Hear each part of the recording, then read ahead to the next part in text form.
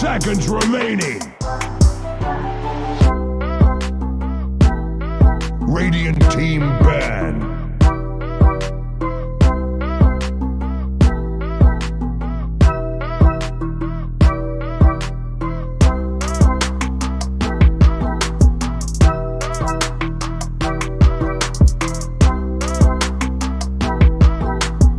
Seconds remaining. 5 seconds remaining.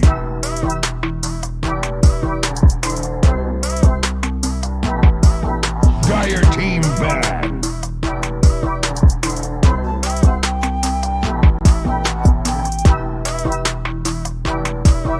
Radiant team ban.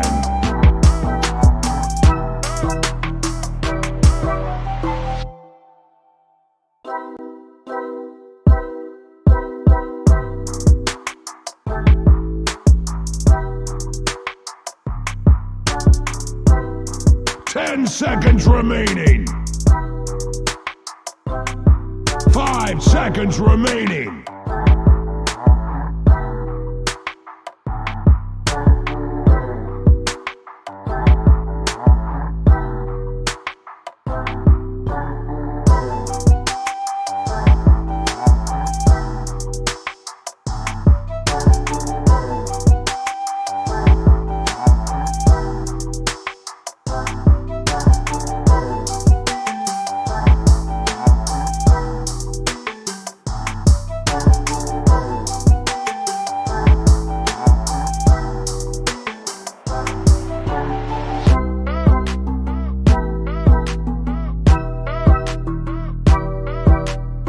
Dire team ban. Radiant team pick.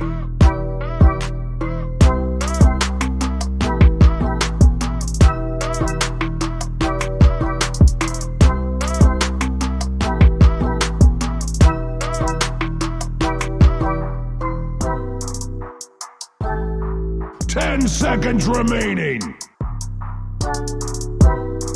5 seconds remaining.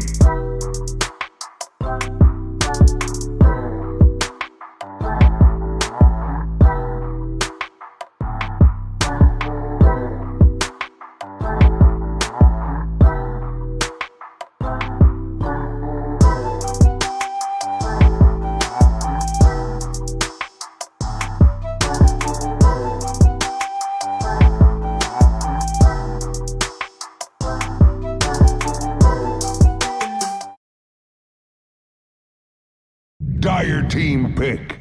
Hangar leads to the pool, Cotton is to the pool. Like, straight for it. I mean, I feel like this is a pretty damn good opening now, because if I'm Execration, I want to pick the Pango in that position, because then you've got to come straight afterwards. If you're pairing it together with a Keeper of the Light, I mean, Cottle's someone that obviously is to just pressing forward, he's able to get it at a ridiculous amount of fun. And if you've got a Pango that's just able to create a ton of space for you, you're going to be able to get off some decent illuminates and just deal a ton of damage at super early game. So it wouldn't even matter if Pango's a position 5 or a position 3. You get the same amount of work done. Is there something you already see? Saying Cottle obviously will. Do you think they might play a core Pango now that we've seen Abaddon and the 3, or? 10 seconds remaining. I mean, it makes it a little difficult. At least you can chain lockdown and that, which is always good. Or time makes things a little bit difficult, but that's only once, right? I wonder if this Cottle's actually mid. Like the Batrider seems like an okay counter to it, and yeah, I mean, why not Pango, right? It just feels so good paired together with this Cottle. And the reason why I'm thinking that this is a keeper mid is because they went and banned the Nexus.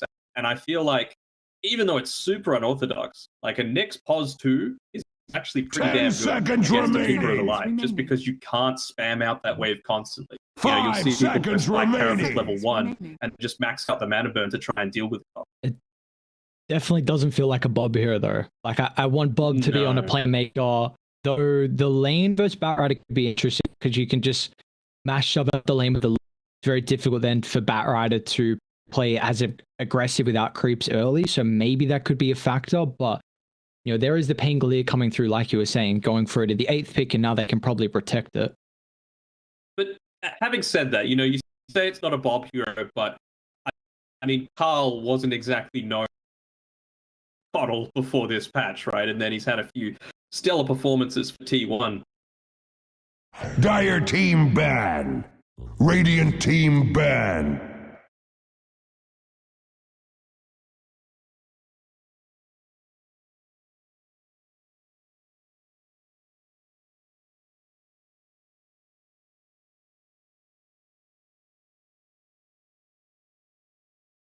Ten seconds remaining. 5 seconds remaining. Us down. Dire team ban.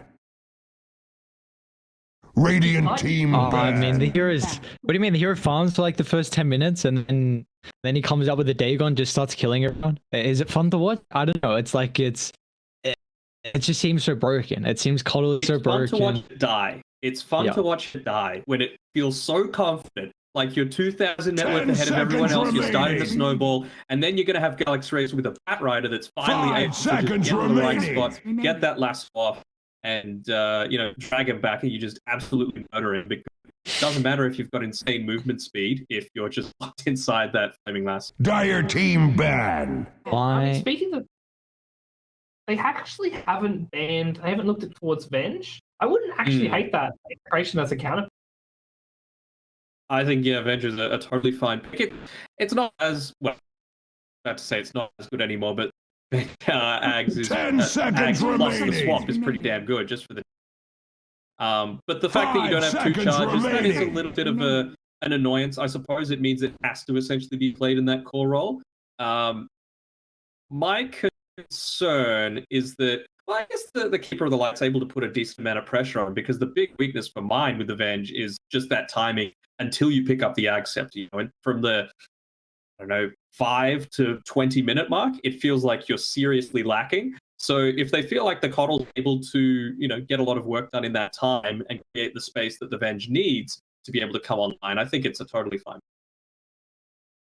Dire team Did some pick. spikes. I just want to see like a lasso straight swap. The fight turns around and becomes an absolute dumpster fire with the Ignis Guard first big roll.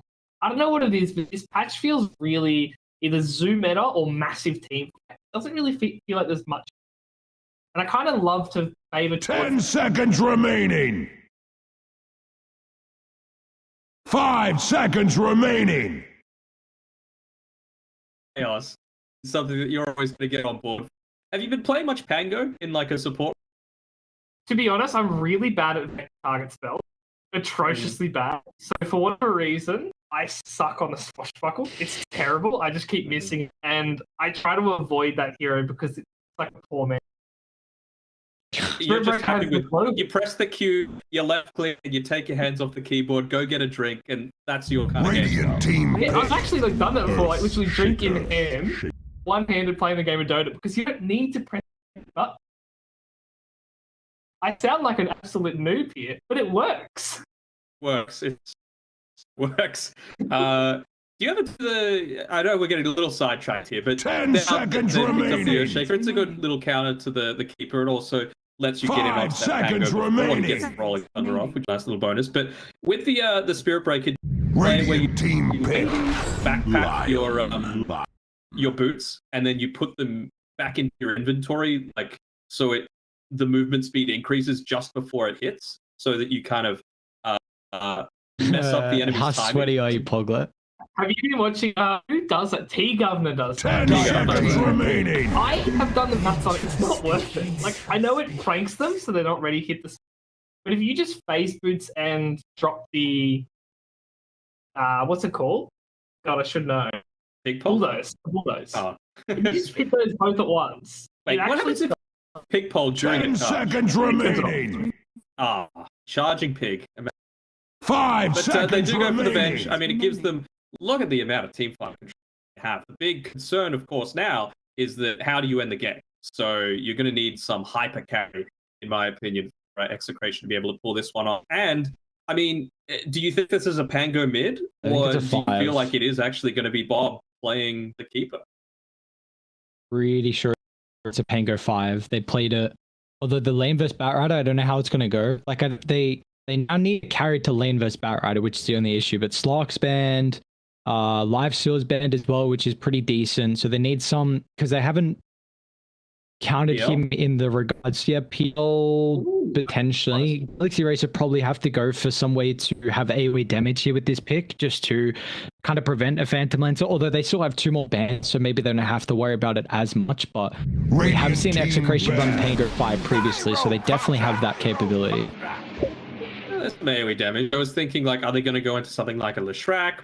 No, they're just going to go the gyro, flat cannon way of being able to deal with that if they do end up going the PL route. So it's not too bad. 10 seconds remaining. I wanted to ask you, by the way, like, you guys have casted some other times as well. Klinks 5 seconds remaining. Right, everyone talked about how OP it was. In this tournament especially, we're seeing it basically get dumpstered, and now teams are letting it through. You can see there's no Dire team bad. see that Radiant team fun anymore. It bad. just isn't as good. Especially with this gyro pick. Those are 2 very different questions, fun and good, you know, because Okay, there's let's go with good first, and then we'll go with fun after the draft. what cores aren't as good anymore? Is that the question? Yeah, like, is there any of them you see in your pubs that just don't feel good? 10 seconds remaining. 5 seconds I mean, I don't know about the remaining. Clinks. I still feel like people have worked out how to deal with them, though. I think definitely Spectre's the best way. We've seen Spectre a couple times, so I think Clinks is still pretty decent. I'd also agree with the Luna regard. Hey, there's a sniper ban. I feel like the Ursa's hot garbage right now. Yeah, that hero is very situational, I feel. People don't give him... I wonder why they went the sniper. Like, yes, it is a good tower sieger, and yes, it is a Tino hero, but 10 seconds remaining. I mean, they've got ways to get it onto the back line, the Batrider. I suppose 5 they're just seconds about remaining. the bends, but I mean, I feel like it's still something that Dire team pick. they need some sort of way. Like, how would a sniper lane do that? They go to the Clinks anyway. I mean, it's a tower taking potential. I mean, I feel like you always need something that's going to be able to, you know, pop themselves in the tri-camp and take Ancients and hard camps. And, I mean, Gyro can do that, Clinks can do that, so 10 seconds kind of tick remaining. that off at the moment. That's so squishy on 5 Execration. seconds You need a remaining. playmaker now for Galaxy Racer as well. Like your Earthshaker Abaddon's not going to make plays. Earthshaker needs Blink. Batrider's going to need at least a little bit of time for Boots to travel. Gyro's going to be farming as well. So there's position 2. It's hard because Cobble's going to have a really strong lane, and he also needs to be able to get onto the back line, you know, the line, maybe stop the Pango before the ultimate. So they need a playmaker here for Alacrity. Do they double down? And we haven't seen it much, but Darkseid is very much in that meta, in that pickable phase. They go with the Choose your hero. Like you said, Aries, the offlane Batrider seems very likely now. Okay. Yep. I don't know. The Owl Rider. Man, this looks like a free Batrider game though. Swap's great. I guess instant jump in and then you hex him, but they don't have a counter to him in the lane. I will say though, I've been very disappointed with Batrider's performances in the laning stage after the patch. I thought he got buffed up a lot more than what I've been seeing and how it's shown in play styles. I've been very, very disappointed. Looks like a pretty free lane. I mean, what is it? It's going to be Clinks and Pango. Like, how do you get rid of Sticky? I guess Earthshaker, maybe a Fissure's nice to help play with the lane, but I don't know. I really want to see how Mizu can play this Batrider because I haven't been very impressed with it previously. 5 seconds I mean, remaining. the way to play the 5 Pango, right, is you get the shield crash now.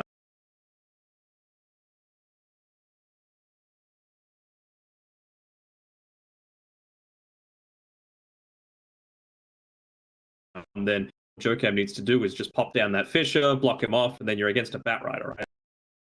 First blood or easy. Able to do with it. Will be interesting. I'm gonna have to give you guys the reins for the next 30 to 45 minutes. Oh, you think it's gone that long, do you? I mean, I was going to make the prediction there. I think it's going to be a 37-minute game. We won't see teams. Obviously, this is game one. It's Execration. It's Galaxy Racer. Any thoughts before we jump into the game between the two of you? Any predictions on who's going to win this one? So squishy, man, on Execration. That's my big concern. Galaxy Racer is so much more survivable. The Bat Rider's got an escape. The Void got an escape. You've got an Abatta to back you up. And, I mean, it's punish Execration for going this squishy draft. And how dominant is this Bat Rider lane? That's my two big questions. I feel like mid lane's going to go the way of the Coddle. Off lane, Bat Rider should win. And then Gyrocopter into the Venge. It should be relatively even. But with that successful lane, are they going to be able to punish the Venge enough before she comes online with the negative 7? We are going to start the game, so I'm going to step away. Airy, Danon, take us away for game one of QH series. Thank you very much, Pogwood. And yeah, Danon, I don't know. This feels like an interesting draft from either team. We got a very squishy lineup on Execration. We're getting to see the flexibility come into play. The Pangolier is a position 5, the Keeper of the Light is a position 2, and then for Dire, going for some of the heroes that, got buffed up a decent amount through the patch, but we didn't really see a whole lot recently. The Oceanic 4 has been very hit or miss when we've been casting Eiley.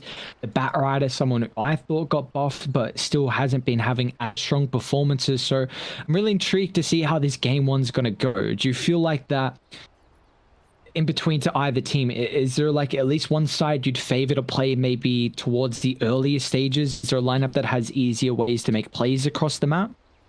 I feel like you have to make the early plays as Galaxy, right? The Void Spirit, he comes online somewhat early. Yeah. The Bat Rider, again, should have a good laning phase. And Abaddon, he's one of those best brawl. You've got the Aphotic Shield that's going to be able to protect you, but and again, like I said before, Venge, that timing until about the 20-25 minute mark is your Achilles heel. So much weaker as a hero. How have you felt, by the way, about Raging Potato, who is playing the Vengeful Spirit in this position 3 role that he's... That's what I'm talking about. I don't think I've been able to see as many Execration games through the groups, but I think overall he's been pretty solid. I'm just intrigued to see how he can perform on the Venge, because it's what we'd say about a week now we've really seen a lot of the Venge getting played, so maybe how many games has he been able to practice in the pops, maybe the scrims, see how comfortable he is, because I mean it's going to be, how are they actually laning this? So it's going to be a double range down bot Iron with the Clinks, and then they're going to put Raging Potato with the Pangolier, which is interesting. I mean, I guess just thinking that, like we were saying before, right, the Pango doesn't, I don't want to say doesn't have a lane, but you just can't be giving up those easy first bloods and kills over the mid, which I feel like you would do if that was going to be the lane. The fingers are faster than Alacrity. Nah, that bounty route. So are they going to go 4? Oh, I'm all in Execration, baby. Let's go. Nice easy one. Alright, so this is something that we've seen highlighted a fair few times, and I wonder if they've scouted it out. But Polison able to drop the sentry ward down inside that small camp, so making sure that Bob isn't able to at least get an insane level of harm early on, and just trying to make Alacrity's life as easy as possible. Always a big fan of people putting priority on trying to block up the small camp, something that the Keeper Light really thrives on, just consistently shoving it the mid wave, going back and farming up that area, even maybe making some stacks by the triangle, which they do have a decent stack taker in the Clinks, but we'll see if RR he can get himself a little bit free. Do you think he actually can in this lane versus the Gyro and the Abaddon, or does he kind of have to stay hand in hand with the Venge? I think think he needs. You kind of want to stay hand in hand, right? Because Pango against this lineup, you're going to hit the shield crash a fair few times. I want to see what your Dream likes to go for. I've seen different styles of strategy. See if they want to have a dominant early game. They still do level up the rocket barrage, but we've seen so many times now where it's just completely ignored. It's just flat and maybe 2 points into the homing missile and then purely stats after that. Yeah, well, we put the emphasis already on the Clinks being an incredible stack take, but like you just said, Gyrocopters as well. The Earthshaker, someone who likes to make some rotations early and not really soak up too much experience. He's definitely not the greatest laning supporters. Mizu's getting beat down, but he has stacked up the stick up to 9 on Tino. But the Clinks find first blood before the Batrider is able to bring him down into the critical threshold. And now they're looking to turn on Yokam as well. But it looks like the level 2 advantage for Tino is not enough as they'll trade a 1-for-1. Bit of a play there. He didn't have a Tango running while he was making that play. Still had 4 in the inventory. Well, that's a great dive visual. was just a little bit too much. Yeah, really not. Get him blocked a little bit here. Stop that Killing Blade though, so he's going to be able to bring himself to safety. Oh, Yokam's now stuck. What's going on? But Sigmund has enough time to stick up the sticky. Easy. He's got 5 Sticky. targets. That's enough to find the kill. Tino's up to 3 sticky charges as well. It's going to dive deep under the tower. Verify and make him miss. He's not going to win the battle again. Tino. Oh no. Oh, like, I don't know, Denok. I've been saying Batrider is a laner. I don't know what's going on, but the hero's feeling is strong. I mean, it's a level 2 diving a tower, though, right? Twice. I get, So, but this should be a good lane. You don't have a softer spell. Like, you don't have a way to get rid of sticky. The red mist spreads and That's not a good Radiant's sign. middle tower. I feel like he knows he needs to win the lane, right? So you kind of have to make those plays, and well, it just hasn't worked out. I think those 4 bounty runes might have played a bit of a part there, where they don't have the extra item. I think he was, you know, you probably might have a magic stick. Look at Mizu's items. He's just gone 4 iron branches. He wants to stack. He wants to be able to stand a little bit more, but unfortunately, it's just not the way that it's turning out so. I guess it's nice with the fact that lying down bot can at least have a stun to hold back the Batrider instead of what the Pangoli would have had its top lane. So aggression coming through in your Dream and Polysun. A little bit weak on the resources. They got some one-shots to play with, but the mid lane is where we haven't been putting too much attention, mainly because all their side lanes have been so action-packed. There's Alacrity 31 and 2 compared to 32 and 1 on Bob. So Radiant's middle tower considering is Alacrity's under doing a very attack. good job to keep up in the last hits. They finally did get rid of that sentry ward inside the camp, so continue to farm that one on Bob. And I mean, the fact that you were a Void Spirit 4.5 minutes in and you're pretty much neck and neck with the Coddle on farm, you have to be fairly happy with that if you're not. Expectations. Do you like the skill build that he's going for at the moment? We've seen a lot more emphasis on putting like maxed out A for Remnant and then more points and what's in a box as well. Do you feel like he's just recognizing it's just going to be a trading farm in this lane? Yeah, I think that's exactly what it is. See, we get another kill down on the bot side. Tino and BDZ really putting in work here as Mizu's forced to go on the street. I think Top actually to get ready to turn it. And now RR's in trouble as well. Another shield crash up in a couple of seconds. You should be able to get both of them damage mitigation. Only one, oh, actually got 2 points in fault from In Your Dream. So this laning stage damage on the gyro stacking up, like you were saying. You won't see as often that many points in it. Sometimes it's more emphasis on the flak, but maybe recognizing he needs to be battling in this lane. Raj clearly putting in a good amount of work, able to both of the Execration heroes out of their lane. But what I was saying before with the Void Spirit is that it's one of those few heroes where you don't have just a cookie cutter build in the mid lane, right? You're gonna have a tough time laning into it, and you just want to shove out the lane and guarantee that you get as much farm as possible. You go into this simulate build, you just spam on top of the creep wave, kind of like what a Keeper of the Light does. You don't have the kill threat, but at least you secure your farm that you're going to need to be able to transition in that. It's like it's going to be a very farming intensive, like 15 minutes. Like the Coddle wants to travel, and then Dave might get pretty active as Alacrity should be fine, and you know, as well for the Batrider. There's a hero that also wants his boots to travel, really putting a lot of pride in getting his farm. Same with the Gyrocopter, same with the Clinks with that Dragonlance Maelstrom potentially. Top the right Rage Potato. Going to the flat cannon. Is able to pick up another kill. They might be able to turn as well.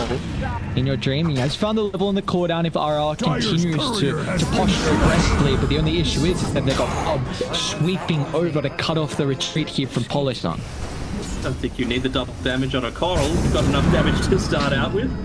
He uses it to be able to secure the kill, just to continue to push this wave out even. Radiant's bottom tower is under attack. DP on out. He might try to drop down the cooldown before he leaves. Don't want this siege creep just freely hit under attack. See, this is now a slight issue because I thought the Void Spirit was going to be making plays, and 042 build, I really wonder how active he's going to get. And sure, he might get active, but can he convert that into kills as well? Because right now, we're just seeing the Gyrocopter is going to be forced back to the triangle pretty early. The Batrider hasn't had the greatest lane. In fact, he's even lower net worth than Ragey Potato. So someone needs to make the plays. You also have a greedy position 4 as well, who needs time on the Oceanic. So are they just all in on this farm game and going late game?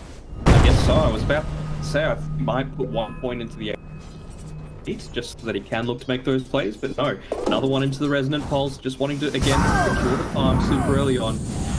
I mean, going straight into the Ag super early, I really like it. Like you mentioned before, one of the big weaknesses of Execration's draft is how squishy they are. So if you're able to get in onto those lines with the Ag and Interceptor, it really doesn't feel like any kind of counterplay that Execration would have.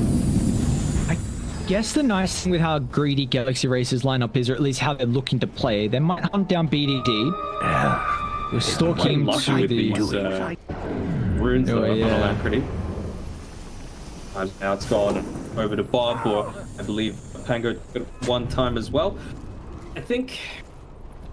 See, they don't really have any heroes that can right? Like you mentioned before, there's that This hero is nuts. Finally, they're on top of Bob. Oh, he's pretty mobile though. Through the homing missile. Oh, escape your drink and finally clock the distance. That's the big one. Bob was top of the net worth. We did see what these 2 Illuminates could do to rip apart the Abaddon, but they got 1 stack at the hard camp. I think it was only a double, so at least you're taking away a little bit of farm there, but it's Galaxy Racers, like, they have a great way to protect the towers. In fact, I'm really surprised they're giving up top.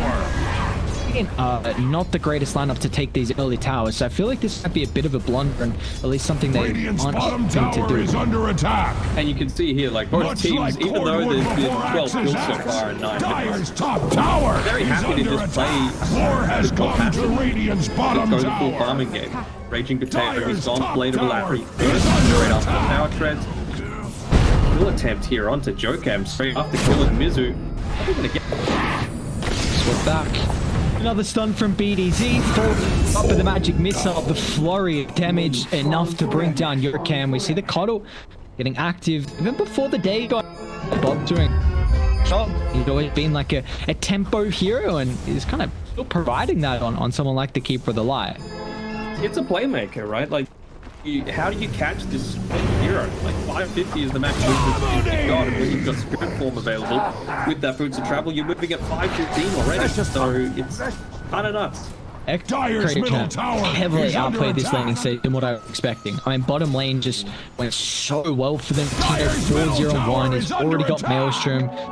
He's still got a double stack of the Ancients to go back to. I mean, well, it's to be expected with Cuddle top of net worth. There's really nothing you can do. The issue is that, like, I just continue the Galaxy Racer to keep these towers alive. I actually think they can put some emphasis on protecting top. They're already at level 6 for RR. You'll have no extra reinforcements to kind of, you know, reinforce this tower. Down pretty shortly. The Courier Brigade coming out there, delivering up everything they can. Bottom lane, in your dreams in trouble. Swap back into the Illuminate. Nice set of plays here from Radiant. The sequence is flowing out, but Radiant's middle looks like tower Yorkam's is just going to put his body on the attack. line. Let the TP down Timo. Wait, Ingrid's going to be so careful. I don't think you want to stay here. The red mist spreads at Radiant's middle tower. Thanks having a fantastic early game. Like I was saying before, with the Earthshaker, you want to be a bit more greedy. You want to spend your time farming. Batten does The need red to stay mist spreads linked at together with the Radiant's middle gyrocopter. tower. Gyro can't go to the other side Bottom of the tower map. is And under Alacrity, he's attack. being Radiant pressured structures by are fortified with 12 Keeper of the important Light. vitamins and minerals. Staying in the mid lane for the majority of the time. Mid tower down because of the waves. So it would leave Mizu that would have been able to investigate the jungle, see if there were any stacks. Dyer's middle So tower is it's not not what just it the fact used that to it's be. 6-0 That is for It's also certain. the fact that he was able to take a couple of these big stacks that were built up for him inside the Radiant jungle. Thankfully though, for Mizu, they were able to finally take that big stack that for them by the Earthshaker. So that's going to give him a little bit of an injection of gold as well. For Execration, just soon to be brought up though. So the And ancient. for Alacrity, another rune going on the opposite side of the river. This is not for mine. Like, if Galaxy Racer were going to win this game, Alacrity needs to be playing out of his mind. He's got, Radiant's bottom tower is already- under attack. but it just feels like Yorkam shot. Beautiful play from Bob. To drag back into the Illuminate, and BDC is even going to zap him down. First tower is picking under up his attack. first charge of the game as well, but they've shown multiple heroes top. Might sit up for a potential down bot, but RR quick on the fingers here, just gets that ultimate off, and he's going to roll himself the safe. yeah, that's a Dyer's smoke top wasted. That time that tower is Alacrity under hasn't been attack. farming, you're not putting any map pressure on, and you're all grouped up around this tower, which honestly, like, yeah, that much. I guess now that you've used the Rolling Thunder, you're not quite as able to Dyer's defend it, top and tower Execration is is under attack. satisfied Radiant's with bottom continuing to tower. allow Raging Potato to farm. You can see he's Dyer's in the middle mid lane, tower is shoved under it into the attack. tower, forced a defensive movement of Mizu and Alacrity, Radiant's bottom and tower is once they all under come here, he attack. can just walk back and continue farming. He's only 800 gold away from his nags, and it's 13 minutes in. Radiant's bottom Yeah, sure, tower playing the has Tina been right now, laid bro. low. Let me get this farm. You know, I'm the one that needs my nags. As soon as I get it, you can have everything after. They're actually looking to fight. They got Dagon. Still really close to the next set of items, so Rolling Thunder on cooldown for another 10 seconds. He swap instant to the Hex. They'll blow up Alacrity. Dyer's middle Right when tower they start the fight, we've seen multiple times now that Rage Potato's usually swap into an Illuminate or an instant stun. They're playing really well off the back of not really having the easiest way to start these fights. Your edge needs sharpening. Most recent big time performance was scout out here. If there's stacks being built up, but if they kill, oh, I was about to say Paulson's going to go down. Rage Potato stuck in a bit of a there. Fucking hard place. Let's see. Still with Execration can protect him. And trying to set up, but they have this high ground ward. Beautifully enough though, they're able to target Tino. Finally, the clinks will fall. And now we're on the choke points are off. So a little bit too overzealous for this positioning, and he will be penalized as Galaxy Racer pick up 2, so getting some injection of golden experience back over towards them. Radiant's bottom tower is under They're attack. still looking to stick around. They feel incredibly strong with the heroes they have, even down their numbers. They're going to be careful on how they can start the fight. Going up to the Alcodons, definitely not bring down, and no cam. The just to cancel BDZ's TP, but Bob will still zap one through, so Polly nonetheless fall, but in the end, it costs Execration 4 of their heroes. Amazing what you'll find laying around. I don't mind them making that initial play, right? You know they're going to be in this area. You know they've got heroes that are capable of taking stacks, even though they have Sentry. Like, you understand it, right? But as soon as your Pango goes down, your teamfight control is gone. So the fact that they chose to stay after that on a Vengeful Spirit that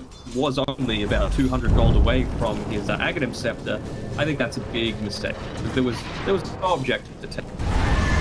Like, the control was gone, and well, with those kills going the way of Galaxy Racer, it just means the Void Spirit, he's a whole lot closer. And Aghanim Scepter only about 550 gold away, so he's totally fine. It's going to run to the smoke down bottom. Unfortunately, he's actually just going to go for a straight blind TP. Raiden, they're scouting him out with that illuminate position from Bob, and a nice pickoff. I was just going to say, Mizu was also getting very close to his blink after the previous engagement. Unfortunate for him that he's going to put it down, and that he did. But not only that, I believe that's the blink dagger completed on Yokam. So a lot of items getting picked up here from Galaxy Racer. Let's see if they can kind of condemn Execration on mishap that they had previously around the triangle. Yeah, and you know, items probably would have come another minute or so later if not for that overextension. Dire's middle tower is under attack. He's only 100 gold away from his blink tag, so he's talking about a net blink team. The best ways to be able to do it. Dire's middle tower is not what it used to be. That is damage. Tino, you can see here not long. Agnes looking to try and fight. Back mid. Let's see. Polishins has enough left in the arsenal to keep his position 3 alive. Unfortunately not. They can target down a Dream now. He's pretty tanky. There's the reveal of the Agnes in the back line. Alacrity, what a jump. Get through the line. That's a lot of the control from Execration. They're still looking to take the fight. They're going to be careful. We saw what happened previously that when they looked to go with only 3 heroes, they're going to be penalized once again. It's Alacrity. Still. President up in a couple of seconds. They're looking to kind of force Execration into a position where it's too deep and where they can't retreat away. This time, they're aware they'll just cut their losses with the 2 heroes.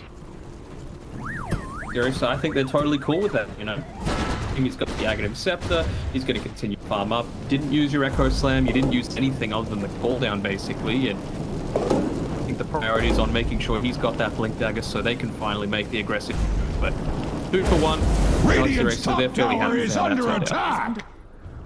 Yeah, I feel like they would have been a bit worried with being snowboard with the set of items that were going to come through from Execration, but I'm really intrigued to see how Galaxy Racer now can fight back the next team fight. I feel like if they win the following team fight, it really could turn this game around pretty fast, because Radiant would have missed a huge timing. I mean, yes, but you've also, we've talked about at length now at how squishy Execration's lineup is. Not too often you see a second item Scardy on a clean, and that's exactly what Tino's gone. He's from the team right now. He's been able to pick up that Crow as well as his level 15, so he's looking to just be a little bit more maneuverable in these team fights, even going for the Skeleton Walk cooldown to play a little bit more of that guerrilla. Tino is a beefy boy, isn't he? It's surprising when you see Kling 2600 health at the stage that he is, and he's even got Grove Bow, but smoke on smoke. Died. Very good vision in area, so we'll see who gets the jump. Yokam. Charge. Oh man, what a start! Again, Alacrity fighting multiple heroes. It's just ease of execution from Galaxy Racer. They'll still cut down Mizu. Rage Potato looking to try and reposition someone on Galaxy Racer. Will drag back in with Polis and still standing hand in hand with this position 1. They're looking to try and fight now, but can they kill off Tino? They'll try and target down Bob on the backline. Alacrity has got plenty of damage to go through, but in your dreams now the next target, Polis. Now the round of the miscall, but it's a little bit too late to get the defensive ability off, and that's going to cost in your dream his life, as it looks like Tino can clean up in the backline. Another fight where they weren't able to get the Echo Slam off. I thought maybe he might like to pop it, but again, it's Alacrity that even gives more fighting chance. He's under attack. Going in super deep. They had limited vision to see if they were in the their character at the time. Well, I mean, I guess it's fine. He's got the Van Jackson. He just wanted a refresh on the magic missile. They're really close to respawning on Galaxy Racer, and Dire are not doing it that fast. Be careful, they get picked up easy. Important. Can they bring him down to the chain lockdown? They can. Alacrity, 50 seconds down on the decks. Made now Execration. Look to go back and claim Roshan. It's just a lion, but no, this could be a big play. He's able to get the job. You're gonna start. Good shot. Runs him down. He's still the ages as well. Yokam, the player who's saying the impact had to be there from him, and that it was an incredible fight around the Roche pit. Galaxy Racer, they're happy with that. They'll just look to reset, stealing away the ages. They are more than content. dumb that was, though? He got the Acro Slave off, he stole everything, and then Clinks just turns around and presses Q and he melts, and the Aegis is gone. Yeah, cool hero. It's gonna get more difficult to do well once PKB is completed. Raging Potato as well is actually getting a decent amount of items after the arguments. Yasha completed, so maybe into that Mance that we saw kind of Faith Beyond really invent, yes, with the position 3 event. I love that Faith Beyond invented Manta style. Another smoke coming out here. They might run into the okay. Might be the spicier target here if he keeps revealing himself on the lane. You know how many blink daggers there are in both lineups, so nice use of the blink there to make sure he gets back behind the tower. Oh, Polo. He might get up early. Backwards cut. He found the big one again. Once again, Bob. This is how the damage are going to come through from the Coddle. They can put this out through the chain. What's up? Dream. He's looking at his ground. He's taking enough to the frontliner, and he's not. Tino, structures are fortified. the barrage of damage coming through from the Clinks. That makes you too, but Bob does not have a way to cancel that TP. I feel like In Your Dream is tanky enough if the Abaddon wasn't the one that got found initially. And not be too afraid of just casting the mist. Got off like beyond that.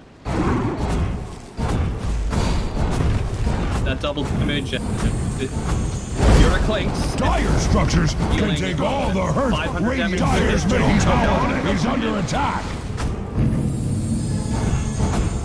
Let's be completed from Tino as well. Is continuing to skyrocket in levels. So to bench, honestly, just all the calls on Execration having an incredible game at the moment. That's even a Shadow Blade for Rage Potato, so he's looking to further enable his positioning. No, it's very early day. Tino in this lineup has been haven't had a really down. What they found out here, it's the Pango. Seems you don't understand. Team 5 Troll. Raging Potato? They're gonna buy back on the Pango. They've got the outpost control. It's not gonna look to TP in. Kill him off now. Echo Sam dropped as well. They're trying to salt target Timo, but a fresh amount of health to play with now means he's limited to BKB. Sandy's the ground and rip apart the gyrocopter. Now they can turn to deal with the rest of the components on Galaxy Racer. But just with the Abaddon they can find by the outpost, he's alacrity. He's already repositioned himself by the T2 tower, but they just Gyro. He can't stand his ground in these engagements.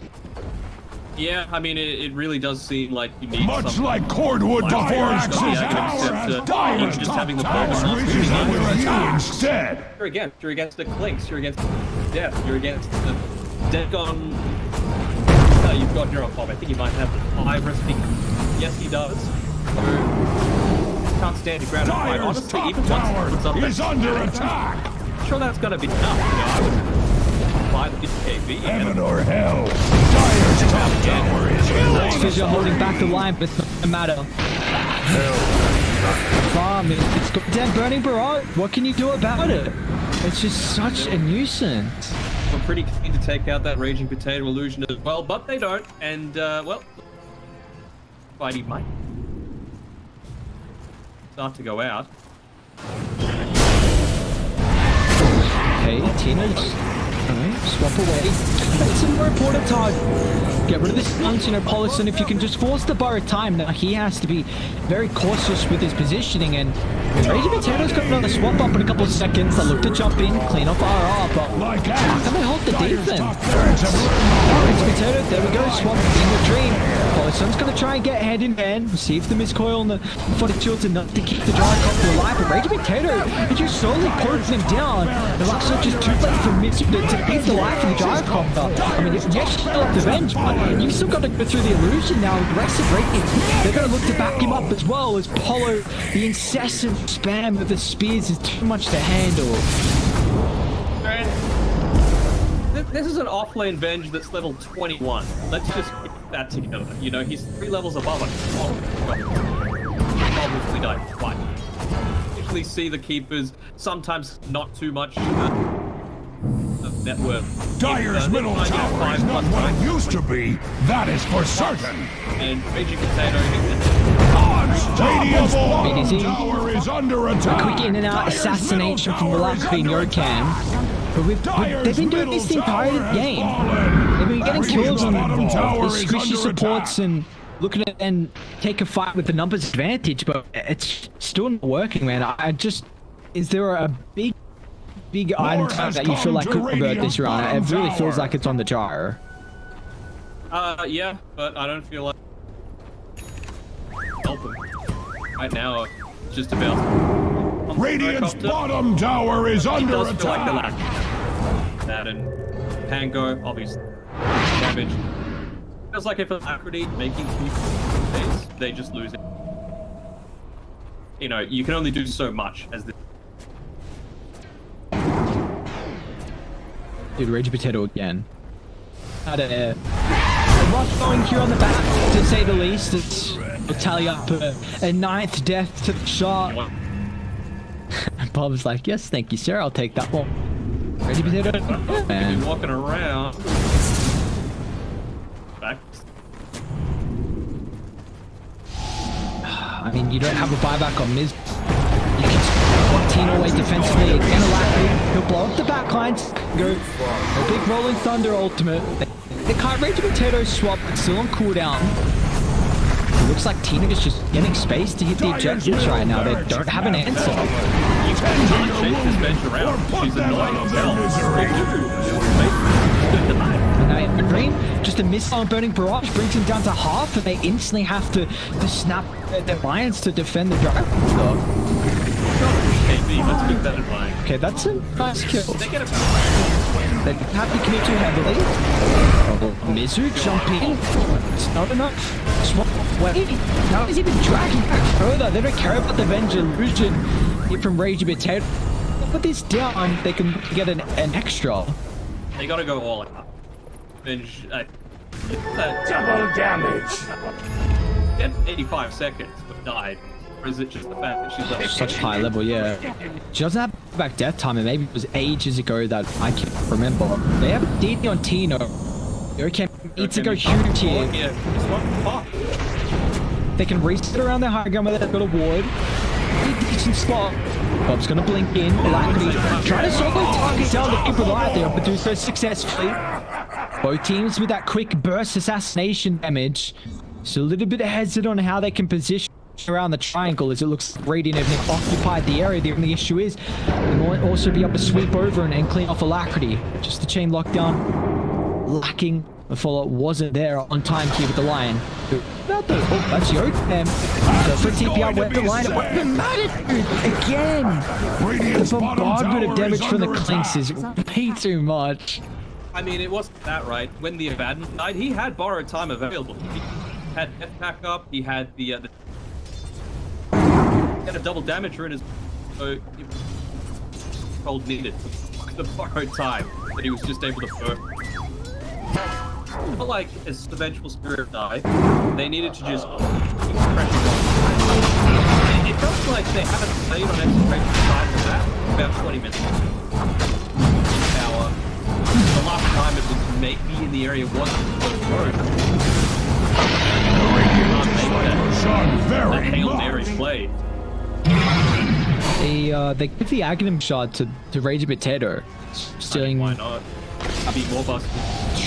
Clint's Aghanim shot is pretty dope as well. You've got, I mean, it doesn't matter where you are, you're always going to have a way to use that impact. Well, but I mean, this is technically not armor people. Yeah. The clicks to rip through people. Yeah, very true.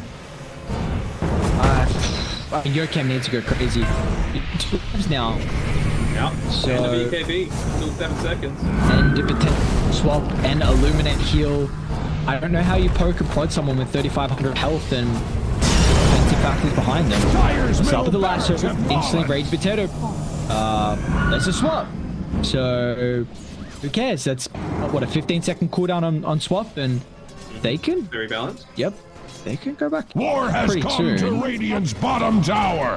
Actually looking for In Your Dream up top. It's a swap instantly to the Hex.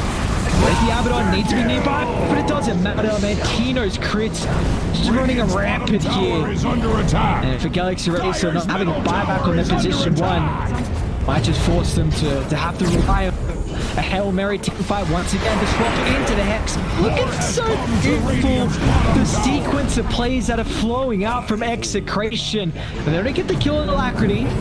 We'll see. I mean, how much is it going to cost them? Another swap back. Just the time and space being provided. Tino trying to work up to the T4 towers and a Dagon from Bob, who'll jump in instantly, be able to break down Mizu. Now they'll turn into with Alacrity next as well. Another way to close the moment without the line and without the bench for the T4 down. The next soon to fall as well. You're protected for long enough thanks to the glyph. So nice that they're able to tier 4. I mean, look, they haven't even touched the bottom side of the map.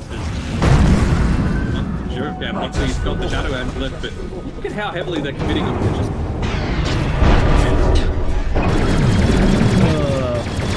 Remember the last time there was that illusion? That was what they used Lasso on to try and kill. Dire's bottom tower is under Ended up attack. paying with his life for that. Dire's bottom Crazy tower to- has So fallen. yeah, again, just the fact that the laning stage went unexpected.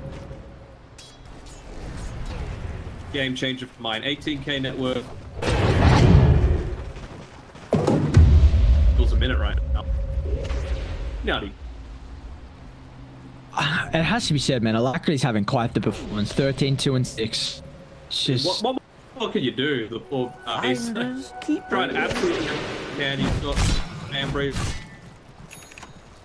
to have a yeah, look at Galaxy Space. They've had the tier 3s available minutes now, and they've just had the chance to farm them. They can't leave their bed.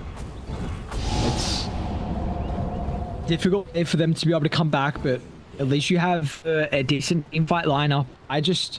You don't have a way to get an instant pick off with the lasso because you instantly have a swap to answer. So this is the big issue there with they now have to rely on like a big ultimate or Alacrity trying to clean off the backline, but it feels like for Execration their plays either like swap into Hex or maybe line baiting like a Keeper of the Light and then instantly getting a Hex when Void Spirit jumps. Taking many wounds.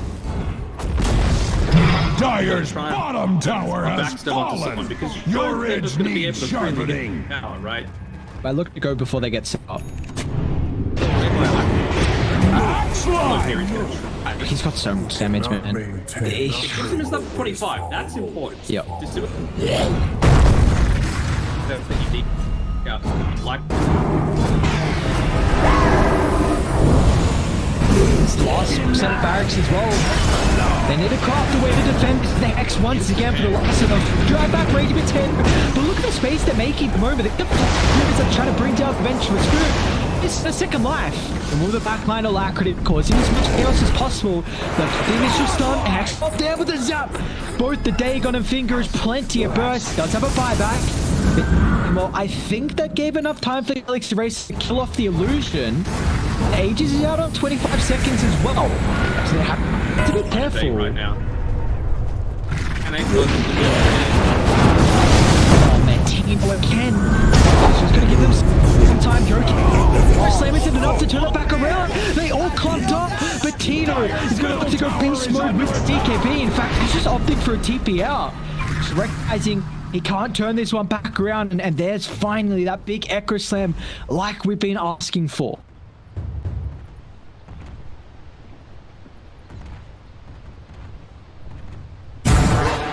into that Echo? He might have. I didn't get a chance to see, but I was like, how the hell is Bob? It was getting far too crowded. It was a great play, but it's... Now, you know, you're up against level 26 click. In your dreams, under and observe. Okay, fine. They work for now. I mean, Gyro's level 20 and your Abaddon's level 19. Like, Gyro is just so far behind. He's also 9-5 and he's second in net worth, but the comparison to his position 1 is 8,000 gold, and that's maybe now with Satanic and Daedalus, let's see if he can stand his ground in man fight and get enough life steal to kind of stick his ground. But it's going to be real rough. He's going to speed through. So what happened previously if they could burst him down? It would have a looking instant with the remnant. So this is a big win. It's down for 90 seconds. Luckily enough, Tino picked up a double damage rune, so they could offer a defense by the field on top. That they're going to do instant jump arrow inside the river. Will obliterate Gyro Cup. Turn to deal with Polisar next as well, and I feel like Galaxy Racer just have to cut their losses. I mean, you're playing on Racer's side. You have to think of something against hardest heroes to push into, and that's exactly what can happen, you know. Switching over to holding the ceremonial robe as all that. Dire's bottom tower is under attack! Like axe, the Dire structures cannot be hurt! Getting the tower hits in, not that Tino cares all that much. They're going to try and jump easy. We'll be able to burst him down once again, Galaxy Racer. If Axe was a man, Try and mount a defense here. They're going to go up against Megas. Dire's bottom barracks Looks like there's no defense fast enough. Mega Creep Gaming now and Galaxy Racer. They need a area almost, maybe a rapier instead of this Daedalus for the Gyrocopter. They need something crazy. How many that here? Okay, I'm not getting a few of those. More burst coming through all the Void Spirit and certainly scaling pretty, but they're so lacking. You're gonna need to be perfect with these Echo Slams on Jokem. It feels like he's been so anxious, so hesitant to actually go in and try the big kill. Alacrity was in the region, or They see him, I think, with the Illuminate Vision. Oh, he even got Blink. My lord, it's so much emphasis. So well, man. He's playing incredible. I still want to say it though. Like, I wonder how different this game would have been if he didn't go that farm intensive early game. Like if he. No, I think you can't blame Alacrity. I think. Remember what happened? Do you know what I mean? Though? I understand, but like he needed a playmate early game. Imagine if he went Remnant instead of Bomb Priority. I mean, I'm not faulting like how he's performed at all, but I feel like this game could have looked a little bit different if they made some space. That's the question that has to be brought up, because there was no space for the team to get those items. Maybe he had to change it up to go in how that right? They were just getting dumpstered in net worth, so they needed someone that was going to be able to farm, and you know, like I said, he's got a pretty decent ag scepter time, so maybe that was the play. But what do you know? It's early road for timer. Agonist Blessing available on it. I'm just gonna grab it. To make it really annoying. has fallen to the Radiant! Yep. Alright, well, what do we got? So, Tino with the Aegis, she is on BDZ. So, I mean, Galaxy Racer, it's a question of buybacks now with how close they are to the base. They've got 4 available. They have to be so fast with the buybacks, and maybe this can be the extra numbers advantage here. You're being so optimistic, man. It's a 28k net worth lead against Mega Creeps when you've taken 1 tower against 8. Believe. At some point, you gotta kind of be like, well, maybe not. And that's still farming. And tries to find it's like, no, at the base. Instant jump, and Lion doesn't have an opportunity to cheese up, so Lacti continuing. They killed Lion. Well, Lacti's now almost got enough gold for the BKB, so this will make it a lot more difficult for them to be able to bring him down through his shenanigans of dealing with the backline. Invisibility! Might even just waiting. A little 25 on Venge, right? She's just picked it up now. Yeah, Vengeance Aura. I mean, no one has BKB right now on Galaxy Races. There's no any reason to go the other talent. Might be trying to get it onto a lack ready. No, cancel the T. T trying to.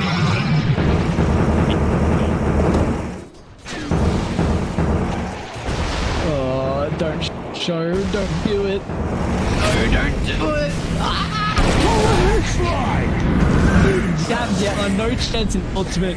Busy's caught outside base now as well. Another swap in 5 seconds, but perfect in place. There's no opportunity for the reach as Missy will fall, and we're all praying on the Cam's X. Slam is going to pop back on with the reach. Can swap into the Ignis once again. And controlling the injured helicopter. They wipes still off as Tenet. Yes, they've dropped off the Quintino. Could just stand his ground and rip it apart. I mean, just Execration. So dominant in this game 1 here, and they were just obliterate Galaxy Racer in the last team fight. Dyer's Ancient is under It attack. felt like a little bit of a delay in a few being called. I mean, they ran so from the laning phase onwards, and basically the only one.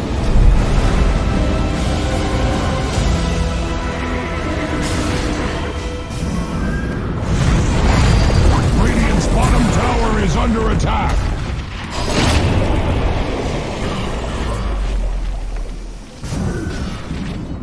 Radiant's bottom tower is under attack. Kill. Axe is pleased.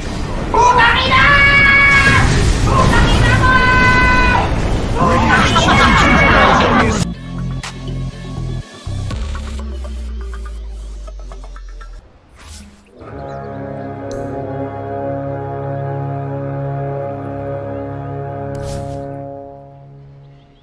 The battle begins!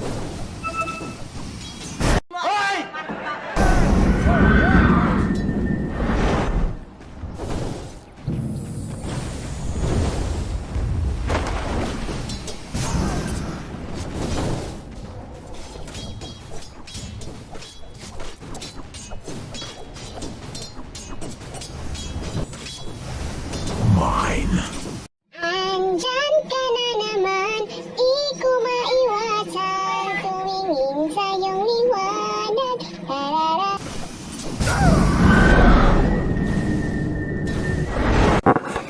What?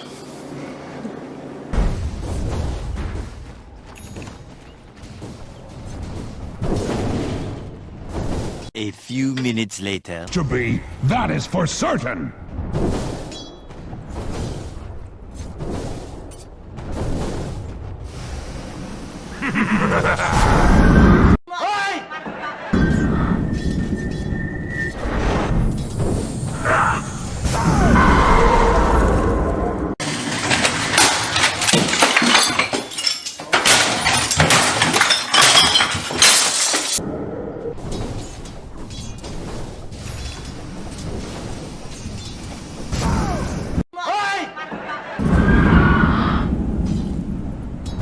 Dyer's top tower is under attack! Dyer's structures are fortified.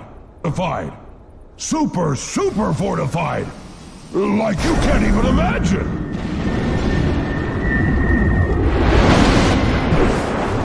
The red mist spreads at Radiant's middle tower!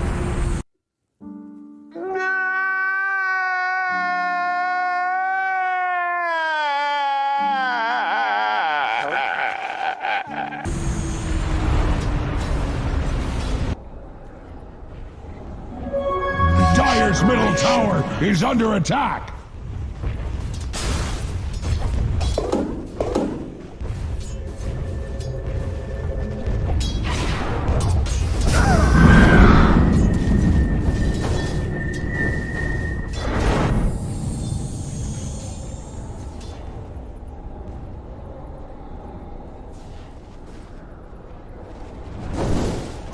Meshmate!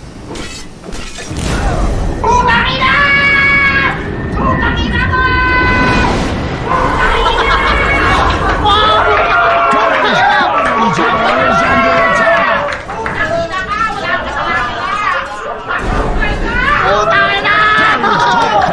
under attack!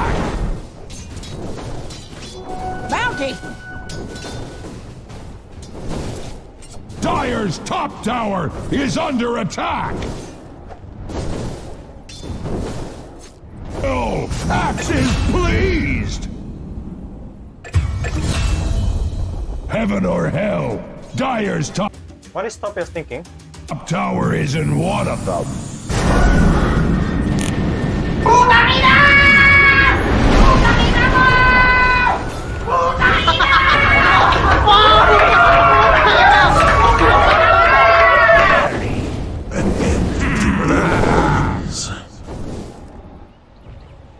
Dire's middle tower.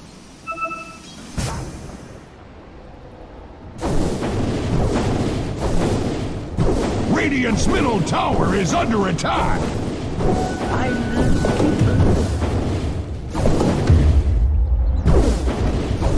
Radiant's middle tower is under attack.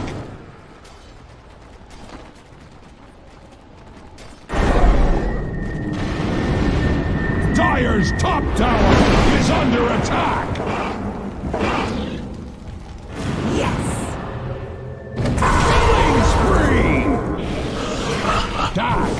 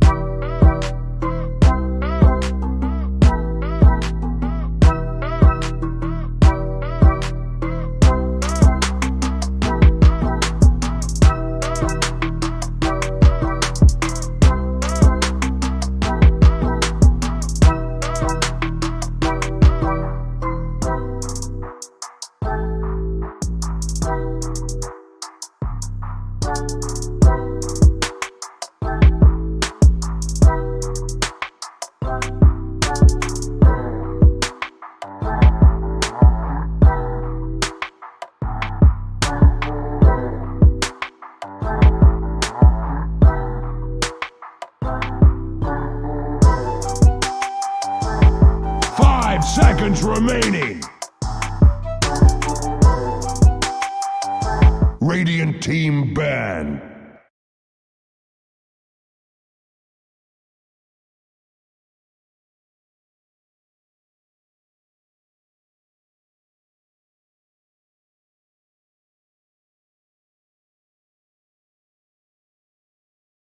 Ten seconds remaining. 5 seconds remaining.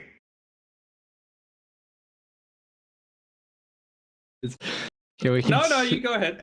we can speak about that safe lane. That safe lane didn't go too well. I mean, poor old Mizu man. That's not the Batrider game we're hoping for. A couple dives under the tower and the walk of shame back to the lane definitely is not going to enable your game at all. By the Yeah, I way, mean, let's go- rejoin the lobby, by the way. Okay. Do it again.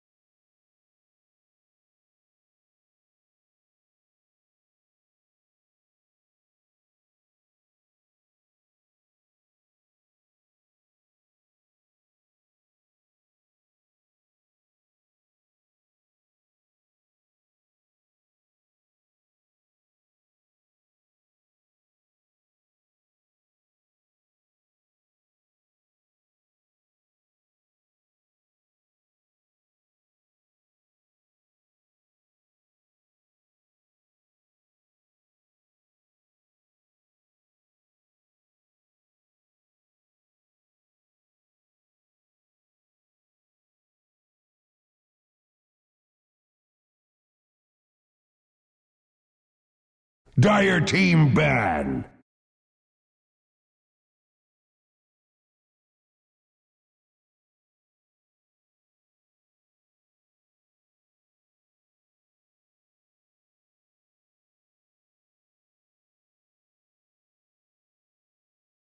Ten seconds remaining. 5 seconds remaining.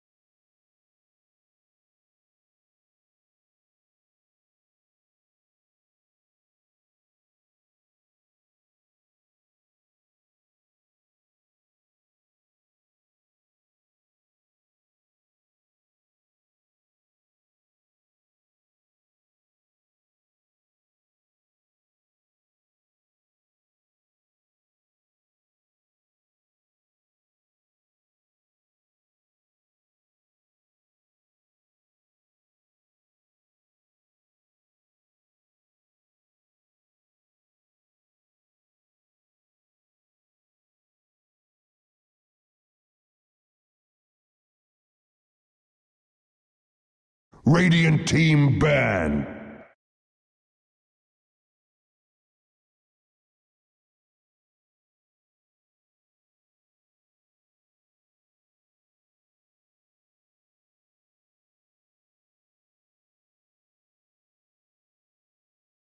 Ten seconds remaining. 5 seconds remaining. Dire team ban.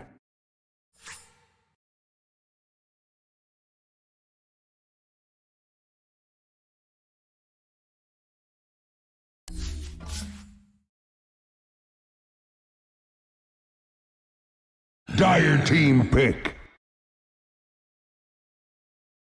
As well, so the Batrunner just melted oftentimes before he was able to get the Venge back inside the team to try and burst him down.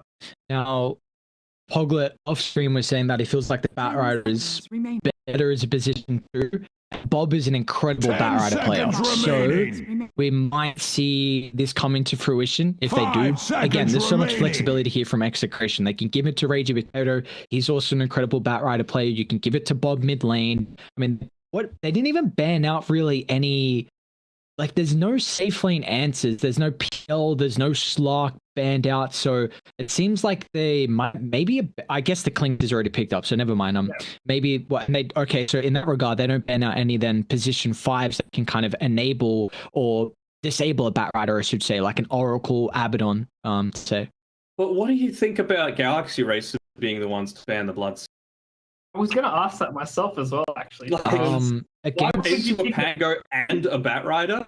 You're getting rid of the Bloodseeker? So I mean, I guess they've already kind of picked the heroes that would play Radiant typical team Bloodseeker. pick. Lion. So good to leave on the point. It's not like Venge and Clinks want to be running around a lot anyway.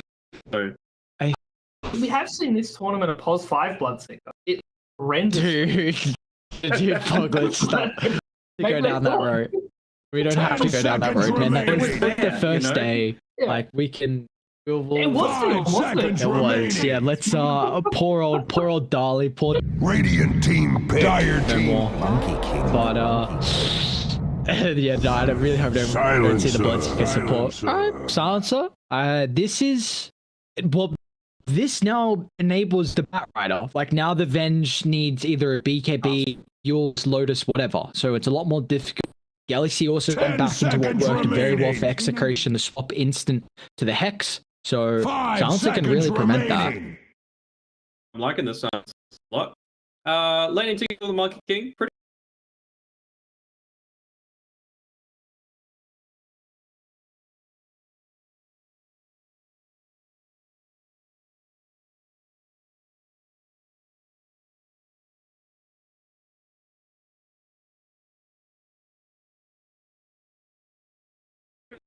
For initiations, it does mean that they're very heavily like in, whenever they try and go in. I mean, the Pango can be the one to start these team fights, and then the Batrider is kind of like the secondary initiation. But if you're going to Radiant team go banned. Batrider, you basically have to pop the global silence. Difficult. I mean, speaking of global silence, I'm sure Aries just the same face I do. They just picked an Ember, and And that's quite an awkward match. it's a horrible matchup versus Batrider mid as well. 10 seconds From what I remaining. know, it's pretty atrocious. I'm pretty sure Bob is licking his lips. That is a 5 free bat seconds lane. remaining. Seen Max slide a fist against Batrider and like just do Dire team the flame guard banned. Sure. manageable. It's not Maybe fun. 1 point. 1 point in Flame Guard is so valuable. Yeah, now with the extra absorption. I mean, I still have issues with the fact that Execration were forced to go Silencer to protect the Batrider lasso. Like, because you picked the bat into the Venge, now you have to go for this big 10 150 seconds second, it might be remaining. even higher cooldown to actually just enable a solid Radiant pickoff. team And now you banned. don't have any great ways to really enable the Wukongs. Like, I think they're... what are they even looking for? Position 3? Are they going to play the Pango as a 4? So I really think you need some like Mars, S-Cure, or Tidus, just some big AoE control for the Wukongs. They got rid of the 10 Tide seconds themselves. remaining. They're not really thinking that. At least 5 it's like a seconds Zoom strat, but remaining. this is- I mean, they Yeah. couldn't offlane coddle, they? Don't do this to me, Dan. Well, we have seen it a couple instead of times. going for Dire Dead team Gone, banned. just rush the Will-O-Wisp, yeah. right? I don't think it's gonna happen this series. But I still want to see an offlane team. I just want to see how it functions. Not this game. Yeah. That's for sure. Well, we got SMG later. Who knows? We'll see if they pull out. Right? They'll first pick it. Probably, honestly, I wouldn't be surprised. First game heading in, just pick up the Tinker. 10 seconds Alright, Execration. remaining. I still think this bat's going to go mid. There's still flexibility though, because they're 5 safe lane. They seconds still don't remaining. have the greatest way to answer. I mean, I said that last game, no soft dispel, but they demolished the bat. So we'll see how it fares. But I do believe Execration are looking for their 3/4. Well, do you reckon they're going to try and keep it ambiguous? I mean, hell, this monkey could technically be support as well. You never know, but it just feels. And I feel like paired together with the Silencer, it's. But I mean, do they keep it ambiguous? Like the fact that Batrider is probably going to be mid. Do you reckon they're keeping that in mind? A good Ember Spirit matchup, or I mean, would you put Ember Spirit 1 and then just run the Clink Spear? That Issue doesn't seem. could the Batrider not follow you? The Batrider Yeah. obviously could just go in offlane. We've seen both teams are pretty happy with playing it. They played in the group stage as. I feel like they could just chase the Ember to the ends of the earth, have those favorable matchups. I'm not sure if Galaxy are going to be able to do anything to. Obviously, that swap, Finger of Death, Yeah. that'll stop rotations. But until then, Execration really have the lane set up. And what's an Ember Spirit going to do in these team fights? Right? Like, you need a Yule step to this game. You're not going to get a BKB on an Ember. You But might need both. you might need both. Like, Ember Spirits hate building the BKB, but you pretty much absolutely need it this game. You only get one defensive purge with the Yule Scepter. And then once that's used, unless you've got like an Illusion Rune bottled or something like that, you're one of these heroes that wants to be constantly casting spells, and even just an arcade curse on top of you is damn annoying. Feels like his job's to hunt the silencer, but the only issue if he does that, then put him further away from the Venge, which means I feel like Batrider will just instantly target the Ember. Like, I'm pretty sure Ember forces the global silence at a stage where you don't want to use it. And they... That's going to be a So... It might be Monkey versus... I mean, Monkey versus Ember, you put the Batrider 3. That's... But why would you do that?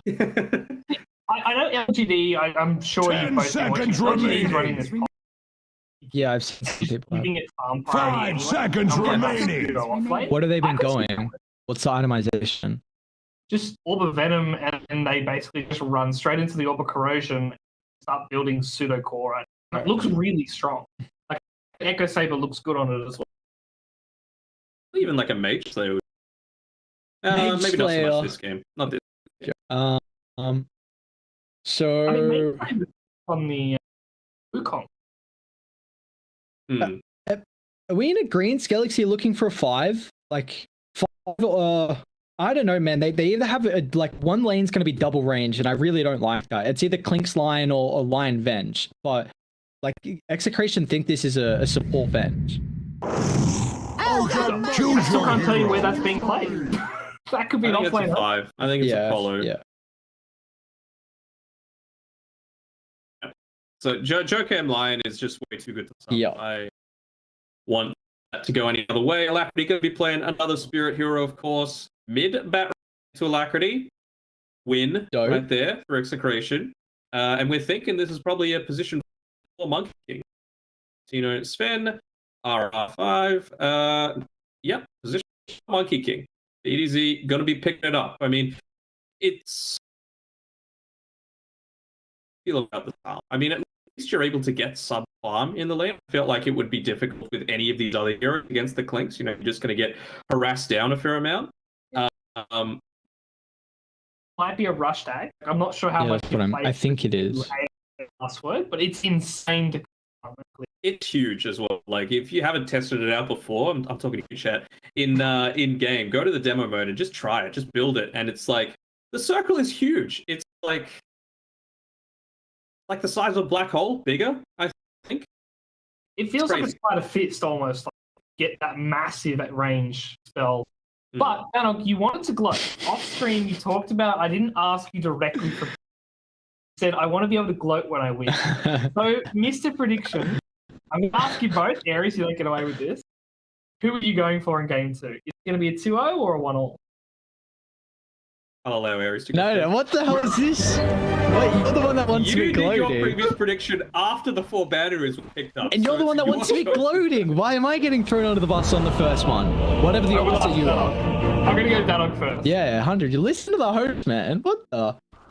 Just let me give me 10 seconds. I want to see how they The look. game has started. I do have to leave, Danok. No, you don't. You can stay. You can stick around. I'm Execration. Yeah, I'm going. I think like the Bob Bat Riders. It's going to be too much. Well, that is all from me. Danok has followed Aries in the double E. I'm going to give you the floor. Aries, Danok, take it away. Game 2, Galaxy Racer and Exit. Thank you. Oh, but I don't know. You got some answers there, then. You following me? What's going on? No, I was always going to be the player. Ah. Well, what did you need that 10 seconds for? To see what the cosmetics were looking like a little bit. Oh, close, you yeah. know? It's the baby roaches, isn't it? Have Execration got any? I didn't have any. Man, that's disappointing. No one had any baby roach arms as well. 30 seconds to battle. Yes, yes. Yeah, they like their baby roach arms. All right, well, Mr. Prediction, what are we? Why are we liking Execration? Why'd you follow suit? The mid bat, great laning matchup. I feel like they're gonna have decent be able to take care of this vengeful spirit. You're not gonna have as easy a time swapping as we saw last time, especially with that Bat The Rider battle combination of the Global begins! Silence. And I feel like Sven is one of those heroes that is a lot more capable of just standing and fighting against the likes of the Clinks, right? Like, as long as you get that initial setup onto the Clinks, even if you don't put them down in the, with the God Strength and whacking them a few times, up the Warcry, and suddenly your team isn't just going to get melted because of Burning Barrage. Yeah, that's a beautiful point. I think it's also just mitigating a little bit of what the Vengeful Spirit can amplify as well with that Wave of Terror. So I think this turn last pick gives you a way to be able to farm stacks, which I previously had with the Clinks being picked up. I mean, Execration been pretty reliant on Bob to do so, but you've already said that you think this mid matchup is going to be pretty fair for Bob. Is there another lane then that Galaxy Racing kind of pull back a victory for themselves? Well, I was thinking that when the heroes were first picked, that it was going to be the Monkey King and the Silencer as the position 1 and 5 in the bot lane for Execration, but instead, it's the same lane, they're just playing different roles, so I feel like it's still not too bad. BDZ Raging Potato, especially once Potato hits onto level 2, he's going to be able to get a decent amount done to pulse. Yeah, I'm intrigued to see on how BDD, like how survivable he's going to be. Orb of Venom, you'll get the little slow as well coming through from the talents, especially.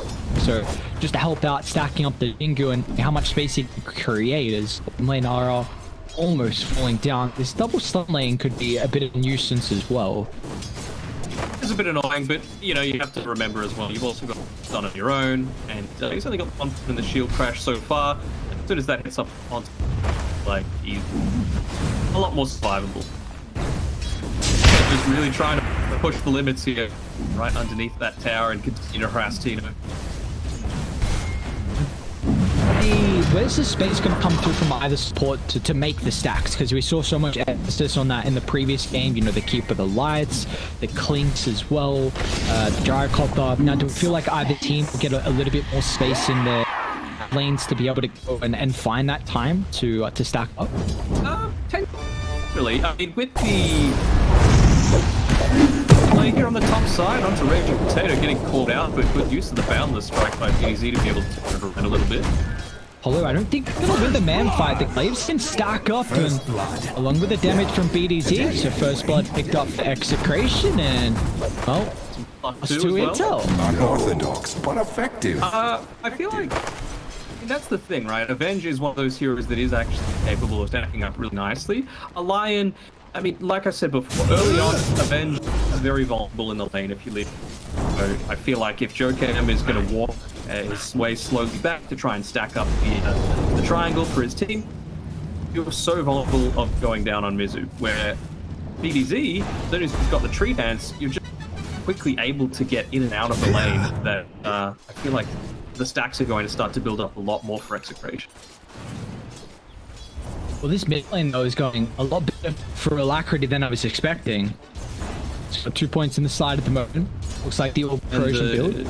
Yeah, I do really like the Orb Corrosion build. You just need to try and spam out that Bat Rocker as much as possible. Now that he's standing under the tower, he's got 7 armor to start out with. So that early purchase means you can get a decent amount of harassment now onto it. Now that it's level 4, you might get a little bit more. And I feels like there's a very slight window here for Bob where he has to get a kill in the next couple of waves. So otherwise, once Alacrity hits level 6, he should not die. Yeah, he shouldn't die, and seeing like how much emphasis is Bob going to put content on the top side. Follow is moving very slow with all those spells that he has to constantly cast. Hit the Jingu for BZ to continue chasing, but maybe they've gone a little bit too deep here in your dream. We'll find a retaliation, but nonetheless, get So Rage Potato stacking up the intel, +4 now in bottom lane. We can find another kill across the map for Execration. X will hold back slightly, even the body blocks from Yokem. They're actually going to get a kill off that? Yokem, what a stun. And this is so much time for Tino. He's got 2-point Stormhammer. That was such a cute attempt. Not what it used to be. That is for Goes there, certain. chops the tree down with the Quelling Blade to make sure that Mizu doesn't get that double regen coming through from his tangos. So nicely done there. They tried to make a kill attempt there by Bob, but he was actually forced to TP all the way back to base. So Alacrity get his level 6, a pretty decent timing. Again, time in that mid lane. Alacrity on his Spirit Hero. already. It's given Polisson some time to stack up as well on his way back to the top. I think one hard, and there's already also, another stack as well by the Radiant, kind of hard camp in the lane. So annoying. BDZ's just perched on tree branch. They tried to go for the pull into the wave just to try and push things a bit further in Galaxy. They creep wave themselves, so they're going to be forced to contest this. And like we've been saying before, they're already very strong. The Monkey King pairing, it's just going to get more and more. You've got that Orb of Corrosion built up. You've got the 2 points of the Arcane Curse available. That is going to have to try and respond to this siege creep back into the tower, but creep aggro as well. That's the first target to go down.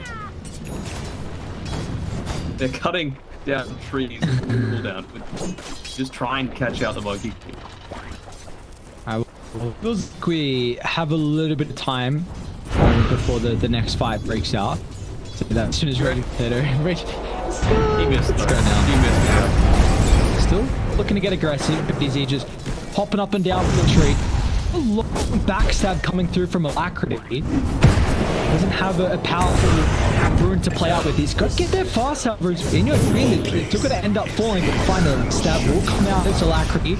It might be too late. If Rage Potato can pick up a second kill before he dies, he's going to be pretty happy for that. But Alacrity just hasn't managed to kill him off before the Oak would fall. And that's a great backstab again. Find two, and Bob can't do anything versus this. Yeah, he's just walked on up and take this camp here. He has to make sure, what's the vision situation like? They should see this being taken, and Ember Spirit's in the area with that Blight Zone, so I thought maybe he might try and go for the snipe.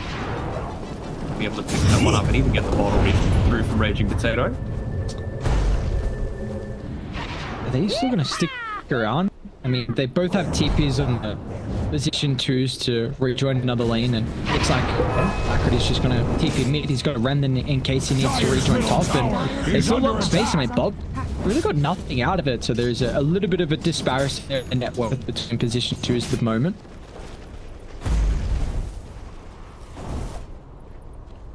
Would you say there was a lane that went better or worse than what you were expecting, though? I mean, you have to say Galaxy Races lanes, right? Like, look at the net worth. You've got Avenge and an Ember Spirit who... I mean, I think the Avenge lane was pretty 50-50, but the fact that Choco's been able to lead them a few times... I mean, that's off, but Mizu still has been punished enough, in my opinion. Radiant's bottom tower is under attack. I might look to try and dive just the solo Pango, trying to soak up some experience while the... Sven already fallen back to the jungle. Room handle isn't too bad. It's like he's wants that chip vest at the moment for the extra sustain, and he's had to make his own stacks however. So the side lanes, with all the congestion that BDZ's had to be playing with Rage Potato, might look to dive again. Effectively by an extra rotation to come out from the line as well. Rage Potato, no messing around. They want to make sure they drop the global silence, but even Mizu looking to get involved as well. So a hefty attempt to dive the Clinks is going to cost him 2 kills. And even though Silencer grows in brain power, he's still feeding over some net worth and experience. Megamind continues to grow. Well, he might fall. Alacrity, he's got to slide up a couple seconds. My god, Alacrity's playing this matchup so well. Down there as well. Even, the greed of having to toss out that flame really ended up costing it. Mid lane, Alacrity's kind of low on mana here. Use the Sleight of Fist perfectly to counter this. Well, maybe not now so much, although BDZ. Hold on. He wants to do this next too. Oh no. That's my predictions. Well, my prediction. We're both down the drain right now. Gosh, Sven's farming. That's alright. Dude, Mizu's so farmed. Wait, Bob? Dick Emmett, Alacrity's gonna get the refill on the bottle, so predictions continuing to get worse and worse. Can they keep up to Rage Potato? Change it a couple of seconds here if they continue to dive. They get the connection, and Yocam should follow up from the river, and they've got another pickoff. Here's 5 heroes mid. We have to say that. But, are they even going to be looking to convert that into a mid-tier 1. It doesn't seem like Radiant's much middle damage, tower is under He's attack. been able to clear out a small stack that was built up for him, getting the Possessed Mask of Force as well as the Mask of Madness. He's going to be able to be there in time, which he isn't. But yeah, way too farmed again. Just The red mist considering how spreads well at Radiant's middle going for tower. that Blade of Alacrity build instead of survivability, enabling him to farm faster and faster. By far, that bottom lane went way too well for Galaxy Race. I think Alacrity, his individual skill, brought him across the line. I just don't see how Mizu has this much fun. Mate, Dire's top tower Ryder is coming under back attack. when he doesn't snowball a lane. Like, he doesn't do anything pre-boots of travel. Even then, like, it really It was feels like 200 gold off the Boots of Travel as just- well, and he was making that dive. It's like, it's very weird. I feel like I have to go back now and watch Batrider lanes because I don't know what's going on. This is a favorable matchup that he did not win, and quite often like the enemy person, maybe you don't get kills on them, but they have to bring out an immense amount of sustain and resources to actually play the lane. But Alacrity is so far ahead in net worth. I mean, it's about 700 lead. He's going to transition this in hopefully more of a gold accumulation as well with the first rotation with Yorikem's Finger of Death. They don't have to use it. Let's just play around Mizu and continue to try and enable him to a faster Aghanim. At least kind of wanted to push out the lanes a little bit more. How is the finger? It's just a potato. It feels like last game we were really not expecting the lanes to go as well for Execration, and now it's the same for Galaxy Racer. Like, I feel like it's just a complete polar. I mean, it's always going to be difficult with the anything like that come out. You don't have a natural escape. Well, this is a big goal. Collins of Rolling Thunder drops solely just to bring down Mizu. He's got a big streak, and that's Bob as well. Getting some injection of gold into the bank there. So 382 for Kim. So Radiant's bottom 386. tower is under attack. Still it's across the map. We haven't even been bringing too much emphasis on Tino, who has been free farming. That Boots of Travel feels like Bob is somewhat confident, you know. And he's gonna buy out the Boots of Speed before he goes Radiant's down. middle tower To is turn this under around. attack. They've got Lasso. Well, uses it too late to protect the silencer, but enough timing to drag back to the Sven to clean up. It's not, as Alacrity can just get the run out to safety. What he was holding that lasso for, you know, you had a silencer who had the high ground advantage if he was able to survive for another second, even had a next use of the last word as well, so he would have had to make the choice of, do I go for a kill and risk dying, or just get out of there with my remnant that I had remaining? Saying it's been a lot of space for Tino Sven, but Dire's simultaneously top as well tower is under for attack. the Dreams Clint. He's neck and neck with the position War one has come on to Radiant's Execration. bottom Maelstrom tower. completed, so he farms up the stack, and he's even going to look to smoke as well. They're so close to the Aghanim's, but they really want this T1 tower. Rage Potato still is not the greatest tower defender, and we're going to see exactly why. Before axe is axe. He has just been chain feeding, like great stuff in the lane, but speed after beat after beat. This is not the hero that you want. Do you reckon he's playing the bench? Like, do you think he feels like he's playing the bench like last game? The Clinks is coming in here. BD needs to be careful. And Long TP actually catching Mothgun up there with Pulse and being the first one to come in, and it's going to be a waste of Rolling Thunder. Let's go for that. Oh no! Oh, the timing. You really, really hate to see it. It's a pretty hefty maneuver, but Mizu's not completed the Aghanim Scepter, so 14 minutes in, man. What a timing. Insane timing. I just don't know why you're making Raging Potato be the one to like, I feel like a Pango does it better, I feel a Monkey King does it better, and then it's Mizu gonna give up his life there. Mid lane. A lucky haste to get it back to safety. As the rest of die, we're looking to Radiant's converge top tower is around the under area just in attack. case a further fight broke out. gonna go back to base. He wants to step on the map, put the Axe presence observes there. carnage underway Tango, at brother. Radiant's top tower. Used. Stack of Galaxy Rune about to spawn. Radiant looking to try and contest the high ground. Perfect positioning from 5, exactly where you want him to be. I even charged up the ultimate, so looking to try and find a little bit more. Unfortunately, no one's sticking nearby. I still have though. Got out the secondary support. Joe Cam fade away his last inventory. Alacrity converging on the area, but global silence. Should be able to on Execration, but it has worn out and still Galaxy Racer are hunting for more. They'll just claim R. They're going to be careful how far would they go, because beating Z, I mean, they just support Monkey, but the Wukongs is enough to clean off Misery with the help of the Arcane. Really good play coming through from the Execration. I was about to say from that crunchy potato. He might feel like a small amount of time that he's dying at that early learning stage, but the use of that global silence, cutting the burning barrage short, enabling Bob to get away. So even though the lane stage probably didn't go as well as he might have liked, he is 4-1. So Bob, that blink dagger, he's salvaged things. We'll see. This is definitely an agent game where Batrider, it's a lot easier to find pickups because the Venge, he's got to be really on point with his position. Like Galaxy Racer don't want a 5-man at the moment. Well, they might be forced to do so though with Joe Cam. And then we get the bounce back from Ara. Yeah, they've got to be careful. Once again, just a bombardment of damage on the back line. Board place at the last second, scouts out Ragey Potato. They scout out Bob as well, and with Glock still on cooldown. I mean, Pierce just gonna dip out, and Ragey Potato, he doesn't have this capability, so continue to hunt through the tree line. Dire's top tower is under attack! Well, at least he's got one part of the act. So he's not Radiant's feeding away his bottom unreliable tower is dog under constantly. attack!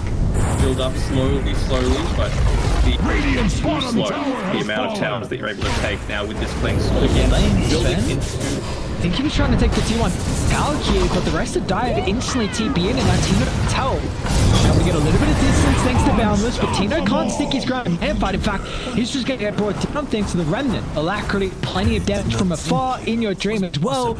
The broken Q enough to clean off RR.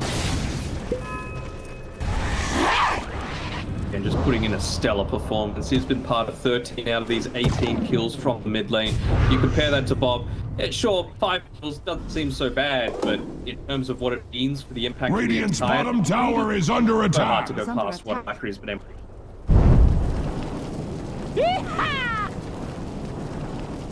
Just use the Firefly defensively. Bob's out. Bits of travel. Safety. Oh, the Alacrity's taking the small camps in the area. Do you feel like the Veil build is something that the position 3s need on Silencer to keep up in farm? Like, I'm not sure if it's just Veil, drop Arcane on the crit wave, and then, because I saw it previously, it didn't full clear a crit wave, but I guess with a couple of right clicks, it brings it down close enough, because the hero does not farm well. Once you're at level 10, it does. So, you know, maybe it's for that. But also, it could just be I've got a Bat Rider to here with me. I've got a bunch of Again, Tino out of the tower, but the extends with Global Silence, and the backup has arrived with the artillery flowing through. Thanks to the roll, that just splits up Galaxy Racer. They're unable to clean up. A big Sven initiative, but another swap thanks to the emotions. Now the rest of die, they can come into the fray. They know the Global Silence has been wasted. They know the big ultimates have been wasted as well, but the RR not successful with the TP from end of the tree line as In Dream was able to stalk him out. I just don't feel like these Vengeance are being punished anywhere near enough, man. You don't do anything early Radiant's on, middle but as soon as you tower pick up is that under Agate, attack. you saw what a huge impact that had. Able to bait out so many long cooldown abilities on Execration, and then even after you die, swap it to spin back in under the tower. Oh, Potato. Oh, not again, Finger. Is that already a blink online? Oh my lord. I guess we're 19 minutes in. Oh, Lasso. Got Avenge. Speedy's in nearby, so Lasso. They have to make it go through the duration, and the rest of Galaxy Racer enough time for them to show up huge as mid. He still lose his life, but I mean, we saw it didn't matter in game 1. It seems not to be mattering in this second game. Oh look, an Ancient stack. Let's take that as well. Very... Alright, so we both were favoring Execration. What do we feel like has gone drastically wrong for them to be 5,000 gold behind? Too much fun. Bat Rider didn't dominate the lane. I mean, Tino's been finding. Ain't beating. Patient Yeah. Potato doesn't help. I can't think of many worse heroes. Maybe like a Nick when you're talking about defending a tower. Yeah, I mean, often your position is your tower defender. You think of like a Tide or a Sand King, an Underlord. You can even put a Mars into the fray if he's had a really good lane, but the Silencer makes it a little bit more difficult. Look to Smoke though, to ultimate the Ray, but Dire. You also have the Aegis ability as well with the Clinks, and he also followed suit in the Sky second item that we saw previous from Tino. A bit disconnected. High ground, Yokem. It's got the vision, but they've instantly jumped to clean off the Vengeful Spirits. Now the lasso can come to play. It's actually still on cooldown for Bobs. They're going to do it the old-fashioned way without the Bobs. Now backs the rest of Dire converging on the area. An incredible global start. It looks like it doesn't matter. They've got no big ultimates that stand their ground. Tina's going to tempt the team out. And your dream, a little bit too late, but it's done from your camp. Still, I mean, that was only a sole buyback on Ogre, and they found 3 kills out of it. Yeah. I mean, the Venge ends up dying as well, but you don't really care. And he is going that Manta stuff. Okay. Different here. I mean, it gives them a way, I suppose, to be able to get out of that little silence and always get the swap off, which is great. Yeah, because I was... Radiant's bottom tower is under attack. Bursts, and another kill. Man, Alacrity is having quite the series, isn't he? Radiant's bottom tower I've always been super impressed when he's on. I mean, Ember Spirit is by far, I'd say top three, to argue, but you could definitely be like maybe his best hero. Put in a couple of the other spirits there as well. We saw the Void Spirit lost in Storm often follow suit as one. Already thinking about going high ground. 22 bits into the game, but they'll drag back the Venge. They do have been killed off just yet. The backline, BDZ gonna cut off the retreat with instant swap. Gets rid of the Wukongs. Now they have an avenue to get back to save him. Oh, stops the Lion player jumping, instantly zapping down the silencer with level 3 in the finger of death. Radiant's bottom tower is under attack. Radiant's bottom tower has fallen. He doesn't have global, and he was so close to being able to pick up that Aghanim section as well. I might just get turned on him. You're against it. Please, at least Well, now Monk is dead. They're crumbling the second game. Galaxy Face Off. That's another dieback. For their lives. This Radiant's is... bottom barracks have Well, fallen. at least you can't lose more barracks. That looks with heroes though. It doesn't matter. But Axe's favorite it's Radiant only one bottom lane. barracks You know, have fallen. they've got it, please, to be able to play around. But it's just, how do you come back into this? The positive side, Tino's been fun the entire time. He has baited into joining this. Maybe that's the reason that they went for the buybacks to kind of, you know, Radiant's make middle some tower is juicy under heroes to be able attack. to pick it up instead. But I don't know.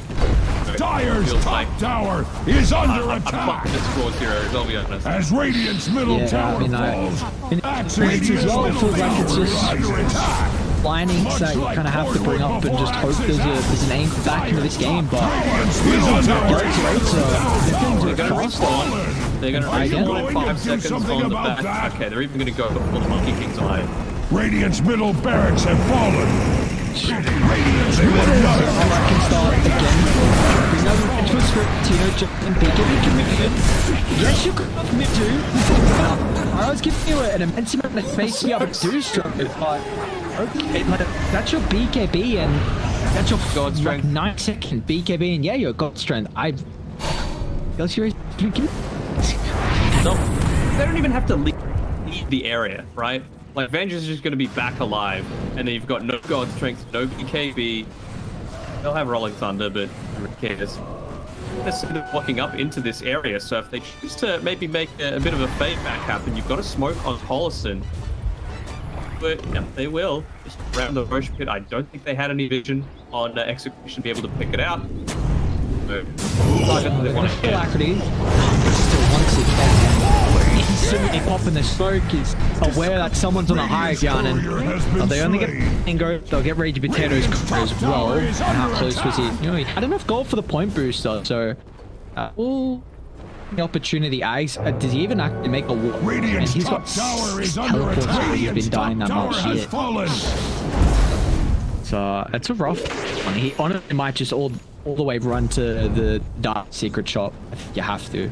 I think you have to. He's got the TP scrolls to get back, so... They're so lucky they don't have a ward. He's really just praying right now. Please no ward, please no ward. I need this item. Whipping himself in the back to get there faster. Alright, so I feel like it has to be said. Next game, do you feel like there's going to be a lot more emphasis on whoever has first pick just for the bench? Or do you feel like we'll just ban it out? Need to pick a much stronger lane to make sure it doesn't have a good lane. Yeah. Like, I was saying before, right? They had a Hunting King and a Silencer. Why not just lane that into a Vengeful Spirit? Like, that's a plenty strong lane. Especially with all the spells that you want to be casting. I think Venge with a position 4 that is like a melee is an incredibly strong lane. Like I saw him play through the Train Protector. I think it was SMG that ran it. It was like KP Venge, and then they had Arfu on the tree, and they demolished that lane. So I feel like it's still like a lane that can be very strong. I feel like you have to run over the first 10 minutes. Well, the dump in. Lasso drag back to Venge the Global Silence start as well. Still once again trying to commit to clean up Mizu. That's pretty much everything for it. It's going to buy back instantly. So it's got the second round, the potential of Lucius to come through as well. But it's almost about to die. Tino will crit it through to the die back, but we swap away there. Where's BKB? As Tino now has no way to escape back to the well. That might just force him to call it quits as 3 heroes not having buyback.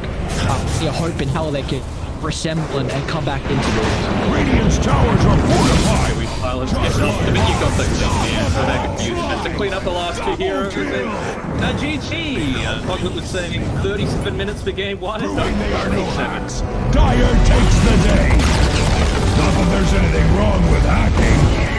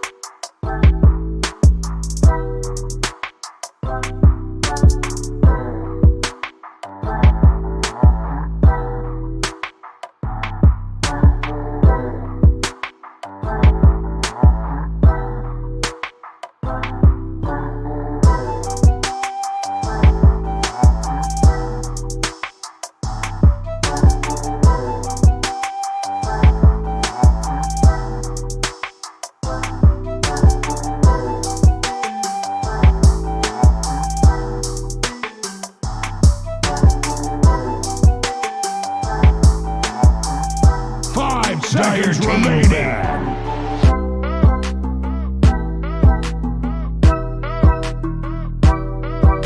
Radiant team banned.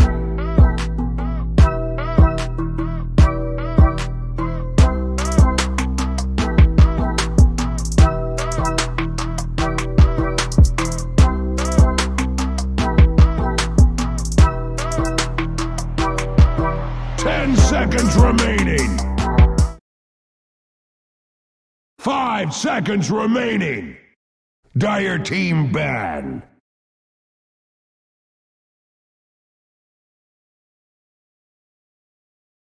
Radiant team ban. Honestly, like both games have been such stomps that like it really extrapolate that much from it. Just like the lanes didn't go as they were expected, and then they're letting through these weird meta picks, not punishing the downsides. That feels like exactly what's happening in every single one of these games, right? Like, there are clear openings. We were talking in the break about SMG, who we've got playing in the second series today, how they're picking this position for Alchemist, and it seems to work for them every time because teams aren't punishing the fact that it really sucks in lane if you, pick the right hero to be able to punish it. Speaking of picking the right heroes, potentially not, we're going to see a little head-to-head coming up here. And it's the tale of two parts, because the first one we talked about how strong the offlanes were, and today we're going to talk about how strong this mid matchup was. We mentioned the Ember Spirit versus Batrider could be a bit shaky, but did anyone see this 12-0-18 alacrity coming? I predicted it. 10 seconds remaining. Yeah, 100%. Denok was right on the ball saying that this big matchup.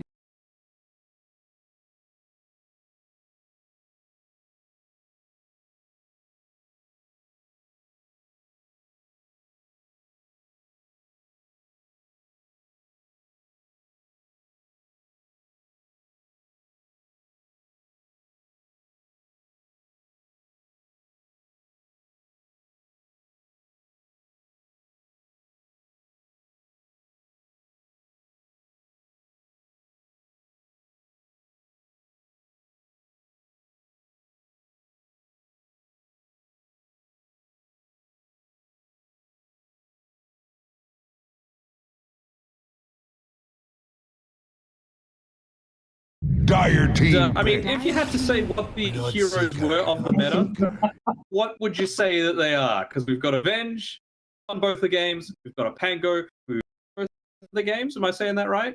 No, RR1 with the Pango. Yeah. One, right? Yeah. It's been picked both of the games at the very least. Bloodseeker, 10 we thought seconds they get picked or remaining. banned every time. They've actually comboed it with the Pango. 5 Need to put more seconds credence to that remaining. Bloodseeker ban we saw last game.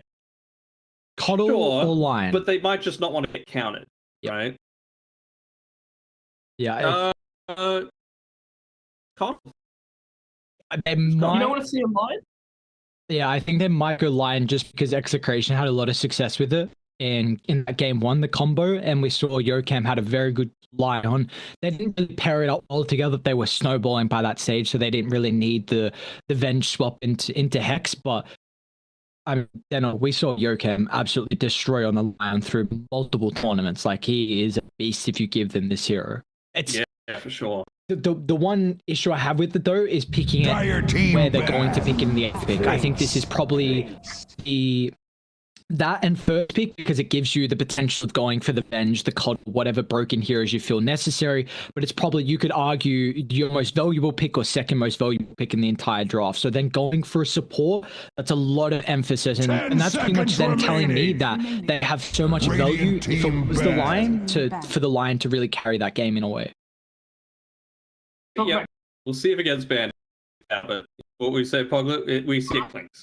I was gonna say carrying the game. We talked about which heroes are winning what. Clinks laughing about the win rate. I think it was 35% for this 10 series seconds started, remaining. and now it's just back-to-back dominance.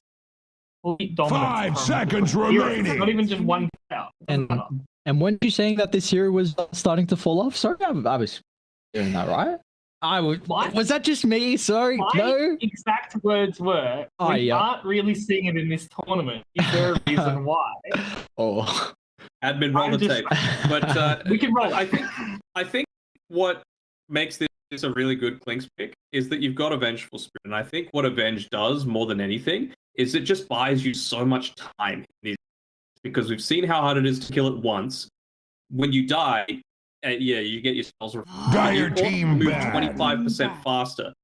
Really want to use like a Rupture to stop the running and stop the kiting away and stop the eventual respawn. Like we saw there, you can buy back and essentially have 4 lives, you know, if you use right towards the lower end of the illusion's HP, which means that even though a Clinks might be very 10 vulnerable, if seconds you get in on remaining. top of him, as the Pango and the Bloodseeker, 5 what seconds Avenge does is it remaining. just means that you need to expend so many resources that the Clinks can position himself perfectly in a lot of these team fights and just be in a position to dish out a ton of damage to the most.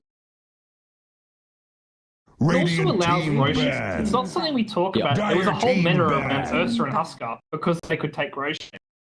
With this Venge pick, they have that negative armor. Lynx as a hero might have a lot of health. He really does need that extra step up like Roshan. And we've seen both games. That early Roshan, we even saw 3 in game 1.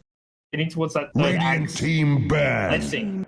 It just means the lanes, like you said, are really stable. The mid game's really easy. And they've even got that game because they've got the clinks. Just feels too strong to have these two. I'm amazed to see they got them. I do think the Bloodseeker 10 at least seconds provides remaining. against the Clinks is early on. 5 He's very seconds reliant on his remaining. positioning. Like he wants to wrap around the back line, maybe get a kill on a support, then get back out with the Skeleton Morph. Radiant team Bloodseeker pick. can kind of disable that with Rupture. I feel like he's your prime target at the moment. It's going to get to a stage where Clinks won't care. Like we've seen this consistently both games. It's actually been Clinks going Maelstrom Skadi, and he's had like 2400 health at a ridiculous stage in the game where that's not to be expected. Like game 1 draft, we were all 10 saying they are seconds super squishy on remaining. Execration. It didn't matter. Like you got Avenge 3 that can just tank up 5 through, seconds and remaining. a Clinks who's just so far in the front line. So maybe this is the Bloodseeker to come into play. Yeah, I really like these last 2 bans as well. Galaxy Racer, it makes sense. You know, it felt like they were setting up for the Ember Spirit pick because they're getting rid of the Storm Spirit. Like I said, that is a Storm matchup, Storm into Ember. But then Execration respond by instantly banning it out. Only Spirit left is a Void Spirit, which, you know, Alacrity can play very well. But against a Bloodseeker, it is a lot more challenging. So I really like that from both teams. It feels like they're just Dire trying to, team you know, outwit each other at every separate stage. And, well, this is a hero that we've seen in a damn long Snapfire, and I kind of want to see this Bloodseeker be played as a position 1 into the Vengeful Spirit, where you're shoving the lane out, you're getting higher levels super quickly, and then you're using the Snapfire 10 possibly even seconds as a position remaining. 5, and trying to just bully the 5 Venge super early seconds on and get a ton remaining. of kills against it. I feel like you have a lot more capability to do that as a Snapfire versus a Pango. Could be an interesting matchup. Like you said, we haven't seen the Grandma in a while. I'm not sure if it's going to be the case, but they've actually left Coddle incomplete. We saw the amount of damage it could do as that core. But for Galaxy Racer, having that Coddle behind the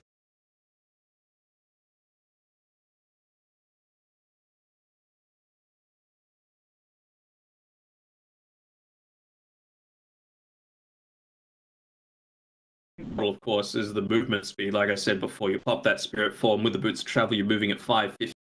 Dire team pick. Treant Protector. As well, was something that they could potentially still be thinking about. That's what I brought up through the last game, saying SMG ran the True Venge as the laning 10 duo. It's seconds really, really remaining. good. Like So much kill threat opportunity. 5 seconds I think you remaining. probably need another hero that can shove up waves to protect towers, because I think early that's something they lack, and Protector really relies on keeping early T1 towers alive. But I think now you've got a really strong lane with your Venge tree. Is it as strong as like a Bloodseeker Snapfire? Because they both seem pretty strong. That It's gonna come down to yeah. individual skill. That's a fun lane. It very much is. I mean, it's going to come down to how Execration side lanes can come to play, and I guess mid lane as well. I'm also in agreement that it's more than likely going to be the Bloodseeker Snap, just because you want the melee range pairing. But Execration have been really liking the RR Pango supports. This is probably going to see some difference here. I was about to say, like, I really wanted to see TA, right? It's that stack taker, and as well, other than like Leech Seed and Nature's Grasp, you've got very few ways to deal little instances of damage to the TA. 10 seconds remaining. It's real handy. You can just stand in the middle of a creep wave as well. 5 seconds remaining.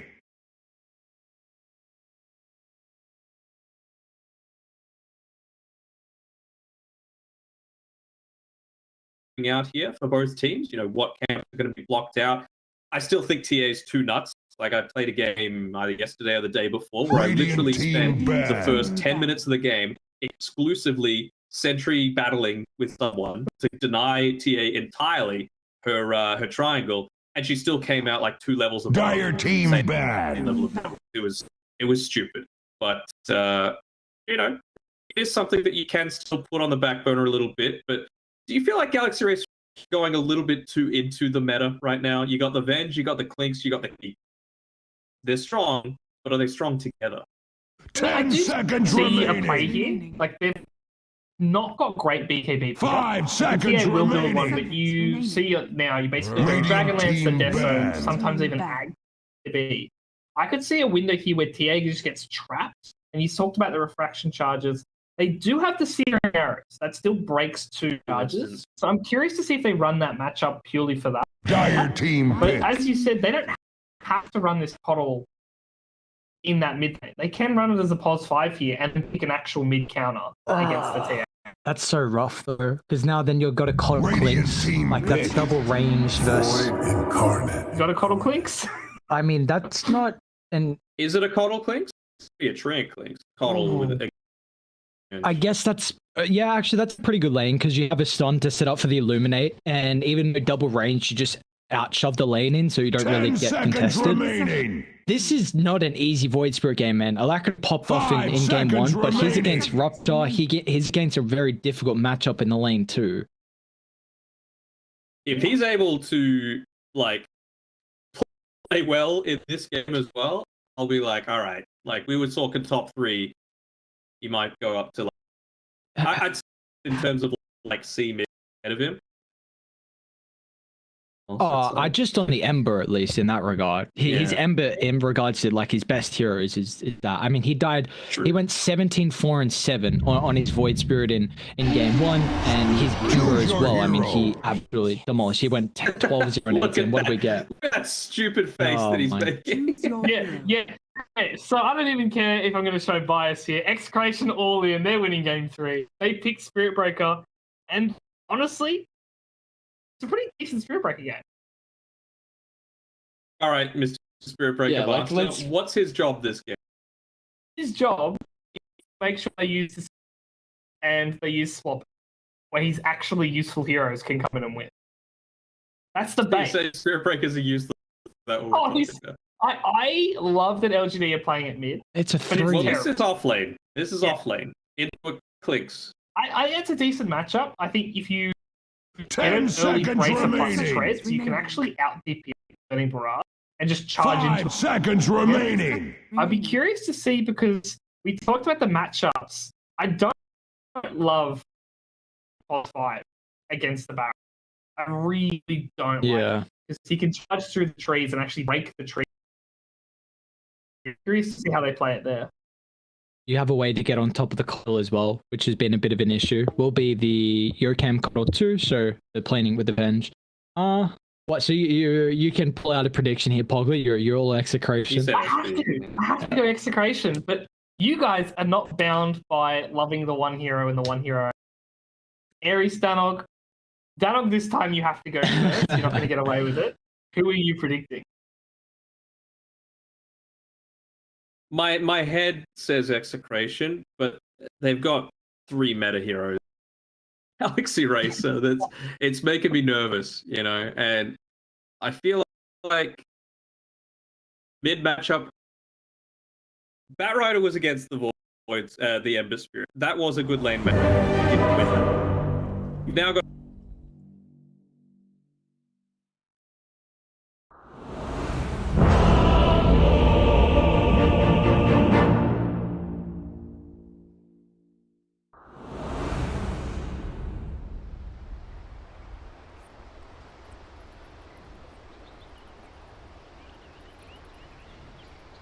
Prepare for battle! Too long, and I have to get it in before he says anything. all right, memes, Galaxy. Why not? What's with the memes? What? We have a split panel here. Aries going Execration, Danog going Galaxy Racer. Let's see who's correct. Game number 3, Aries, Danog, take it away. I mean, we don't really care about who moves on to the round 2. We care about the predictions. Like Danog. Yeah. What do you mean? Apparently you were yourself. You wouldn't let those predictions go that you were the champion. So I've got. I mean, I was the champion, you know, and it's a strategic pick. Me going for Galaxy Racer. Well, you said the because it memes. just means- Yes, but the memes 30 of me seconds being to a prediction battle. mastermind. Because you said Execration, he said Execration, so now if Galaxy Racer wins, I look like a god. And if they lose, Then predictions don't mean shit. I mean, predictions. I'm in agreement. Not as important, but I love hearing when Danog's wrong, and I love hearing when I'm right. It's such a rare The occasion. battle begins! Yeah, I can't. You got a progression happening early on. Alright, so I think, Radiant in particular for me, I think this meta matchup's going to go incredibly well for Bob, and I'm always worried about a Bloodseeker not, I feel like you're not the greatest late game win condition, and they have that already with a TA mid. He's got a good matchup, they don't have the easiest way to kill him. There's going to be a lot of AoE crowd control with Overgrowth and the Eagles that will probably come out from the position for Coddle. So we'll see how that comes into play. Radiant have very good Roshan taking position as well. There is so much minus armor. And Radiant, Tree's got 1 armor. Clinks has got 4 starting. They're going to have to all itemize into armor. That's not what the Void Spirit wants to do.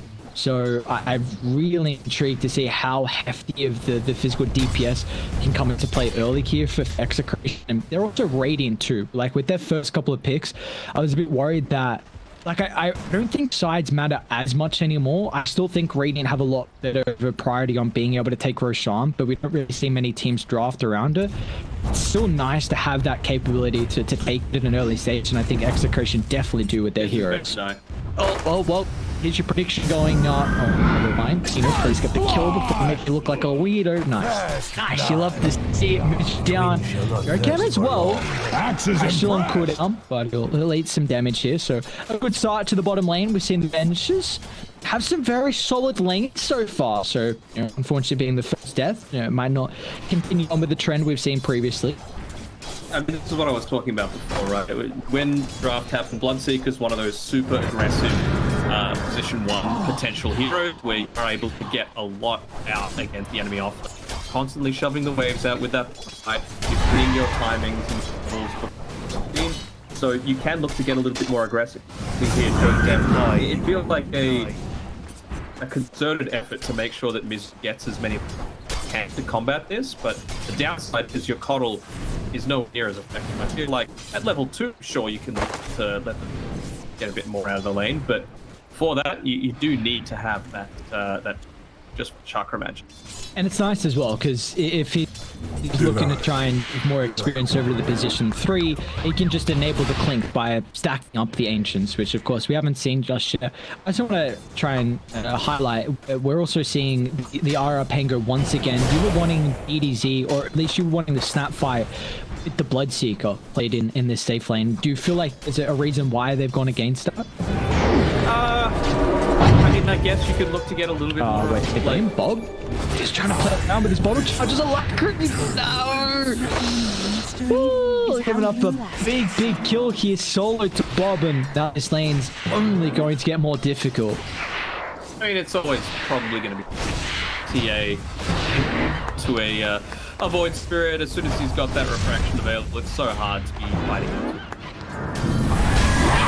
Yep, we've already got stack starting to build up here for Bob. The thing is, all you really need is that power tread.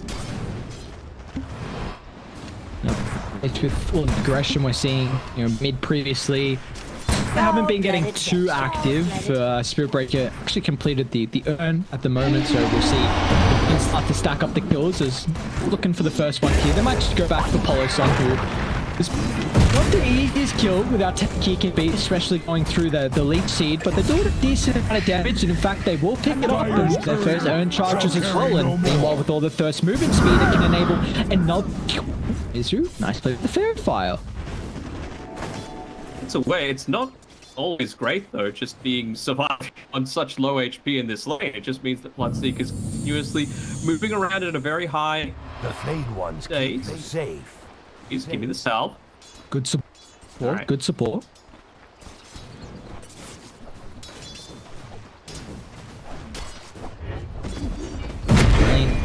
Another charge in, but looking to really just create as much chaos as possible onto the Clinks. Slow down his farming rate. Only 15 last hits apiece from the cores up top, and this mid lane though looking to get a lot more for Bob as he's giving no breathing room to Alacrity. He was 2 levels behind him, just now hitting up onto level 6 there, and he got around south. Wasn't able to get it that time around, but topside Paulson. He's getting dived a little bit here, and yeah, he's just going to get touched on. I really like the fact that Raging Potato went the chainmail first as the component for his phase boots, right? Because you don't need boots of speed. Like, you've got the charge to enable that, so... Yeah, Bob even looking to tank some of the tower aggro to make sure that Alacrity isn't able to get a couple of easy last hits through there, and results in another range being denied. So mid lane going for good to better. And I love the early emphasis on well as picking up a centric Bob. The recognition that it's so important just to have these consistent traps around the mid lane, just for the gank potential from the supports coming through, maybe killing some of the side runes as well. They left in your dream solo and gonna end up falling again. So the Barra is absolutely destroying top. Level 5 already, 3 points in the greater batch, and they look to really snowball this side. I just gotta ask you, you a little bit worried how this is going for Galaxy Race? Like, it's okay Never to say doubt. yes. Never doubt. Okay, all right. Keep going with that. Yeah. What? No stacks? Yeah, no stacks. Keep being worried. Amazing what you found, Daniel. Oh, that's took the bounty rid of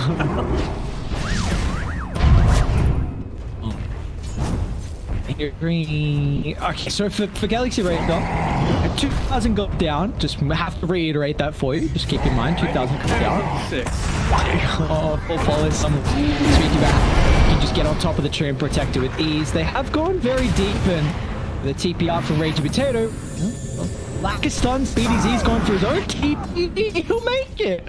Still no kills.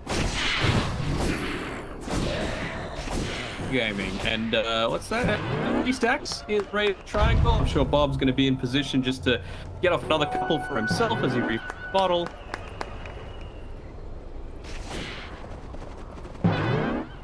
And Liking his timing of it as well. Like, every single time a core looks to take these stacks right at the 7-minute mark or the 17-minute mark, I'm always over the moon, because the likelihood of getting at least one neutral item is so high. You can immediately go back to lane and be more effective at fleeing out the enemy, or hell, even just for farming purposes.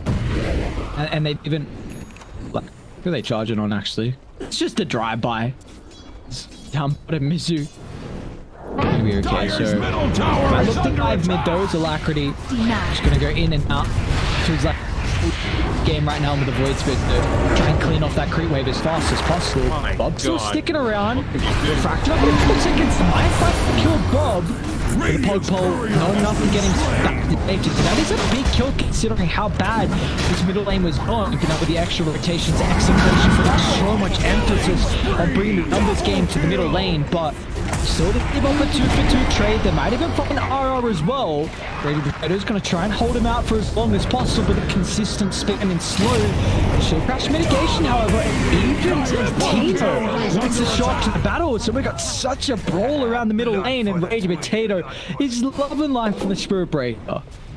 Man, that was a pretty big misplay from Jokan there. He had the Illuminate available, but just didn't use it, essentially. The Pang was on such low HP, and as a result, he ends up living.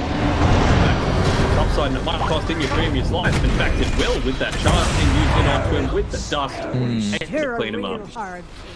But maybe this is gonna get pretty difficult here for Galaxy Racer. Much like cordwood before axe's axe. I don't know how they make space against the map now. It feels like it's all on Alacrity, but he hadn't had the greatest lane. He's gone for a 2-2-3 build, but who can even play with to the space? I mean, Mizu as well. I mean, he's only just now working to the Aghanims, his lowest network out of all the cores. I mean, this is what you need to do against a Vengeful Spirit. Pick a good lane into it, and then just continuously pressure. I feel like it was a mistake that he turned up to that previous fight. Any kind of space that you make, like, who knows, he was a carrot for a long time. You need to use that space to just pop. You know, you can be that sacrificial lamb all you want for your team once you've got the ag. For that point, you need to be greedy. Might try and jump Reggie Potato with the charge still on cooldown. So the third kill of the game here from Galaxy Racer picks up, but you see what Radiant are getting out of the map. Another stack at the heart, and finally go back to try and take the ancient stack for Bob. I mean, he's so incredibly farmed. Dragon Lance being delivered on the corridor, and meanwhile we haven't put a lot of emphasis on Tino, who's just been pretty much free farming, second in the net worth, and he's working on the Maelstrom with already the Mithra Hammer completed.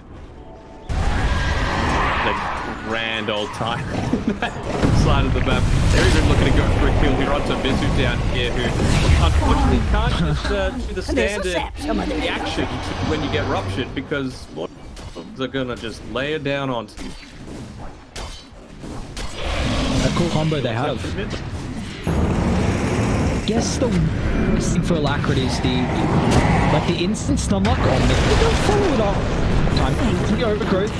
Hasn't been able to second stun from RR, but let's give enough time for Execration to swing on over mid. Even in your dream, looking to stick around, but RR's positioning isn't what anyone wanted to follow up with the moment until the charge comes with the last second to bring the Alacrity, but another really deep dive attempt. Execration.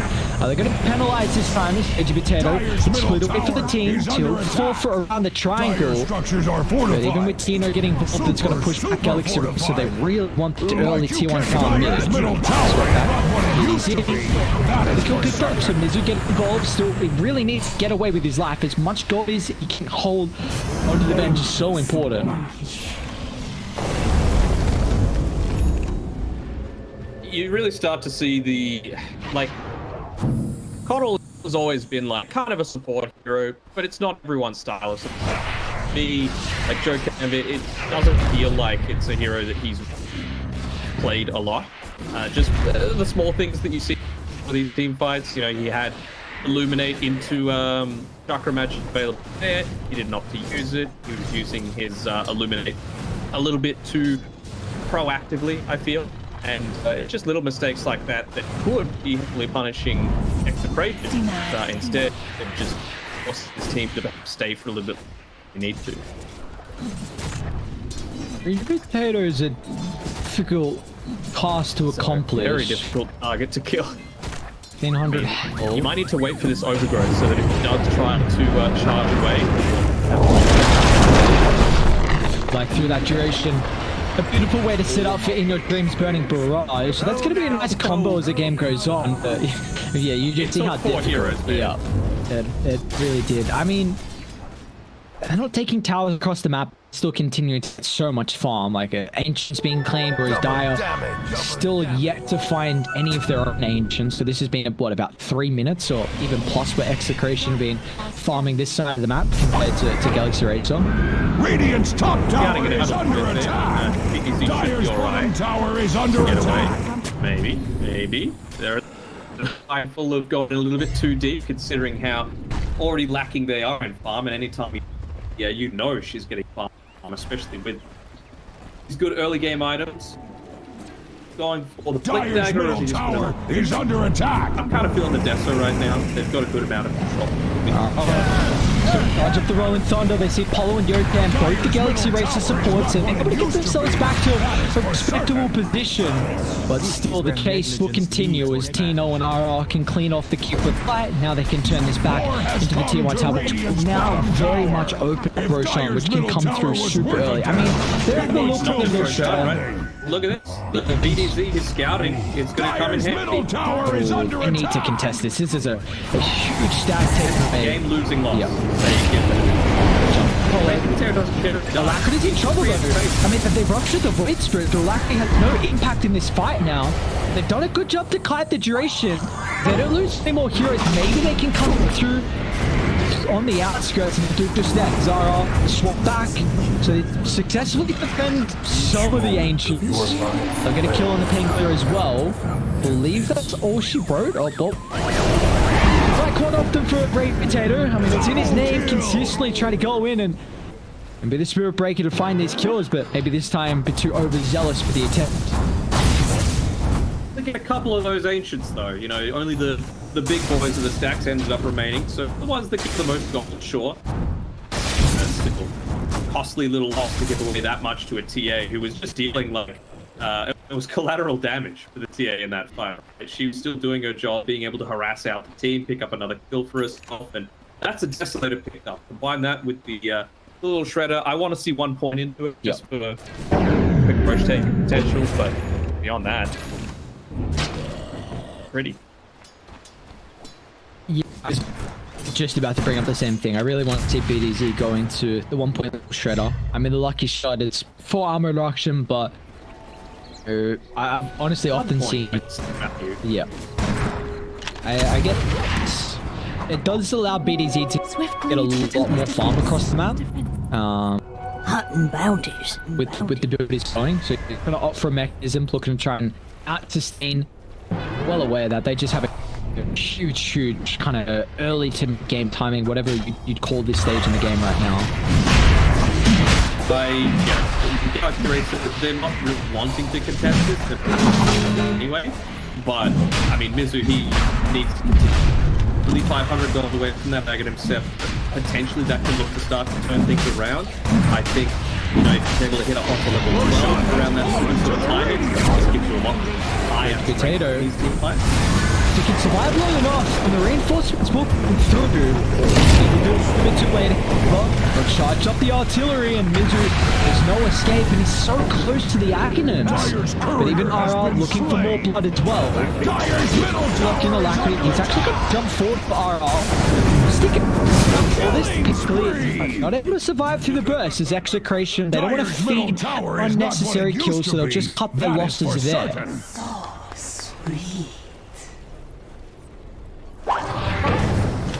War has come to This Radiant's one's by bottom tower. Dream either. He's going into a bleak here as well as the Radiant's bottom TA tower trying to is lock him in under place. Hell, even a attack. Pangolier being incredibly effective, especially with all of their abilities that, you know, do rely on people kind of staying in position for a amount of time, whether it's either Nature's Trust or be illuminated. Radiant structures the are stats as well, a little fortified. bit more strength and agility, and slightly increased projectile speed as well. Mizu's got to be so careful Radiant's here. bottom tower is under attack. This is one of the safest places to be on the map. Just sit in the trees behind your tier 2 tower, but War has they don't come wanna to let Radiant's keep bottom pressure moving on tower. forward. Radiant's bottom tower Closer to picking has up that been blink laid dagger as well. low. even RR is building into another Blink Dagger, so they'll have an even easier way to start these fights. They're looking to defend top, but... Charging. Follow. All you need to do is reveal for half a second. Tower is under There he is, they've got the attack. vision. What's he doing? Again, 6 shoes wrong. A bit of a whip for this fire, but it looks like Galaxy Racer trying to get out of dodge. Up to the northern. Alacrity, hunting Bob. Stuck the rupture, unfortunately. Great use of ultimate on Tino. It says no escape for the void screen. A Bob can just go to work. There's so much damage early on in the game. And they've even brought down Mizzle on the back. It has completed the Infinite Scepter. A swap further on the hard counter. This mechanism already picked up from BDZ, which will persistent. Wait, Rage Potato? He's actually going back in. Not to sacrifice his life. He recognizes the importance you can bring down in your dream, which they can do so indeed. A successful dive and quite the fight. I love the guy. I think he's able to do so much with a lot of heroes, but me, I don't think Bottle is Joker's hero. That fight, he did nothing. Essentially, he walked into a 1-6 right, trying to save his Void Spirit from getting to him. And result was he just gets himself silent for 5 seconds, and he's just walked through. He didn't get off any spells in that fight at all other than a single blinding. Oh my. Yeah, it just feels like the impact isn't quite there. Everyone seems to be wanting to dive in onto the back lines, and if you don't have a Coddle Blast to punishing them, then, you know, you're left quite lacking. I think the one way that I feel like Galaxy Racer have to take these fights is the back of the Coddle Aghanim stuff. Like, I think you have to be around a choke point. You have one area of control in the fighters. Well, Lacrity just reveals himself and instantly Execration. Ready to answer the call to the team fight, but again, RR, the greatest use of the Rolling Thunder. This will Great use of the overgrowth. Blinking forward, Gleipnir holds him back in place. And what an initial start to the fight. He's very careful on the bump shot. It's on full Lacrity now, so his team fight involvement is 0. As Bob will assassinate him with 83rd and looking to buy back as well, just in case a further fight breaks out. He hasn't found a target just yet. Tino swap back. He's the one without the ages. Another great use of the Gleipnir enables In Your Dream just to continue to use these burning barrages from afar. However, taking his ground. The charge is coming through the space. Oh, looking to close the distance. Can he get there fast enough? In Your Dream. Make the detection. Oh, nice timing with the Gleipnir. Rage Potato still never striked out. They'll pick up a massive kill. And that might even make it a team wipe as well. They don't have the vision just yet on Polo.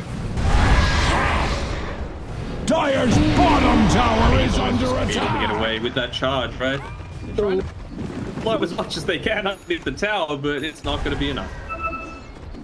A lot better for Jokem that time around, but yeah, just little things as well, right? The Illuminate heal, he wasn't able to set it up for it, just not using the fact that you don't need to stand in place to channel once you're in the spirit form as well. But, you know, he was part of that first little advantageous part of the team fight, means that he's now got 2 components of the Aghanim Scepter. He's so much closer to be able to pick the Will-O-Wisp. And of course, it's one of those best things that combos together with the Chakra Magic.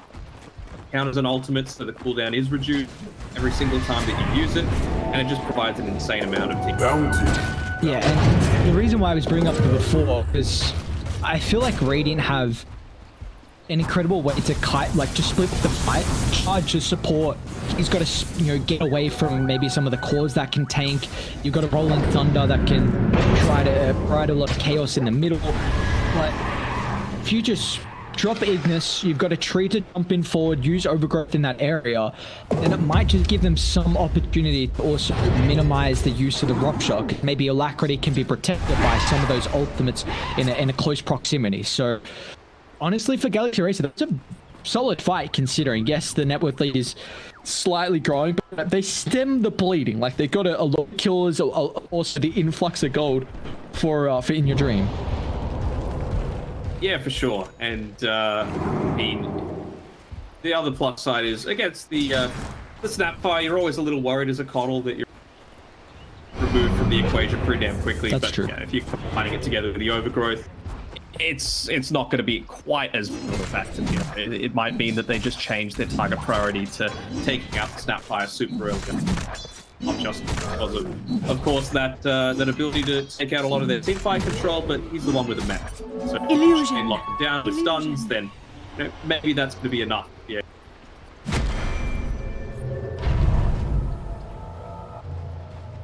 Drop though, over the top side. 500 gold away from that Will-O-Wisp. You can actually take a fight by the choke point. What the penalized here is RI just gets a free roll in Thunder to clean up the bench, and finding Alacrity as well. Decent amount of health to play with right now. The UC Overbridge just lock in RR after the ultimate swap back on BDZ as well. So Execration, a bit too angry with the positioning. But it won't matter as they instantly answer the Alacrity Void Spirit brought down with ease as soon as Bob shows up. But they'll clean off the illusion as well. So for Galaxy Racer, a 2-for-1. They'll do their best to try and defend, but still up against a Dragonlance Grove TA. Has an insane amount of farm right now, more than 4,000 ahead of the Clink. Lucky they need 1 second of vision for Polo. Oh, Joachim, now look at it. Quick charge forward from Kitchen Potato. Rizzu's back alive. Fighting the fight. Oh, hey, the choke point blood, right? Flat silence on to they'll deal with the bench once again. And they take care of this through. It's the ego in the detection now. Swish years of off defense with the rump chop. It's going to hold any retreat. So Ego just going to stand his ground and look to man fight. Doesn't have enough damage in the tank to really go through all of the heroes in Execration. Tino is also able to get himself back to safety. I mean, it just feels like all Execration through these fights. Yeah, I mean, even the little things there, right? You want to save them just with Clinks like he did to try and save him towards the end of that, but I mean, among the hidden ones, just stood there. Like Mizu just stood there inside of a blood right when he had a perfect target to swap to make sure he wouldn't get silenced. Because he got silenced, he was sitting duck, so he ended up dying anyway, which then refreshes the nether swap. I feel like you want to get that swap in early so that it's you survive, and like I said before, they're one of the best heroes at creating time for the rest of your team, but if you're just dying super early on because you're not valuing your own life, then that kind of goes away. Yeah, though. Really like net worth that continues to grow for Execration. Only an 80% win probability. I would have probably put it a little bit stronger for Execration at this point. Really valuing the potential for the comeback, but in that TH, she's got the BKB to just use the first charge of it before. Other than completed acceptor for the Voyager as well. Okay, alright, they got a little something. I think BKB just completed as well. Clinks has got enough. I just throw BKB. Okay, never mind. I don't know what I'm saying. I'm trying to see the rest of it. I think for Radiant, I'm a bit worried that they might go. Like, Galaxy Race have quite a way to punish a team that oversteps the mark with, you know, dropping down weakness to block off the retreat or the overgrowth. So, you know, swap as well to put you further out of position if you're looking to retreat. So I think for Execration, they could fall into the trap of, we've got the Spirit Breaker, you know, we've got a Bloodseeker, even a TA on foreign heroes, just to be super aggressive and up in base and just continuing to further and further push you back. And that might be a downfall here, especially with a higher ground defense. It could definitely cause them some issues. We do see Galaxy Racer. This is an interesting position for them to take the fight. I think they're looking for a swap into the Remnant. Just if they can find it. It's the instant answer of the turn. Bloody Barrage. What a crafty way to bring down the Ages. The rest of the rating looking to converge on over, but I think Galaxy Racer, are they happy with just this short pick off? Don't just instantly end with the BKB. The overgrowth holding back more. BKB is getting wasted. The Ignis is all over. Community Racer. Idiot Dream's got his hand. This is the time for Galaxy Racer to put this game back into the hand, but they've got to be careful because Tino is incredibly scary on the Bloodseeker. They're kiting him a decent amount. Alacrity with the Yacht, they haven't locked him in place. They've got a spot back there. They cut two overzealous and they'll be punished. Galaxy Racer, such a crafty start to the fight. Is under attack. We're even able to get the Courier Raging Potato. He doesn't have his Agony Scepter. And with all that, no buyback gold for him, no buyback gold for Tino or Bob. Radiant structures are fortified That with is 12 important what a way to start the vitamins. Middle fight. Listening tower is every under agent. attack. Cut both BKBs on the T and the Bloodseeker. I'm not sure how. I mean, we've seen the Rupture be such an issue for Alacrity, but that fighter just wasn't. I don't believe they get Raging Potato.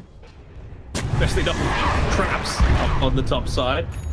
Trying to get in range. Just in time. Hey, crumbling? Am I gonna prediction? No, I don't think so. I mean, honestly, I don't think you need to rotate that many heroes up there when you have the potential to, push waves in a lot more, maybe force out a group so that the next No, it's just unfair. Excuse me, a team fighter. You've got the potential to maybe go high ground. Lacking in tower damage with. Oh, definitely not at all. It's ferocious with how they can take the objectives, but wow, how is there a lineup you'd rather heading into, say, the staging of this game?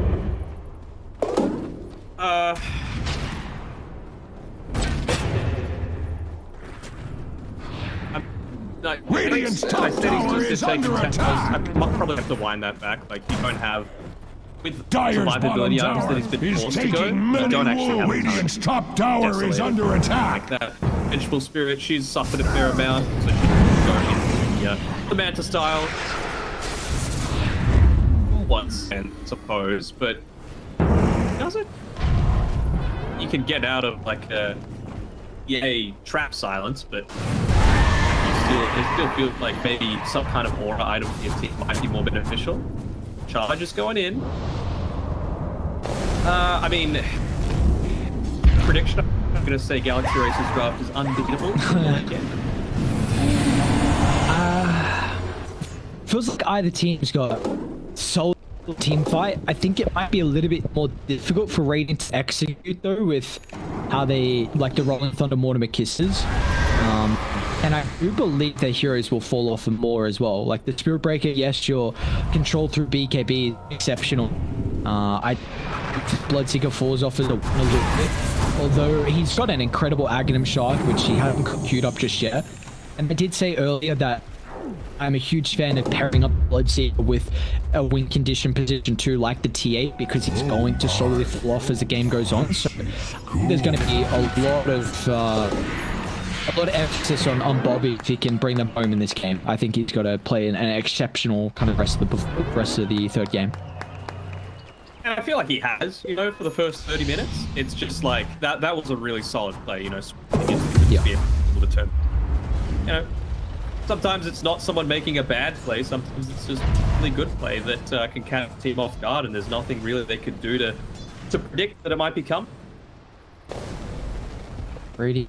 With all of that stuff to lock people in place, we've talked about it, the Will-O-Wisp, the Overgrowth, the Gleipnir, hell, even Alacrity, just eventually, when you get the display stun, it's going to make that Burning Barrage, extra arrows coming up with a level 20 talent, pretty good value, because it extends the Burning Barrage station. It's not like it fires arrows out at the same amount of time, which does leave you a little bit vulnerable, and it also means that they have some decent counterplay to it. He's got all this stuff putting him in place, but look, this rotation coming through. He's the best target to try and get Right next to him, it's really just Polo Stun. But they have Illusion to play with. They've isolated the Trip Reactor as well. They can bring down Polo and get rid of the potential Overgrowth. It's a big factor in the team fight. It's down to the low down. BKB is getting kited throughout the duration. Ignis Trip one as well. They're trying to deal with the Lackley, which they can do so. Interceptor Arch got quite a little bit of the direction, but it will still fall as soon as he drops down to the low ground. It's all up to Inno Dream now. They're going to keep it popular, see if he can stay on the ground, but it looks like the answer to the retreat has been called. But back on the bench, looking to still continue with a team fight. He's going to cancel that team. Ragey Potato, he's hunting. Down in your... I guess it's just enabled killing off the Coddle and for Execration. Back and forth game we've got now. They just look happy on Galaxy Race. Like, everyone went to the other Dyer's directions. They middle tower had is not no what it used to be. direction That is about for certain. target they were looking to prioritize, and little things like Dyer's he middle got caught tower out, is the under rough was used attack. onto him, but Dream Protector Dyer's tipping middle tower upright has fallen. 6 seconds. On low HP, not using his Dyer's healing bottom cell when tower you're is against the under Bloodseeker. attack. It meant that Tinu had free reign to run around a lot of these team fights, and a brief moment where it looked like Alex Reese and Martin Dyer's before the way back bottom in. tower is under Another attack. team victory going Execration's way. Dyer's structures are fortified. So do you feel like just the chaos is what's really going to enable Execration through these fights, just looking to try and isolate any Dyer's key bottom components as tower possible? is face down in the dirt. I feel like they've Dyer's got bottom pretty good tower pickup is potential, under right? attack. Anytime you've got a spirit break, the target feels like they can do nothing. The same sort of thing with the Bloodseeker, right? And TA, of course. The splash Dyer's damage once it bottom comes to team tower fights is feels like under an extra attack. bonus. Pure right-click damage for deal out is insane. Radiant So, found the weakness in I Dyer's feel like bottom divide tower. and conquer is the way. It turns out, or, if you hit it for enough, Execration it will fall. feels like it needs to be much more of a team fight victory. Galaxy. Not even like they have the easiest way to team fight. I'm pretty impressed with how they're keeping up in farm as well for Ragey Potato. Wait, did you just complete something? Okay, so Shadowblade completed working to a beacon. That's really gonna make it. Wait, did I see no dream? Have they got a gem right here? But he's got a gem. It might be forced and it's just got no opportunity to get this one off, and you're praying right now the for. other side of the map finishes done. Dies. That's so important. When you're versing it in this hero, you need to put wards and sentries together in the choke point. That is the only reason why they saw him. That combination with the Observer Ward and Sentry up by the kind of top side of the map by the small and the medium camp. Down. Look at that, a double damage. Yes. So this is 2 lanes gone, minimum. They have a decent way to hold. Found. Fires the moment. Burst it down without costing too many of their own heroes as Alacrity the triple. Then what a blinding light just gets him out to safety. Finally get the snap fire. Might even find Arrow as well. Alacrity's back in, so has to be cautious of his own positioning with chain lockdown. Perfect. To set up for the blood right in that. It is, and they're not even done just yet. The Timo gets the Glitney onto both supports in the backline of the buybacks. They're available here from Galaxy Race, so they can't punch how deep they're going. Purple find a triple. It's going to cost him his life, however. Alacrity looking to rejoin the frame now with the rupture round. He's in trouble. He killed himself. The rupture damage from Tino is looking to transition this into a second dive back in Galaxy Racer. Look to stall them out, but it's only going to cost him more and more heroes. I mean, you defend your barracks, sure, and they were able to kill the TA, so still victories coming out for Alacrity, but when it's time to do that kind of dieback, I'm not really sure it's worth it. You know, net worth league continues to grow. You got the Spirit Break, but it just feels like, how are you gonna do it? You know, you gotta get that gem off of him some. And now he's level 25, so he's got the extra 800 health. He's building into B for himself. And he just got 1300 speed as well. I have to say, Yeah, of course. through I don't know what I'm like.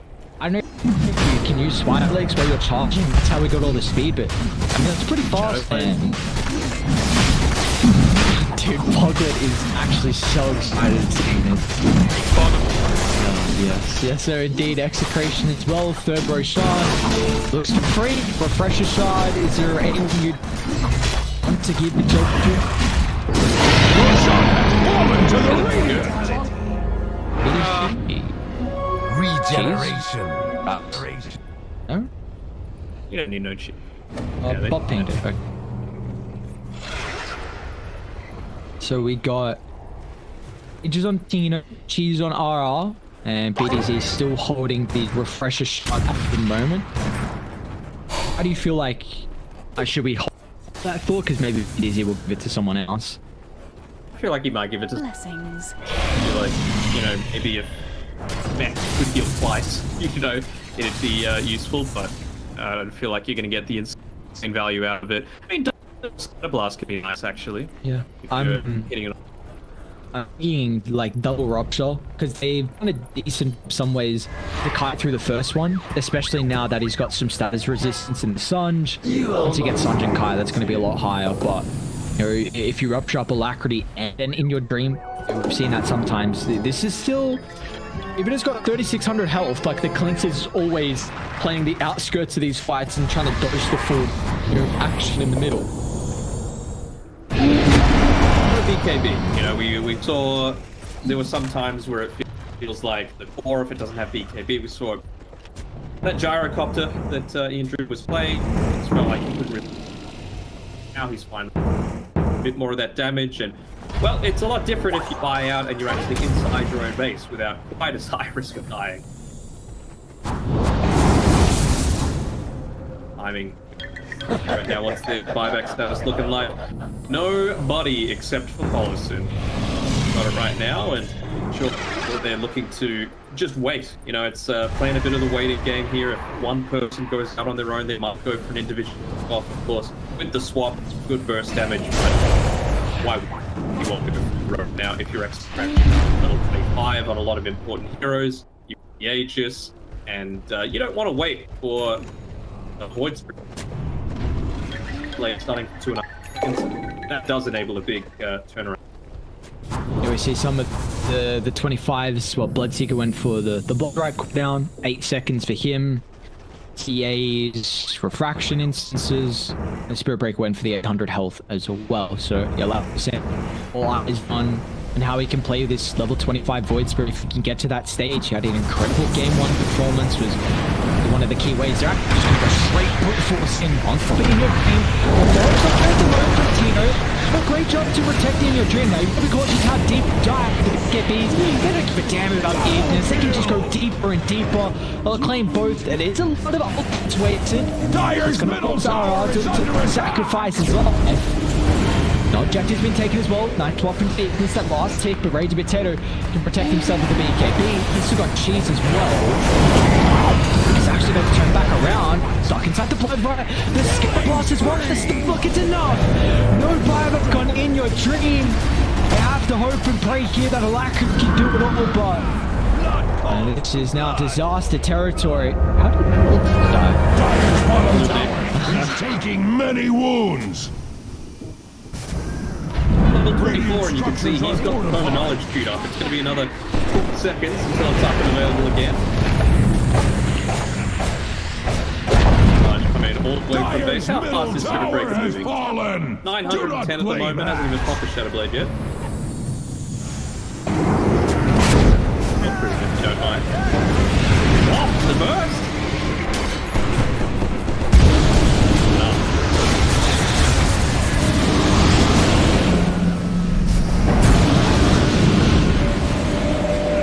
To the Ignis. Can they burst out this Snapfire? Experience going their way if they could. Okay. Unlike Axe, ever, Dyer's middle barracks have fallen. How did this Spirit Breaker not die? Bulldoze is... yeah, Bulldoze is quite the ability. 70% status resistance. Very cool. Got the bait to the... Kind of nutty. We've seen some Invisibility. questionable usages out of it, some previous tournaments, but it looks like usage. Yes, but it looks like now teams should have enough of a time to kind of get more comfortable with it. One thing to say is that, I mean, they've only lost the melee backs considering it was looking like it was going to be devastating objective wise with the heroes they lost and the key component in Kling spot. Still 30. And it was actually really important that they took back that outpost to finish that charge. Do they have any detection? Dust on backpack, but yeah, Alacrity is like 1 creep away from getting his level 25.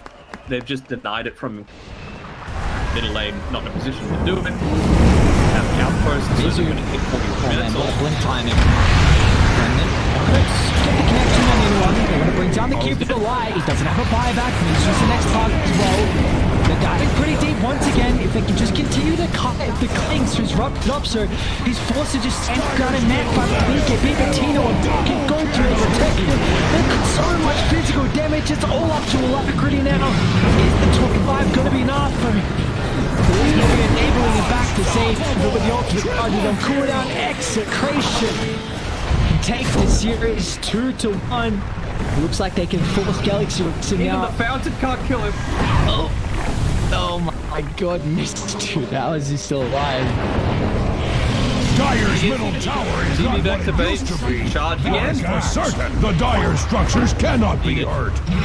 The fortification. Dyer's middle tower is under attack. Maybe they would try and kill Team.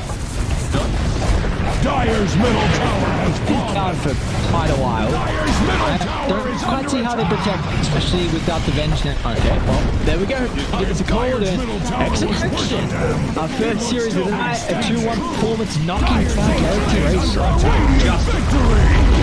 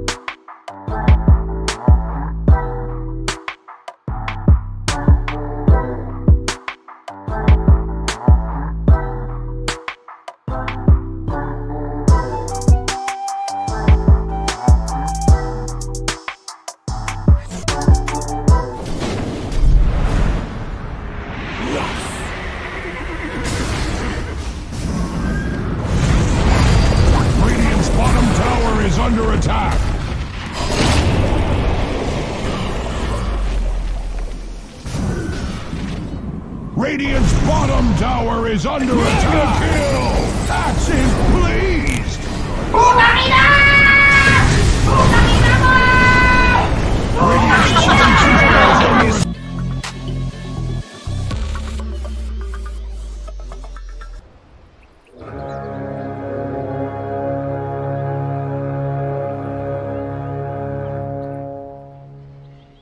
The battle begins!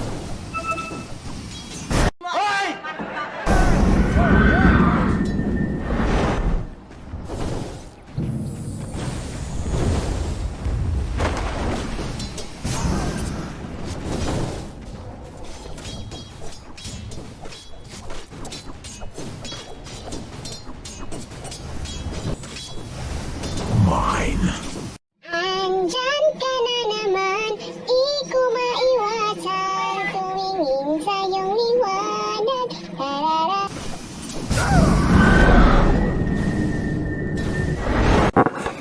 What?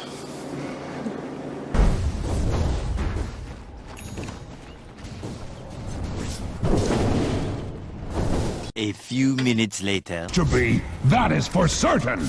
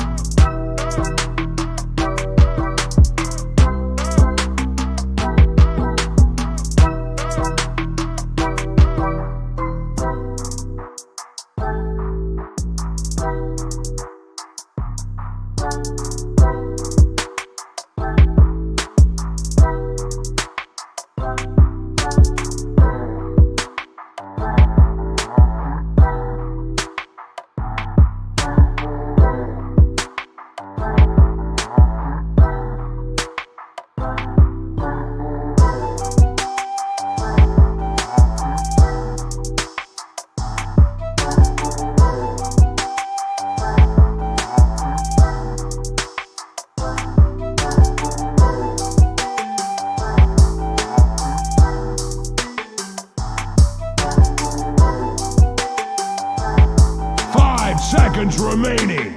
Dire team Radiant team ban. Dire team ban.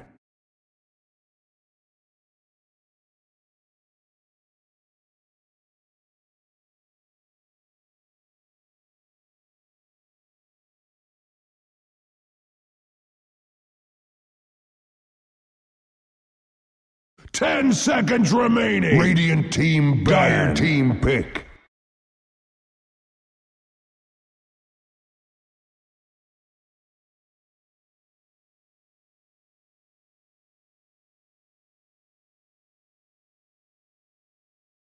Radiant team pick. Earth Shaker. Radiant team pick. Vengeful spirits.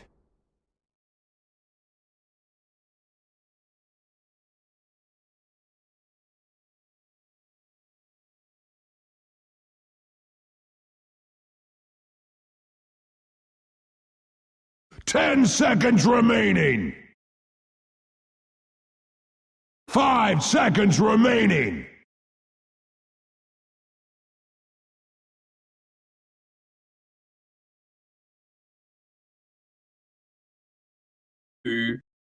Hey,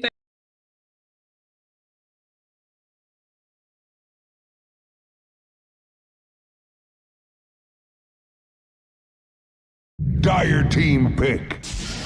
Land stands ready.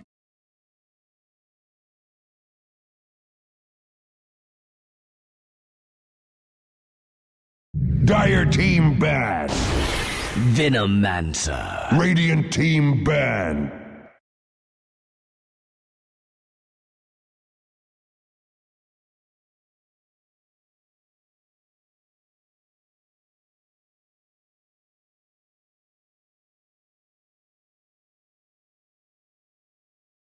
Ten seconds remaining. 5 seconds remaining. Dire team ban.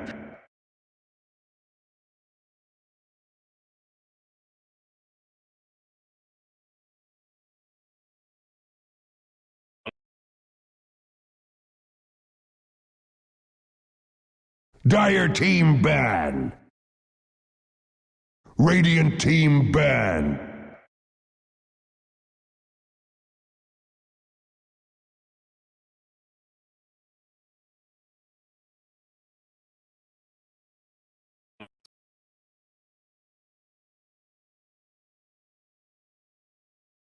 Ten seconds remaining.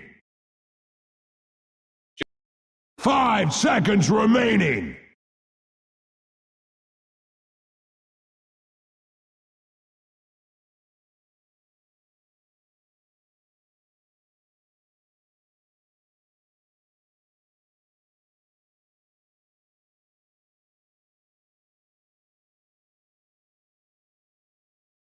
Radiant team pick. Dire team pick.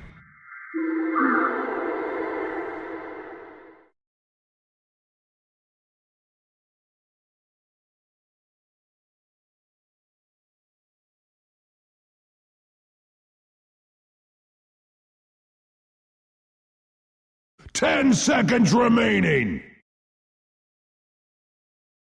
5 kind of seconds forms a bit of a habit of remaining. doing this, right? Like this weird first pick hero that probably can be countered. Like Beastmaster's still, Lycan's still in Earthshaker doesn't do much super early game.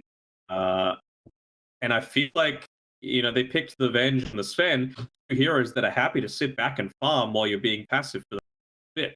So Io, of course, accelerates Sven's farm. You're easily able to pick up stacks, and if we get a 15-minute axe coming through for that Vengeful Spirit, I think you're totally cool with it. Is there a worry they picked the Io into the Veno though? Like, don't you just go Spirit Vessel and you don't care about like these drawn out fights? Yeah, that's basically the way that you do it. Disruptor. All you really need is that's what deals out.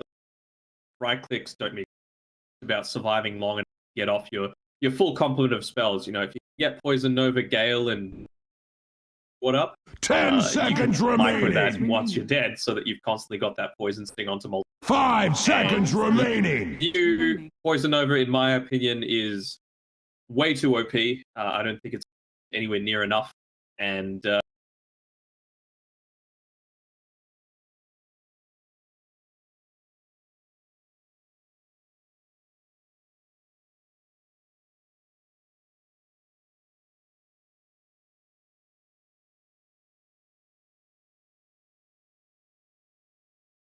Radiant team pick. Phantom Assassin.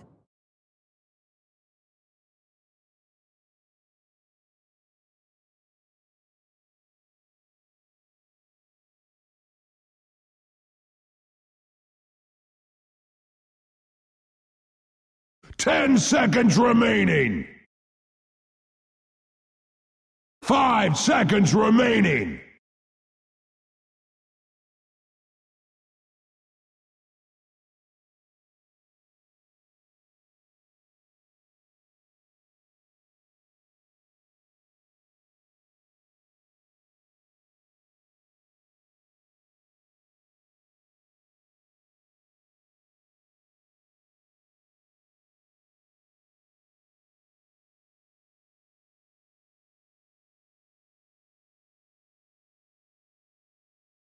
Dire team bad. Points away.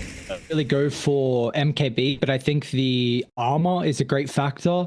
And you have quite the timing where you have it in a farming mechanic where you don't have to build Battle Fury. So if your supports heavily enable you stack wise, then you can come into the game a lot earlier than what a 10 PA seconds would. So remaining. that Silver Edge pickup. 5 seconds remaining. The Chrysalis, it's a pretty natural build up for Ben. Yeah. We're seeing the Silver Edge over Blink some. Radiant team Ability. bad. especially when you've got an IO, right? Like a ton of extra mobility. Yes, you've got the Veno to deal with, but you can just relocate onto people. Amount there. I wonder what they're going to pick last for SMG. I'll go like super greedy and pick up a Magnus or something like that, just to buff up mid one as much as possible. 10 They don't have seconds the last remaining. pick. That's the big weakness. I was thinking Lina purely because 5 of that last seconds overall. remaining. They can't Yeah. really pick a Magnus and then get counter picked. But if they pick a Lina, they've got nice sustained damage throughout. You talked about that burst potential. Laguna plus PA, they have the magic, they have the physical. Dire also team bad. Pretty much blow up the Pango before he gets. I wouldn't have to see it. It's like a nice, well-rounded It's draft. safe. They don't have save really. You do need to be mindful of any kind of rotations onto her, but it's not like any of these heroes rotating anyway.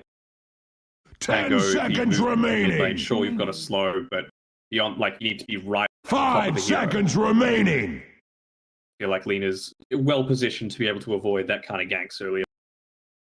What do you feel like they need though with this last pick? Like, is there any boxes you feel like they need to check off in regards to Moon's hero? I think it just needs to be a safe hero. That's something that's not hard countered by anything. Radiant team bad. Because again, like, they don't have the last overall pick. They get rid of the Lena because they clearly don't want that overall reliability. So what's left? No spirit heroes other than Void Spirit, which I don't think it's enough. Radiant team Gags is pick. not terrible. Ooh, okay. You could have given me like 5 more minutes and I wouldn't have gone Bat Rider. It's into Venge, and they don't see their mid matchup. So Does they that mean also they could rock the Veno mid? Queen. Then? Choose your hero. Crazy about it. Did that. I was thinking maybe like Ragdoll. what you reckon? I don't like Bat Rider. I keep seeing it lose games. They picked it into Avenge, and it is also a 5 Venge. So I think a core Venge deals a lot better with Bat Rider, but I've seen this hero like Queen of Pain is really strong in lanes now, especially with the change. And Bat Rider has not been having very good lanes at all. And I think this hero, if you don't have a good lane, then you're useless for like the first 10 minutes. 10 seconds so you're all remaining. in. You're all in Ragdoll. Just because of the 5 seconds remaining. That plus the PA Sven matchup, I'm assuming. But he's starting to double think his choices. While he does Danog, jump in. I mean, the fact that the Venge isn't a position 3 is making me lean more towards, like, I feel like Quap is going to be totally fine against this Batrider, especially now that you've got the sustain coming for Dagger. I feel like the Mag PA, Sven PA matchup favors the Sven. Rolling Thunder, it's pretty good, and I, of course, gives you the little bit of that survivability, but like, I'm gonna go with my boy Venomancer. Go SMG. I'm gonna go with KP and KP alone.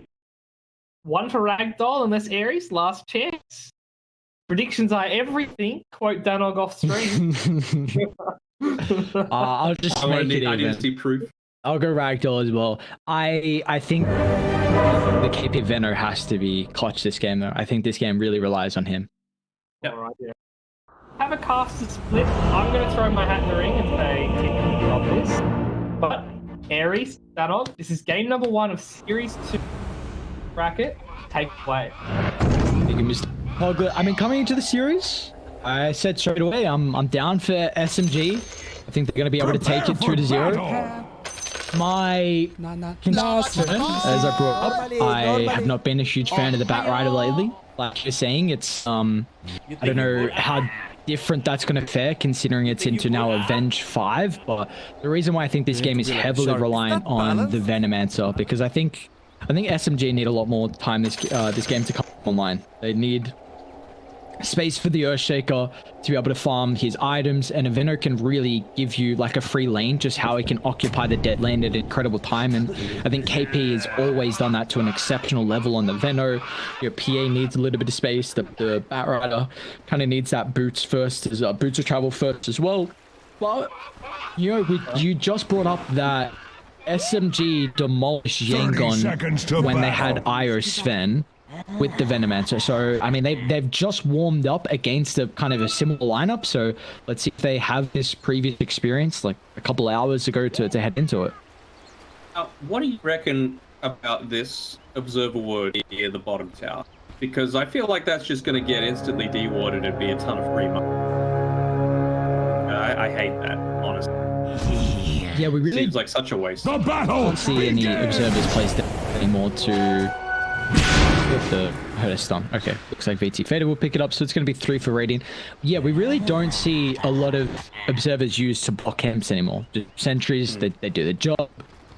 I mean, you got 2 observers to start, so that's a lot of priority. Maybe I don't even think there was any reason for them to swap the lanes. So where are their other sentries then? Roger's got 1.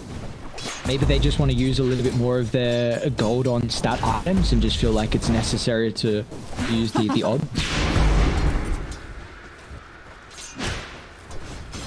Yes. That sheds a tear for Radiant's courier.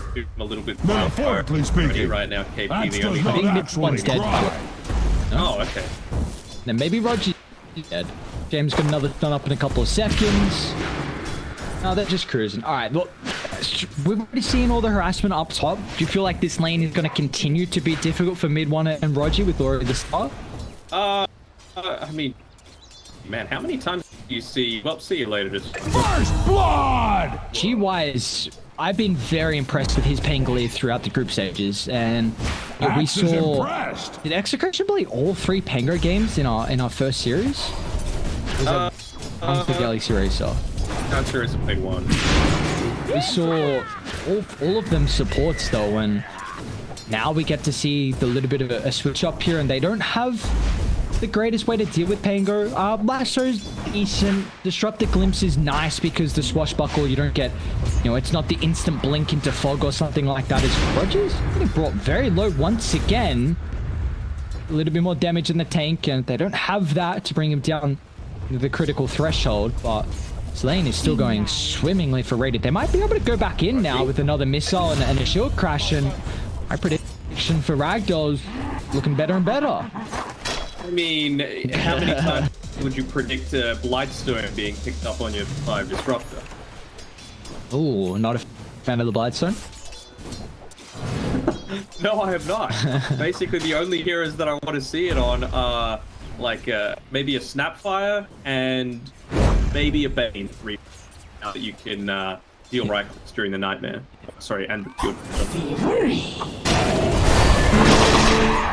Mid one is going to die. That swashbuckle, not enough with the Wave of Terror. I mean, they're both level 3 on Radiant. You see the levels flowing through, and Shrub the hat Walker shame. Hopefully it brings a bunch of resources here for mid one. Smoke his way back just to get there fast enough, and this is a level 1 disruptor into a level 3 Venge already. How's bottom lane going, however, SNG? Looks like KP, 11 last hits, Arfu as well. An early Soul Ring completed, so I wonder if you see Arfu put a lot more emphasis on trying to help out this top side of the map, considering that lane is not going very well. I mean, the thing is, I don't see this as a kill lane, right? Like, Venoman says get a stop spend from farming, but an Earthshaker doesn't do anything kill or stop him from farming. So I feel like you either need to go something position 4 that's super aggressive, or one that's incredibly passive, like their Alchemist, that played plenty of times, it wasn't banned, and you know, just look to punish them in that way. But I mean, it's super early days, but I'm assuming you're looking at the last hits at the moment. Change over to net worth. For a second, we'll not falling once again. How's the net worth looking? Yeah, KP behind, quite behind, honestly. All of them are behind. Even the mid bat rider that you saw. Yes, his 8 denies on Arj up against the 15 and 3 from Moon. So all you need is a magic wand. Like, he's prioritizing that over the bottle. You don't need a bottle in this lane. You know you're going to be able to have plenty of mana, and then for the damage you get the Shadow Strike. And falling up top here, we'll try and play with the blur, but not a hard unfortunately. The decide from GY, that one value level against the Phantom Assassin is so clutch there to secure the kill before he was able to find the Vengeful Spirit. Correctly scanned out the Earthshaker standing to the front of the tier 1 tower. Dire's bottom tower is under Funnily attack. enough, he's standing to the left side of the lane. Moon, this is a very deep dive. I don't think you're going to be able to get anything there. So this is where I think KP has to play come in huge. I mean, now he's left solo, and I think of Venoman early. I mean, Moon TP up. So is this one from a Venom? Like, it feels like solo he's not going to get anything out of this lane. Bounty. No, you don't want it. Like, maybe a level 5 you can do it just because you can get 2 points into the Plague Wards, but if you're left on your own without those, get run at like this. Diving really deep. Spree. He faded. Still got Storm Hammer on cooldown. But yeah, Menu Pings just continuing to provide the sustain thanks to the tether plus the self that he popped by himself. You play a lot more Venomanda. I know it's as a support, but it feels like this hero, nonetheless, at the core, needs to have a pretty solid lane. Because how is he going to go defend top at the stage in the game? Like, mid one, he needs another lane. Like, this lane's going atrocious for him. Can't rotate now. Dire's top tower is under attack. A good amount of farm over here. So I think you either need to just have a really aggressive form, and you can take advantage does of not this. believe in killing innocent way, couriers. you know, Dire's Tusk middle or tower is Lightning under Spear or attack. something like that. That is for Or certain. you just go something that's even greedier than this Earthshaker. Do I? Thanks for Ragdoll. An incredible start, a 2,000 net worth lead. Even be able to fight Rogi, but just gets to the outskirts of the length of that magic missile. I guess middle lane is, we'll see how Moon can really help bring them back into this one. It's 26-4. They got any stacks at the moment? The Bat Rider got a double hard, but bot lane Argent, huge rotation early. Not that they really needed it down bottom, just to the wound already. And now all the lanes from Ragdoll are going swimmingly. Make a stack as well. Little things like James, he was given the bottle just so that he could Radiant's fill up. middle tower is under attack. the Queen of Pain. No, I think that's Pain. Dire's bottom tower is under attack! He's got a lot of farm. He does have a lot of farm. Owned by GY. Cheating Moon. He's level 5 already. 3 points missile does a lot of damage. It's coming. Moon's gotta be careful how long he sticks around. They know the Sonic Wave's on cooldown, but they can play through with that Rolling Thunder. It's pretty mobile how both boots win this. Even with a relocate, they really want to try and shut down Moon early. They're just gonna give them a little bit of space here. Does he ever get to a chance where he can look for a TPR? They can attempt it now over the crystal, but GY can just claim the kill and might put a little bit of damage on the T1 mid with his God Strength. I mean, Ragdoll playing exceptional Is under Dota. attack! Radiant's bottom tower is under attack! Wasn't there to pair together with the Dire's middle tower is not what it used to He's be. down here, he's got his Radiant's bottom tower is under attack! Need to pair together with the Bat Rider, basically, but it's like outside of that last one. BT faded? He just blinked into a stun to sit up on 2 and Died well enough. he just gets cleaned Radiant's down. bottom tower is under attack! Who are you killing with the Venomancer? I want to know. Like that's the point of going here. Sure, it gives you some decent mana regen stats, but you need to get at least a kill to stop the potential charges. Radiant's bottom tower is under attack! At least KP will occupy this lane very early with his Fen rotation, so should be a free T1 tower.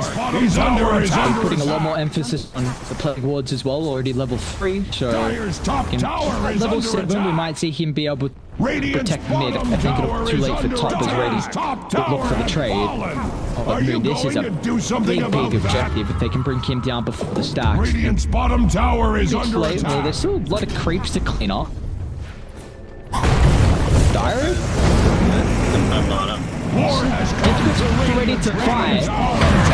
Really, 8+2 and once again, a Rolling Thunder! GY on point again, and now KP's the next on the chopping block.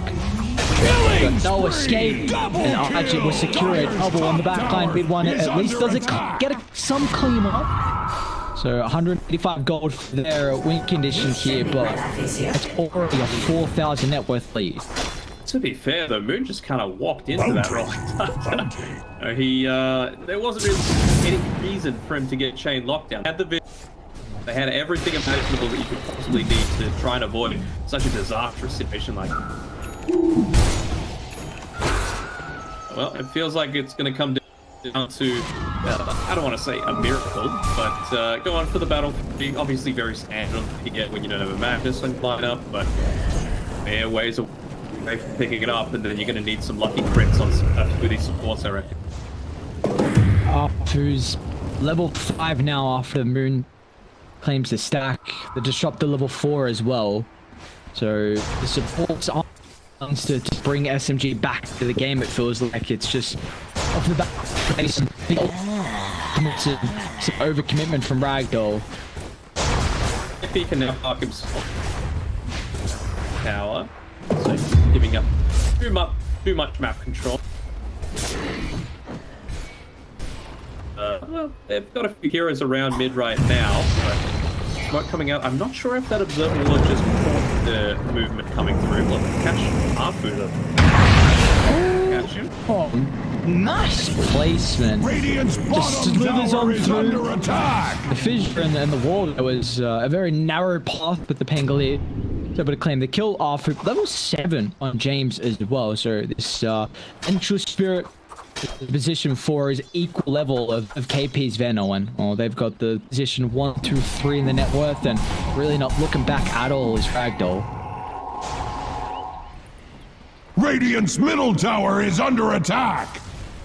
Do have Moon's Boots of Travel though, so they have done quite a job to enable the Batrider with all the stacks they've created in the jungle, so a decent timing for him. See, Lee, is that?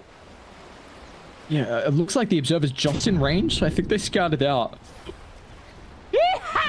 KP's Little ballsy here in this mid lane, walking forward to make sure he catches Dire's bottom the Sven tower as well is as all the taking tricks. many wounds. As his standard iron, it wasn't too far away. That means that they've got the vessel now up on Dire's SG, bottom like you tower mentioned is before. under attack. Boots of travel on the rider. Gonna clear Radiant's out this top bubble. tower is under attack. Pass smoke play. He's getting dived. Deep dive, But in the deep dive. ultimate, both Arjun and Qiu with the points in Nova, but still KP. The priority to try and bring it down. They haven't found the kill though. GY has to overcommit with that long duration of the Rolling Thunder, but still Roger with level 5s, so he can't drop the static storm. He's still going to be able to keep his back. Now, meanwhile, mid one, the sacrifice, they'll buy back under the shot, but it's too late. GY can even get out to safety. There's no escape for him. All that experience. Roger gets level 7, but they might just look to make a dive. Unfortunately, and the glimpse back means VT faded. Won't be able to clean off the disruptor. I heard a lasso off to the side as well, but it looks like they didn't get anything out of it. He's under attack. Pick up his level 6. I wonder if they might be going for a kill here. Nice They static do. storm. Really gets no cooldown. He's so tanky though. And now he chooses the swap. James protects the Sven, and now they can go back in if they want to try and penalize SMG for making that play. We're eventually able to get the Vengeful Spirit because at least now the Spirit Vessel has some charges. I was thinking before that started, like, that's the one that you want to go on, at least for the first fight. Like, you need those charges up if you're going to have any chance of beating the Sven and some of these extended teams. Well, they have the chance to potentially go in on him, but they're going to need to wait for the Static Storm, the Poisoned Over. It's a full minute away. At least that'll hopefully time up to level 6 because he's not there yet. Approaching 14.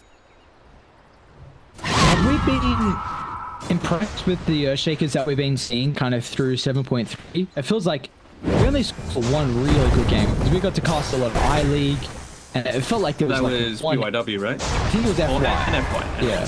PYW also had a really great game, but it wasn't enough because I still feel like the hero doesn't do anything super early on, and then even when we get to the later stages, you're so cooldown reliant, which in my opinion, not what you want from your... I don't know how to enable this hero pre-blink. Like, Fissure is an incredible ability. Just hold that thought, Moon. The target of aggression here from Ragdoll. Arjun's starting, just making sure they keep vision so there's no escape with the TPs. Gonna try and make them work for it. They have to commit the Sonic Wave there, so looks like they can get the kill and transition that into an objective. Do you feel like there's a way to enable the Earthshaker with some of your other heroes to give him some early play opportunities with Fissure?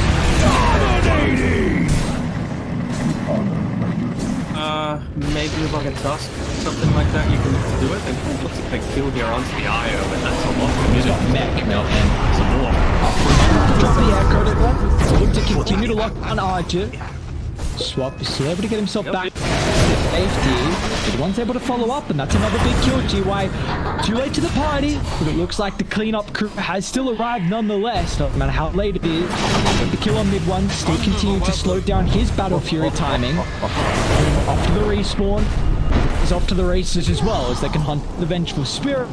She's given them some net worth disparison to bring themselves back into this, but I mean, meanwhile, VT Faded is just farming. Yeah, he's just parking himself up there, realizing, look, had a great early game, haven't died, been part of 7 kills out of the 21 that my team's got at the 15-minute mark. So I can just afford to go into the... Dire's top tower is under attack. With the Eye of the War Cry, it's going to enable him to be super fast. Well, for another kill attempt, he's Dire's top tower is under attack. I only have really KP nearby, but all this sustain that you have through the IO, are they still actually going to look to hunt KP? Man, GY is doing so much for them this game. Level 13 already. Really cautious. Just going to run straight to R2. There's a one charger, Swash the back up as well. Man, GY's going to look for the kill instead, trying to reposition further. I guess he nonetheless knew death was coming then. Well, for mid one, Dire's top Battle tower Fury is is completed. under It's looking attack. just to hit as many creeps as possible now. I mean, despite how disastrous the laning stage went for mid one, he's still only 1 level behind, and of course that for a vast majority of the time, VT Faded is paired together with this IO, so you're splitting the flow game. Menu ping's even going pipe next. It's going to mitigate so much of the SMG damage. Like middle until tower is under attack. yeah, so even maybe EKB, I don't even think we'll see P really do as much in these fights.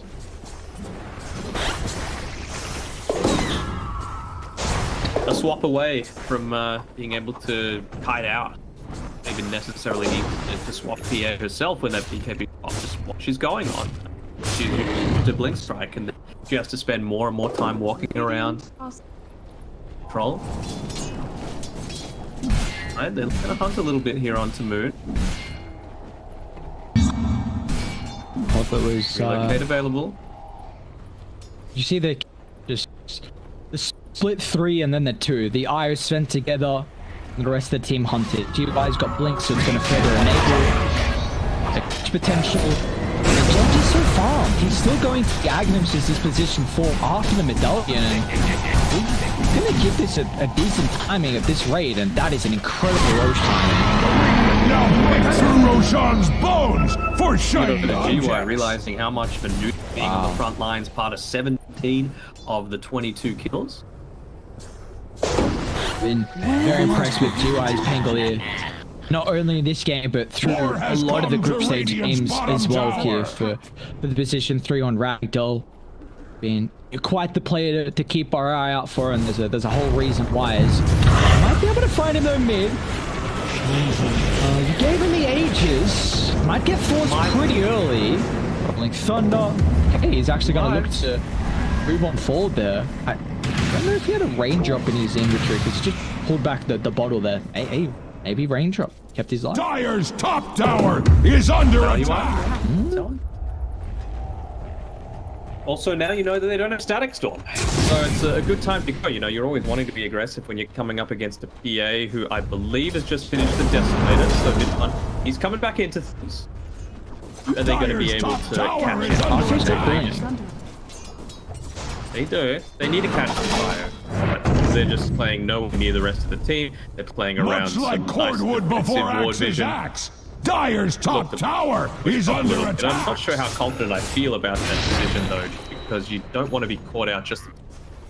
SMG have done a pretty good job to dodge the Queen of Pain Orchid timing. I don't believe Arjit's found any kills with this completed, so an item that the Queen of Pain really likes to snowball into a further item. Bottom tower is under attack. Still continue to farm an incredible raid here, as it looks like mid lane GY. This dude is in chain control this time. James, perfect positioning though. The one tower that he can still have the relocate point to, and now they're going to move on forward for KP. Gotta be careful how long you stick around here, as KP can sidestep it, just blinks back on forward. They've cleared mid one up to the backside as well, as Arjit and VT Faded does the dirt work. They're playing almost perfect Dota, I would say, now on Ragdoll. You know, maybe a couple of last hits not going their way here and there, but into Dota, they're giving farm over to the right heroes. Still has his ages after 2 separate attempts to kill it, with big cooldown ultimates being used on. Yeah, I mean, Dire's what's middle the tower probability? is under attack. No good, no good. It's looking rough here. SMG really to come back in. Mid one was getting a decent amount of farm, but Dire's bottom previously tower is they're under hunting attack. GY. He's got ages for another 2 minutes. I don't think he cares. Heavy commitment, The man. silence to prevent the Echo Send, he's not even going to die. Dire's bottom Yeah, tower Arthur attempts to is TP taking out, many but wounds. not Down been to the successful Orchid, in he that. didn't even need a further right click. Try and go for Heaven it. or hell. Dude, what's it, Dire's top 3 tower attempts is now? in Dire's bottom tower is I just under don't know why you go on the attack. Pango. Feels like you could very easily look to go, I don't know, the Queen of Pain. It's like a pretty decent target for me. The mid laner. Dire's bottom tower is taking many wounds. EKB. The PA is always a little bit worried about being burst down without the extra ability that your King Strike provides. Playing KP. job as well. The Echo Saber build from Pangolier enables this kind of setup from afar. He's already got the Aghanim Shard completed too, so just further survivability, enabling the U-turn in these team fights as well. We've seen how prominent the Pango's been so far, and all of Radiant are looking exceptional through this game.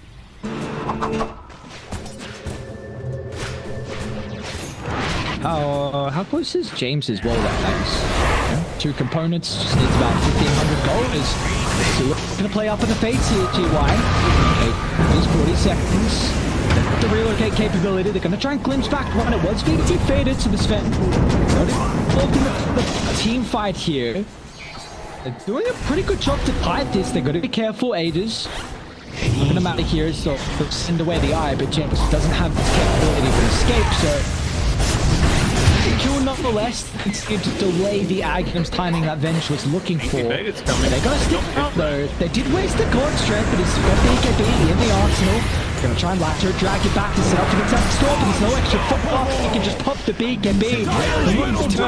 Meanwhile, to the western side, Arjit will find another as KP will join 3 down. They're not even done just yet as GY is looking for the win conditions. Meanwhile, TP out will be fortunate this time. The only question is if Opfu will be as successful. GY will put him down in the grave, man. This is a masterclass performance from Ragdoll. Yeah, I'd say GY in particular, but even just the small decisions like being defeated in that fight, he was there, he popped the BKB, he tanked up a lot of the damage because of how farmed he is, he went back.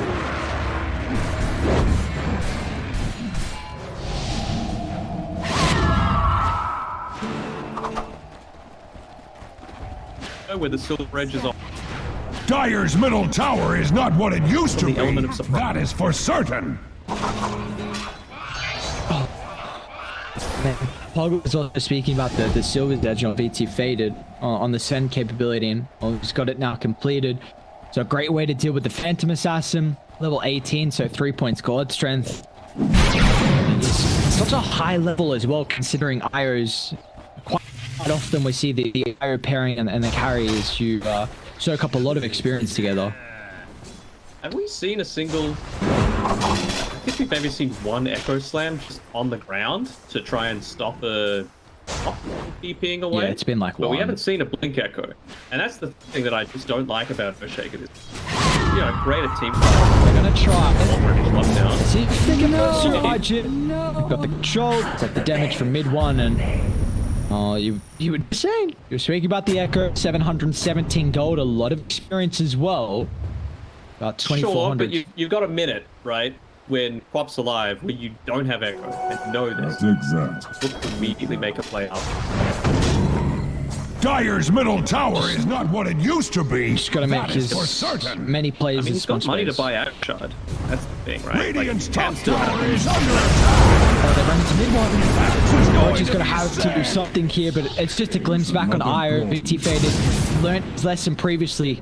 Popping the BKB instant for Dylan. Carnage underway at Radiant's top tower. TP location looks like after they went run to him as well, but nonetheless, it's still continuing to really slow down this Phantom Assassin, who's currently 3rd in the net worth, but GY soon to overtake. Speaking about GY, it's ready to KP. Relocate once again. I mean, this Pangoli's done an exceptional job to even set up for some of these across the map. Just see, there's nowhere they can really play this game. Radiant's bottom tower is under attack. Relocate back. And the BKB's on cooldown. My lord. Again, like, you don't have Echo Slam. War has come to Radiant's bottom tower. Oh boy. At least put the Axe shut down on the Earthshaker, so you can have that long-range teamfight effectiveness, great against the likes of Dire's top tower is under attack. Sort of blink.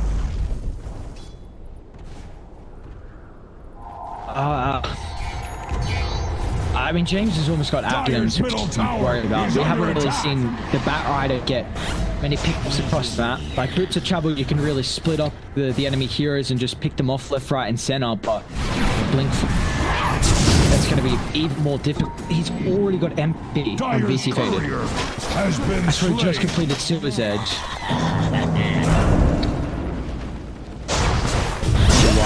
man. They're hunting James, not in position, forced off further away from the bench, and finally they'll kill off the Pango mid one. Another streak for him as well. So a nice start to the fight. Are they going to maybe look to smoke? Or are they just happy with what they've got?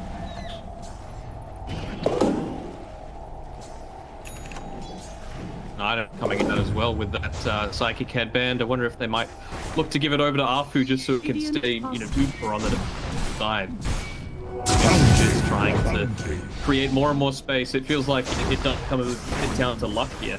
We're able to pick off the Pangolier, sure, but PA, right? You need to feel that Gabe is backing you up a little bit and going a bit more into the luck side. I think there's a chance of River coming out.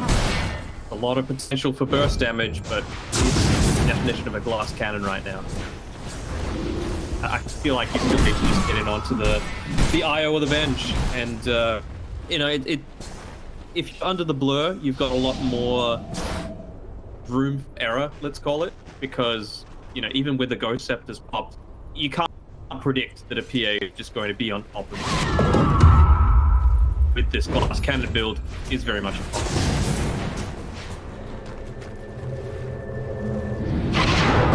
Radiant's top tower is They under might be looking attack. to push out this mid wave a little bit first.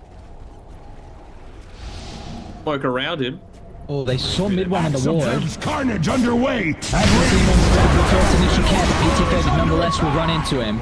They want to make sure there's no potential to reinforcements to protect him as they'll jump the Sonic Wave, clean up the T2 tower. Vitamins and minerals. Crazy about that notification coming through from SMG. I mean, he's dead for 50 seconds, and you still got that God Strength for quite a while. Axe observes carnage underway. Duration left for VT faded, and this tower's looking like it's going to end up falling. Do they stick around? Now, why not? Edge needs sharpening. It's off. More lashes, give him an opportunity to be able to drag back the spend. They need the item protection. He doesn't need that protection. To pop the BKB. It's just, it takes guys for dragging you back closer to your teammate. Kill you easier. That's all he was wanted. 4th barracks now claimed. They're looking up the top as well. Kick that which was born from rock.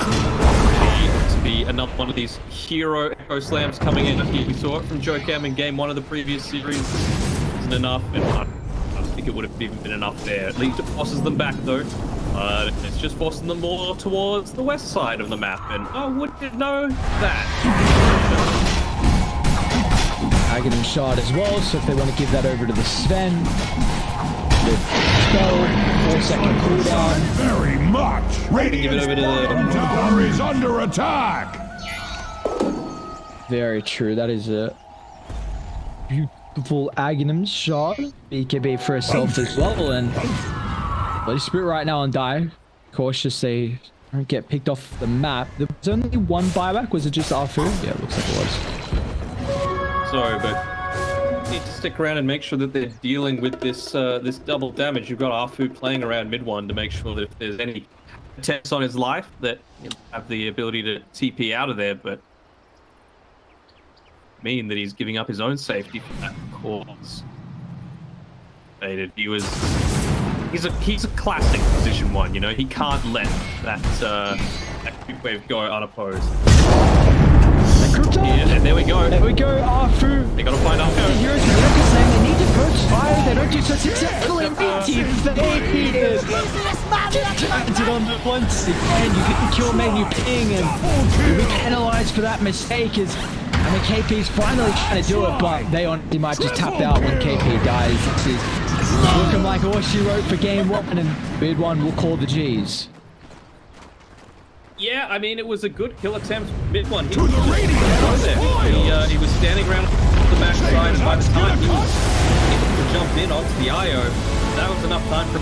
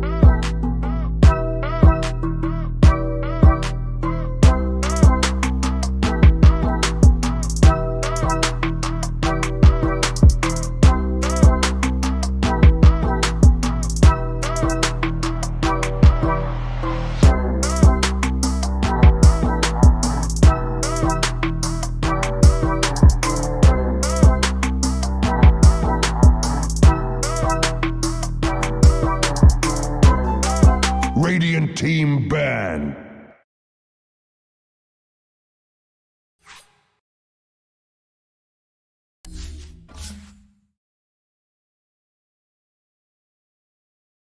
Radiant team ban. Dire team ban.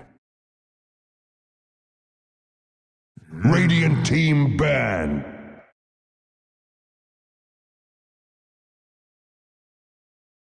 Dire team ban.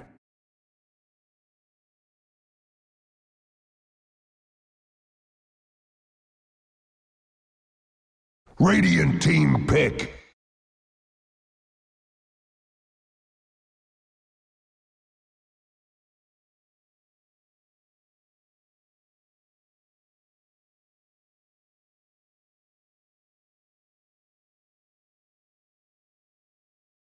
Ten seconds remaining. 5 seconds remaining. Dire team pick. Vengeful spirit. Dire team pick. Earth Shaker. Finger.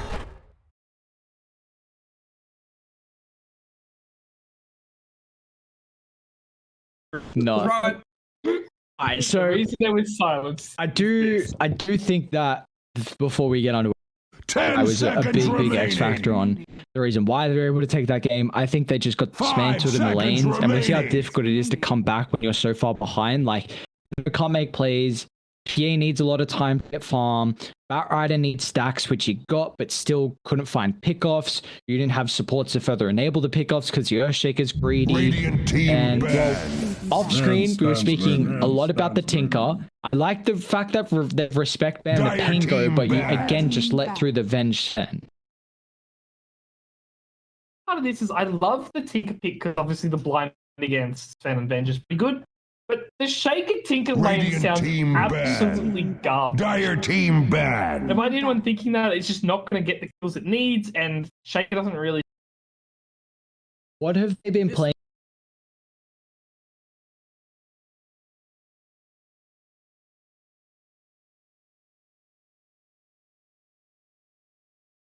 Ten seconds remaining. 5 seconds remaining.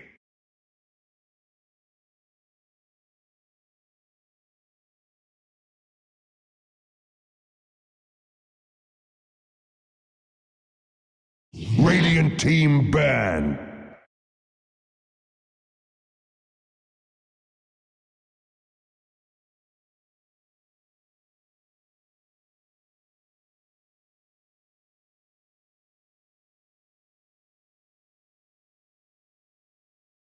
Ten seconds remaining.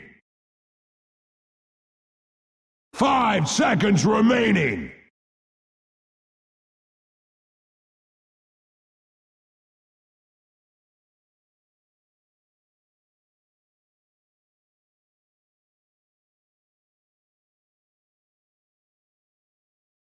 At it. Yeah, well, hang on, Dano. You've been really wanting to see the Tinker, and all of a sudden you just I don't want to see this. this Earthshaker. Yeah. I'd like. Okay, so why do you feel like teams are still going back for the Earthshaker, even though we have continuously seen it not perform? I have no idea. I have no. You've got me stumped for the first time. Speechless. I think I have an answer, and it's Dire called team pick. You know when you get lost, you don't know what you're doing, so you just do something comfortable? Like the Everyone Wind Ranger paradox. Yeah, it's that like Snacks this talks about. It's just like you don't know what to pick, so you just pick the one hero you've played 1,000 times. Because previous patches, Earthshaker was the hero. It was the most busted 10 puzzle for seconds a remaining. long time. It won TI quite. 5 just think seconds that remaining. These are two heroes that you've picked Radiant do team absolutely pick. nothing for about 15 minutes. Demon. That's my issue with it. I like the Shadow Demon. I like this. Does mean probably no Pulse 5 Invoker though. I like the Shadow Demon, but I very much prefer him as a position 4. I think he does a lot 10 with farm seconds instead of not. remaining. We saw it a lot in iLeague Denog where 5 they are a seconds huge fan remaining. of China. Yeah, Yeah. China just you can even FY, PYW, you can go through the list of position 4s in China that play this at such a high level, and they get a ridiculous amount of farm. And that Aghanim Scepter is crazy, man. In a good game, Aghanim Scepter can do a lot. The 8th lens just for the save. He's a great hero. Radiant But team pick. now you've got a Shadow Demon Earthshaker support pairing, and there's your issue. Now you've got a Lycan being picked up, which means it's I'm once picking Ragdoll. I'm going on record. I am picking Ragdoll for this game. Draft isn't done. So this Tinker now has to dominate. We've seen Moon have some incredible performances. I 10 don't believe seconds Lycan. remaining. It doesn't sound like the 5 greatest way to do with seconds Tinker. remaining. You take towers early, which I guess is nice, and Tinker previously felt like it would have been a lot better with the boots of travel. I still haven't seen enough on how this new, I don't even know what the ability is called, Dire but team the new pick. TP works. Enchantress. So Enchantress. I don't know how that's going going to to run help. him down. It's It's going to run him down. I mean, so what? KP needs a hero to clear waves now. They might actually go for mid 1 tier even. They're under an immense amount of pressure because Ragdoll, they still have the potential to double down on the 10 They've still seconds got a mid- remaining. Go Leshrac. Well, you want to go Yeah. Beastmaster mid? 5 I was seconds thinking the track as remaining. well. Hang on, well, You have that's to not eat it. doubling down on the zoo. What are you talking about? That is some Yeah, but- ridiculous. Well, it's a disco pony, so the pony can be part of the zoo. Okay, all right. You've also got the Enchantress, which is some kind of deer thing.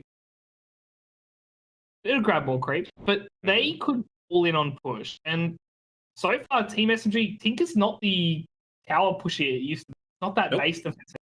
Tied. Still 20 minutes. Tied on Mars. That's pretty good too. All right, yeah. But That's probably the best response that they could have possibly had. Or a coddle. But like, the thing is, right, you can go all out on this 10 But are seconds you even remaining. afraid later on, and you've still got to spend an Avenge 5 seconds against an remaining. Earthshaker, Shadow Dire Demon, team Tinker? Are you back. really afraid of that? You can have I'm it not. spend Ag's Wolfbite as well. that's That's the true. stuff about it. But if this, like, Moon's a pretty good Tinker player, and they really don't have answers to that Tinker right now. True. Like, it's a pretty free Tinker game, and it was picked early on. They have to run Radiant over this team game. ban. So Dire again, team this ban. game's on KP. Radiant team pick. And they're but SMG's bans lead us to believe absolutely, in my opinion, they just want to reduce any way that he's just going to get caught out on the back lines. 10 seconds left? remaining. Void, Ember. 5 seconds remaining. Ember vs Shadow Demon's a bit rough though. Hate the Void Spirit, honestly. Like, Uh, they don't really have the greatest pick-off potential. G. And, like, their offlane has to be something that wave clears. It can't really be pick-off. I'm thinking Brewmaster for KP, so he has that extra push. But I don't know how they stop something like a Void Spirit for Ragdoll. Dire team pick. Ember Spirit. the Ember. Ember into the Shadow Demon seems a bit weird. Yeah. Honestly, the Flame Guard, and then also the fact that your movement speed is so heavily reduced that Yeah. even if you're trying to remnant away, it can be a little difficult. At least with the Void Spirit, you could like simulate to the other side of the 10 fish. seconds The remaining. astral step. he may be a little bit easier of a Spirit Vessel 5 carrier than Void seconds Spirit. Like, if remaining. they don't really have one at the moment. So if they're really going, they can push really fast. And if this was your big issue, then Ember can maybe tank that But I item. feel like you could just go an earlier Silver Edge on Sven. It's not like it's a bad item. So, choose your Oh, hero. what? Hold up. Flame Flame Bristle. So, Troll Warlord as a hero,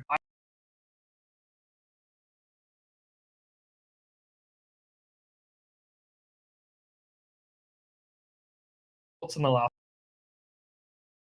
I mean, I don't think Troll's a bad hero. Yeah, we saw it play I- pretty well in iLeague.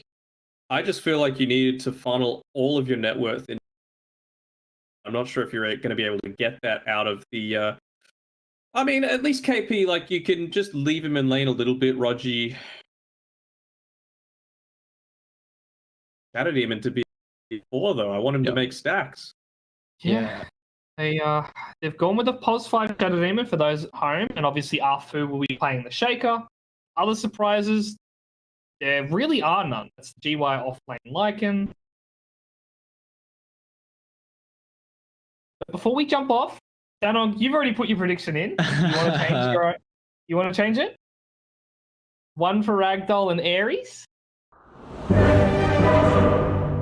Are you sticking with yours? Of course. Keep in mind, I've got like, do I have a 0% prediction? We're not completing game one. I didn't officially ask you on yours from 3.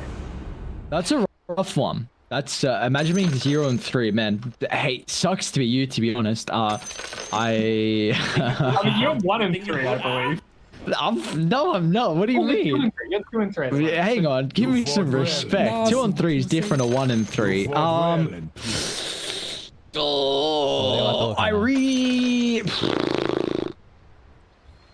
It's just a question if Ragdoll can run over this game. I actually don't mind SMG's lineup if the game goes later. I don't know if they can funnel all the farm into the bristleback like they were saying. I really don't like the supports, so I'm gonna go Ragdoll. I don't like the supports they went for. 2 for Ragdoll. Both of you think that Team SMG won't be able to buy the space.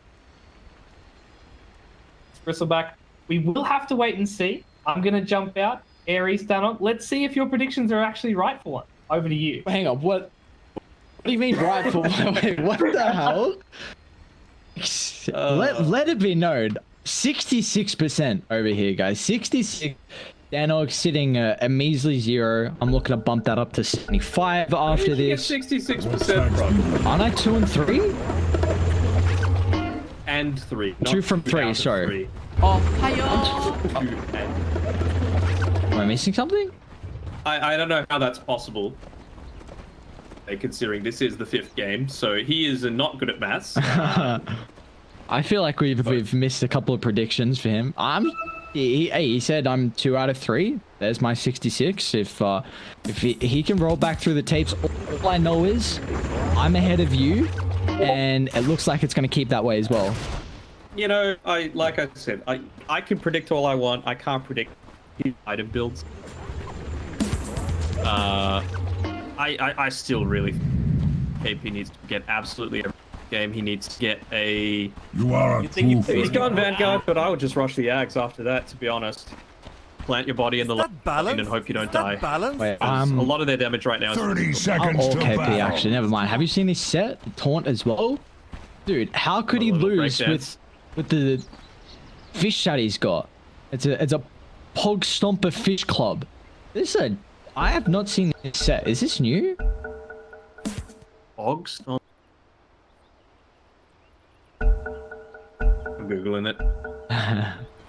So I'm very worried that, again, I highlighted, I'm a huge fan of Shadow Demon as a 4, not as a 5, and I think Earthshaker, we've seen multiple times now this year, doesn't have a solid performance. I think it might be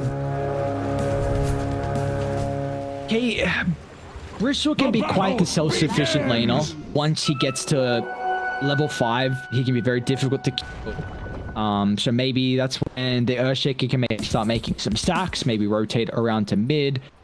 They don't honestly have the highest kill threat lane. I mean, Sven and Enchantress, it's a lot of damage. So, but I feel like as soon as they get aggressive, Arfu's just going to chuck out Fissure, and then KP should be okay. So my eyes are, again, I think KP, like game 1, I thought all the importance was on him. Unfortunately, didn't have the greatest Venomancer game. So he was able to fare this game on the Bristleback. They were able to cancel out the clarity onto Arfu already, so that's a nice little win. So we all Ragdoll off that? I mean, I was Ragdoll in the draft. First, getting rid of the clarity, 50 seconds in, not enough. Okay.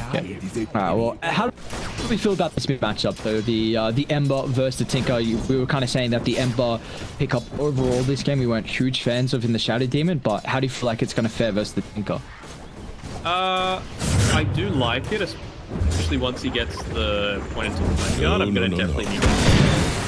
Just because of the magic absorb, it means now that it went from 80 to 100 absorption, it needs to use 2 abilities to actually burst a very big change. Does feel like it's a little bit nicer that Moon has a way to secure range creep with the laser, even can deny as well. So we'll see if Arjit can play with the slight, might even put more points into the slight just off that factor of needing to try and secure it. We saw the last game, you know, we saw the Ember, there was a lot of points in it versus the Batrider matchup, but how about the top lane here for mid one's troll against the like? And is this a lane where the troll should have a pretty good time? I think it should just be an even across both sides, and it's going to be, is Roger going to be able to build up some stacks inside of his own jungle? HP here, he's doing a job of rotating through, making sure that the bounties or water runes. Roger though will stack up the damage on James, 5 poison, but he's not looking to continue. Man, if you found one more poison, may have been enough, but meanwhile, the G1 Lycan was also just stacking himself with his own wolves, so a Q kind of coming through from the position 3, just starting to put a little bit more emphasis already in the early game to really enable the Sven as much as possible. KP though, they're off the mark on the fissure. So starting to stack up the quill, but the impetus from afar, Menu Ping even kind of doubled back to get a little bit extra damage there from the pure. So, I was saying I feel like they don't get a kill if Arthur lands the fissure, and he missed everyone there. So the KP is going to fall. Yeah, yes he is. He was able to stack the ancient camp that time with the wolves, but still, GY just showing that, really flaunting in my face that I've got micro and you will never have that. He's it's a tricky skill to learn. It's like, hey, do we want to put a couple games a day or a week into trying to learn a micro hero? Like, I don't know. That's a really good question. I just want to play another game of Warlock and just brr with my Shadow Word. You surprised that we're not seeing as much Warlock? I know people were speaking about that upheaval change, and it was like it's a hero that is undervalued. I feel like it's another one of these heroes that might work in pubs because cohesion isn't quite as there on pro games, but as in pro games. But it's another one of those things where it's like I feel like a do nothing hero for the longest amount of time, at least until you pick up your negative shot. Potentially 2 minutes or a rock button. All right, well, Arthur's not having a lot of fun. It's just another support that does nothing to an Enchantress creep. So you ping, try and take some of the stacks away. It'll take a while, but at least they'll get a hard camp and maybe some of the hard creep and maybe some of the smalls. But they still drag the Earthshaker out of the bottom lane, which I guess Bristle doesn't really mind. KP did give up that first block, but still should have a pretty good time versus BT Faded. I mean, Arthur's forced to just stand here and he's trying to go for a snipe with a fish onto the big creeps. That's how desperate he is just for any kind of farm at this point. You can just walk forward and continuously harass. We got a rotation coming through from the window. I don't think it's going to be Oh, it's a conqueror. Dude, Arthur's got to be so careful, man. Oh, the blind. This is a lot of time wasted. Olivia only missed like 1 creep, so. And Arthur just got nothing out of that. In the meantime, you know, Menu Ping has been able to take their stack that they picked up for themselves, and he already had the leader for the Bristleback. Well, Radiant stack continuing to go uncontested. That's a triple at the hard. Man, is that a quad at the Ancient? I don't know. They're doing some juicy stacks already for the Sven. And James looking at deep on Moon, and he's got a TP coming through.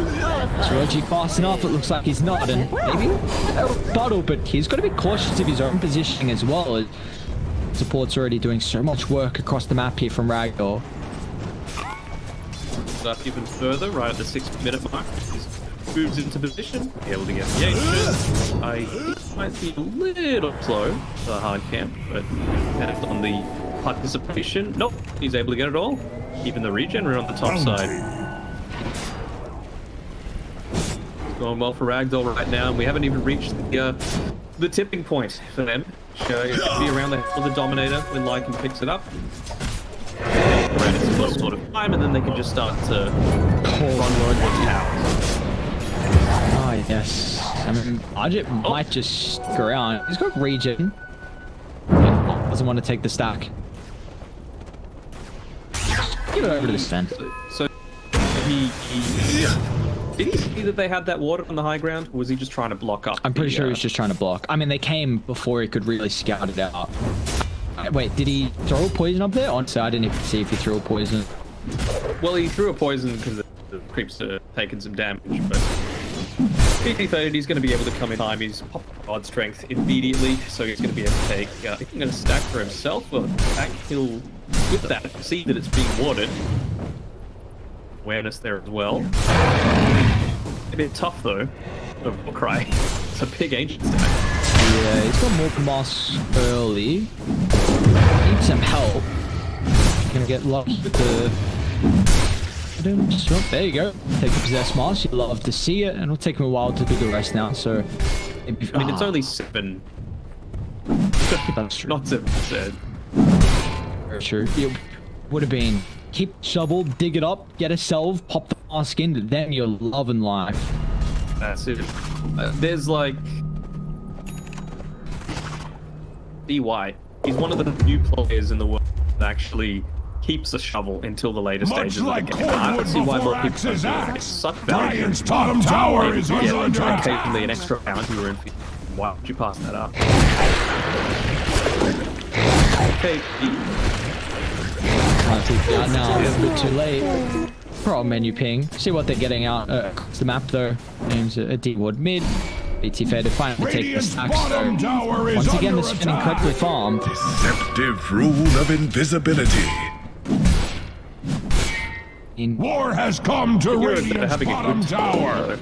SMG, I'm still worried. Like, they haven't taken a full team order. They haven't attempted any kind of push moving forward. And now with that Helmet Dominator, he's got the Wild Wing Ripper helping with the push forward. Just wanting to push the wave out as quickly as possible. Just yet in the Vengeance James. Top tower is under attack. Have you seen anyone's build? Not yet. I'm just watching him face down James a little bit.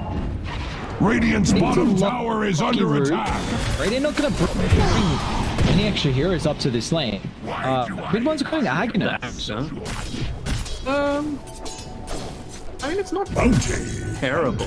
I mean, I guess he wants to stop himself from being kited around by the Enchantress, just the melee version, and then of course he's in trouble right now. Nice slide to the remnant after he wasn't able to get the initial stun block.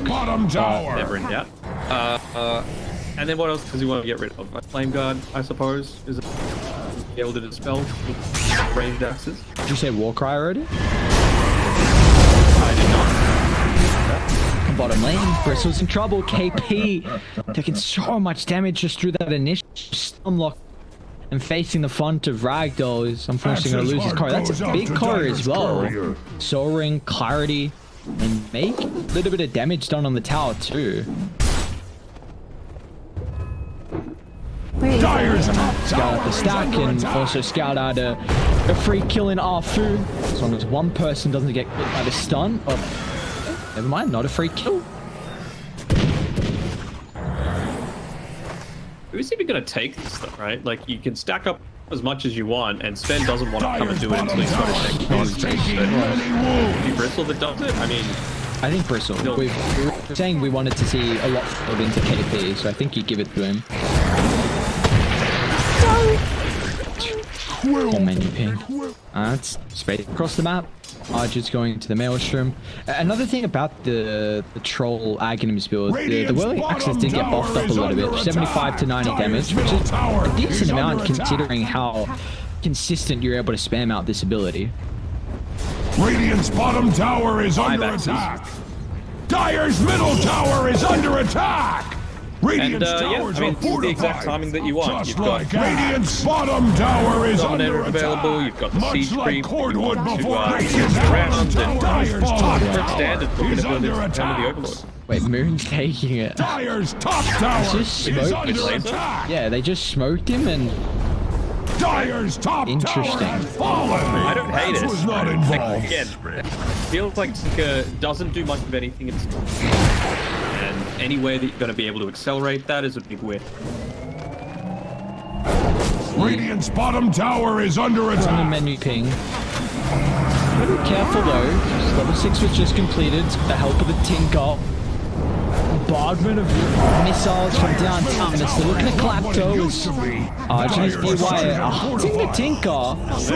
Find him in the tree line, but that is Like you can't even imagine. Scurries away. sit boy, he says, and run boy, and that. So Wolf doesn't opt to continue with the dive, but first use of the shapeshift we've seen, still looking to try and work into the Helm Dom. That's where we'll really see their full lineup come through with the synergy. Radiant's middle tower is under GY attack. wants people to pick it up, and it's very important that they get it at an early-ish timing. Out on the searing page, they're on. Radiant's middle tower is under attack.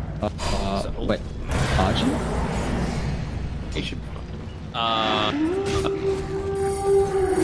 The thing is, it's so important for them that they are going to be able to get to these towers super early, right? Like, because eventually it's going to get to 20 minutes. Moon's going to have that much. They're in trouble. GY is going to get cut off. They've stuck around a little bit too long and will be penalized once again for their positioning, but what are they getting across the map? Doesn't really seem like that move gave them too much space on Ragdoll. It's an odd one, to be honest, especially when, like I said, you're on a timer where the game becomes much harder once you get Bristleback with the Crimson Guard. I don't hate it, but Crimson Guard plus Agon himself makes this Deathfall style much more difficult. It means that you can deal with a Lycan, can deal with an Enchantress quite easily, and then just puts you out. For Warlord, he's going to harm himself.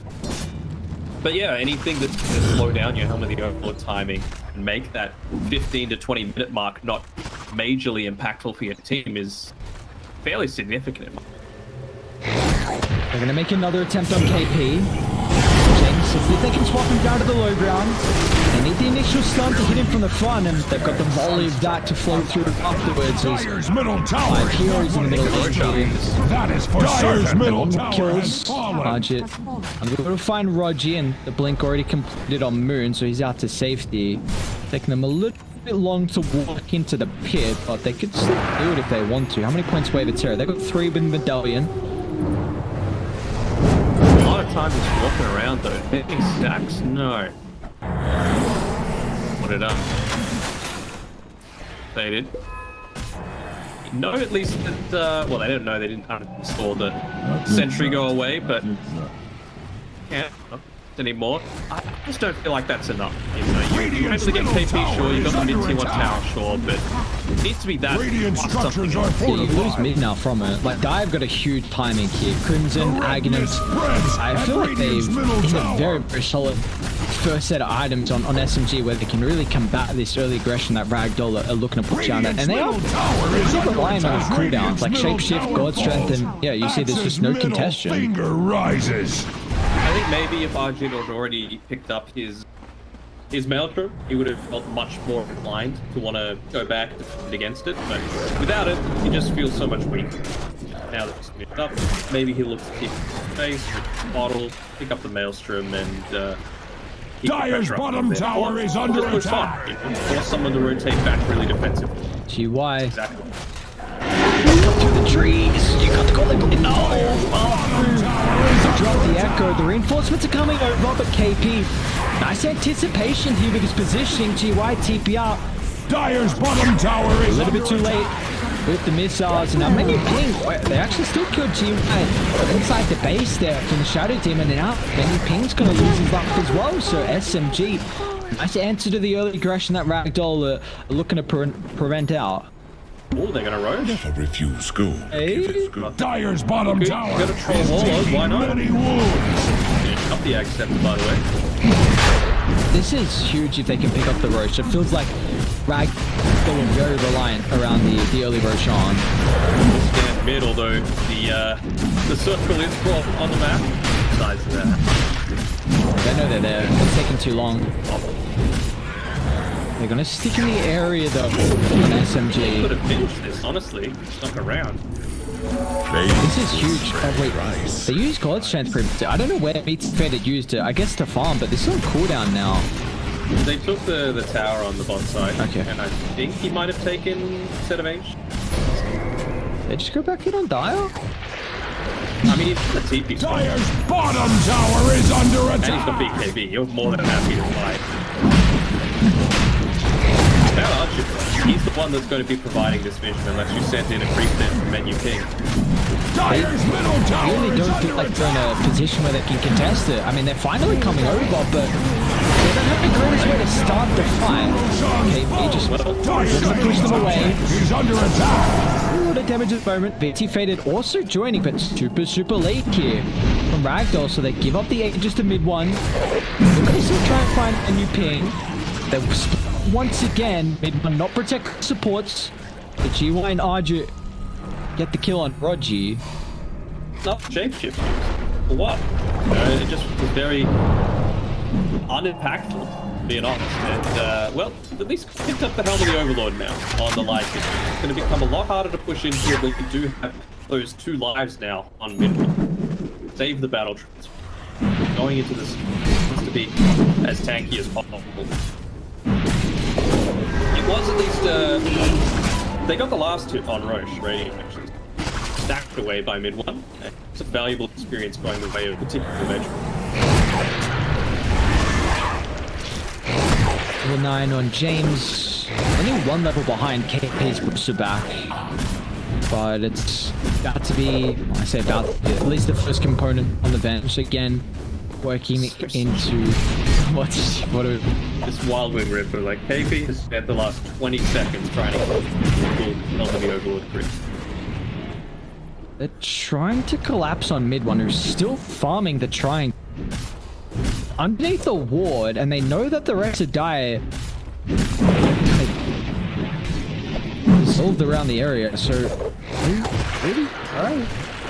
We're gonna try and make a play there. They feel pretty safe right now. It seems like Ragdoll are hesitant on their play style. Which you can't be. You know, this is the game style that you went. You wanted to be super aggressive.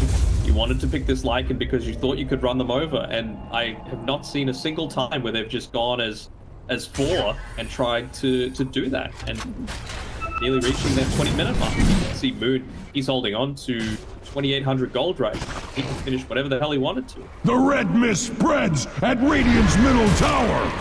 It's a cool item kind of progression here from the Troll Warlord. The Aghanim Satanic next item. This is a long TP from James, but this is no cancel. And I mean, now you feels like there's still another 2 minutes 30 at least that's free. Getting a tier 2 tower up bot, so it's gonna force mid one Is under attack. to TP all the way down. Very split right now. I mean, you don't have the Lycan nearby. Radiant's top tower. Dispel already coming in handy. Know that enchant nearly maxed out. The 5 seconds slow. Going to be mostly ineffectual. Arfu's got blink as well. He completed this one just recently here. See it come into fruition. Although Arjit's really held him in place. Sight from afar. So if they can get the initial lockdown, which they're lacking at the moment, very difficult to control the Empire.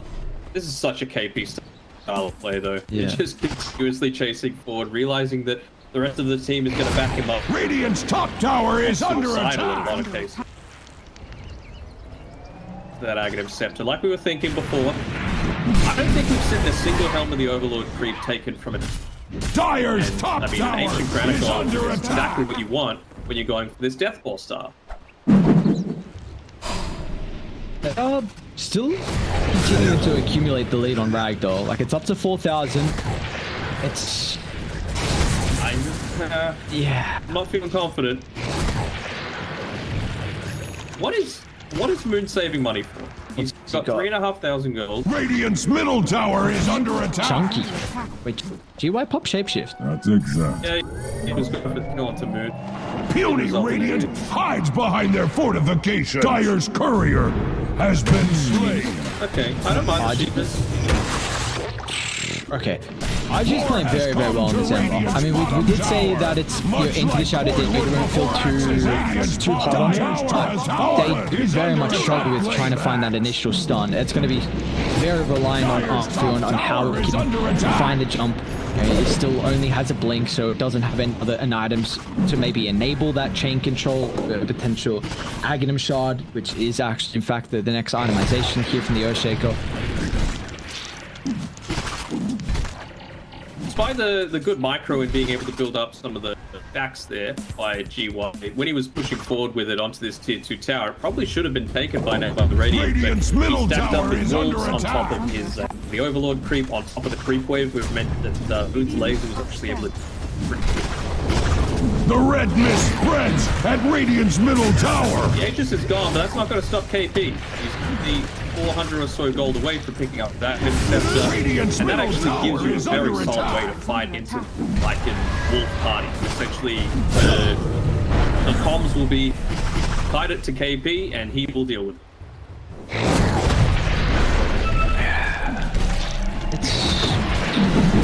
Medai are the ones that looking to force a fight. Mid one's Radiant's bottom tower is enticing under them. attack. With this high ground push, they've just got the marches already from Moon as well. Very early pick up in the Aghanim Shard, but War has come to make it that much more difficult now to go into long swap back chains, instant fissure as well. What the timing there, Archie in the back line. Dude, the damage for the Ember. It's got the initial stuff and thrown it off. BT faded. Turns it straight back around. The damage for the Sven, too much for SMG to handle as mid one forced to pop the ultimate to no avail. As Ragdoll answered the high ground push with a defense of their own.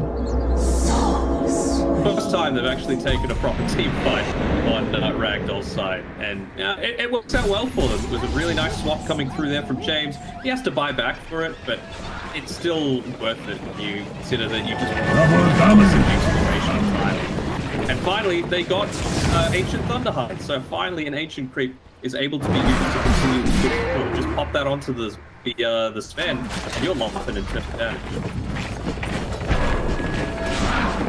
Archer might run into Moon. Oh, he's going straight into him. Oh, Moon, that's no good. That's not final.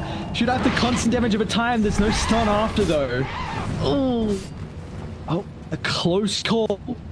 We do see, though, man, Archer is... It's going to be even more difficult. Again. He might have seen the laser. Oh, I think this time he's gonna. VT faded. A big one to find mid lane. Oh, it's just menu ping, man. It's just an enchantress. Space created, as they say. Under attack. Dire's top tower is under You've got that attack. Botanic available now on mid one. They don't have the good Radiant's middle tower has fallen. I'm back. What's trapped in 10. Start this, a big way to kill off KP now with the Silver's Edge. Charge it up. I'm going to try and target down Arfu, then the blinks on cooldown. Makes it very difficult to start the fight now without the help of Arfu.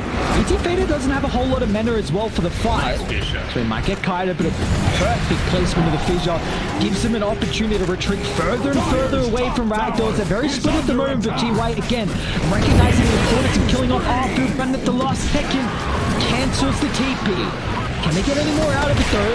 Ragdoll committed pretty heavily with all their numbers here. It's been enough time for Moon to come back up alive as well. But VT waiting. Just please, Bristle will almost take care of mid one as well. Once again, the last second use of the battle trance, but he cannot man fight. Yes, he's got Axe. Yes, he has Satanic, but the damage just isn't there. Moon here. I don't think you're going to be able to do anything about it, Menu King. No interrupts on your end, but try to spook them off. Moon? Alpha will So close. So they got the Alpha Wolf. It's under going to attack. assist with this. Actually, That was good, the big boy. Dire's bottom tower is under attack. Sir Tanky. Is that? I think he's got an overwhelming blink. If they found poor old Arfu, but James is ripping them apart. They're going to be careful how deep they go, although they do have a very, very nice observer ward inside the base. Just feel like Radiant play around Roche. It's up in 10 seconds. Don't get too antsy with your position. If you get second Roche, it feels like the game is very difficult to come back up. And KP's got very antsy with his positioning. So one after needs a huge echo spend back. I know Arjun's already dealt with the Shadow Team. Mix on the chopping high is going to be Arthur as well. They've already cancelled the counter initiation attempt with a troll ball down. Now it's KP next as well. They're chopping further away. They have you inside the base and 4 down. And while we were saying Ragdoll, they're grouping up. Oh, they cancelled the blink. We're saying that, yeah, Ragdoll, they weren't grouping up, but they've hit the timings and they've hit them in stride. Dire's bottom tower is taking many wounds. He needs the point boost to still shut his axe, just that little bit of extra teamfight control to be able to stop this mad push, but it's not like they're sweet time with being able to get these key points on. Radiant's top tower is under attack. Finally, with grouping up, with being able to take that tier 2, get rid of the glyph, take the racks, back up again. Is there an avenue we can see SMG back into this game? And do you feel like the Aghanim's is a part of that for the Tinker? Oh, I still think it's tough. Gonna try their absolute best here on Moon. I mean, level 18 does make things a little bit easier, just because the time to rearm means you can dish out so much damage, but again, I just don't feel like this it does anything. Like, have you felt Tafu's presence this game? Because I haven't, and it's nothing to do with the player. I just feel like it's the hero. It doesn't do anything, but especially when you've got an Enchantress who wants to play fast, a Lycan that wants to play fast 10. And we've seen that BT Faded, even though he's farmed as hell, he is not afraid about going on the offensive. Yeah, and I feel like Arjun's actually had an incredible performance on the Ember. He's so farmed, the Aghanim's enables to hunt the support. We've seen him do it time and time again. We might just see him do it this team fight as well. As there we go, and then on the back line, they just have James completing the Aghanim's too. Oh wow, they don't even care about the heroes. Medallion, strength, in the pit they go. Just space created, Aghanim shot as well. There's no confession if they pick it up for free. GY soloing the Shadow Team in all the spaces. So really cautious with how they clump up at the moment. Arthur might have a free fight with the blink. He's actually already used it. He can't get back in. Brady can look to reset, kind of preventing them from pushing on forward to kill up KP. Arjun shoots all his remnants. Eyes on Arthur if he can jump in. So even a bit too far behind, KP leading the charge. But credit down, VT Faded 400 damage to slay the beast. Man, he has more slots that he knows what to do with. Like, he just has them all filled up. He held on to that Ag Shard the entire time. Surely he's just gonna revenge. Looks like he is. Oh, what? You don't want the light shard? What the hell? I mean, I feel like the Tinker. If it's anything but Tinker, I would be like, yes. Give it to like it is. Oh, this is also without GY having Ags. Surely he goes next item Aghanim. You do have it on the bench, by the way. Yeah, my lord, James. Again, another solid performance we've seen from the position 4. He's gone back into the Medallion Aghanims like we saw in game 1, and very, very farmed, along with Menu Pink, who had an incredible laning stage. So a 20 net worth lead, finally hit level 18 on Moon, so he's able to be a lot more of this with the machines and only 1.25 seconds per rearm. Dude. Doesn't matter if the team does though. Yeah, I agree, VT. And mid-lane, they start trying to give it again.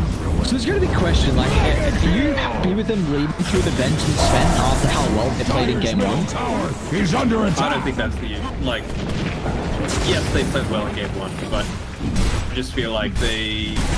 Dire's middle tower is not I don't know what this Earthshaker is meant to be. That is for certain. I'm going to sound like a broken record about it. How many times does the hero need to not work across regions? Still be standing.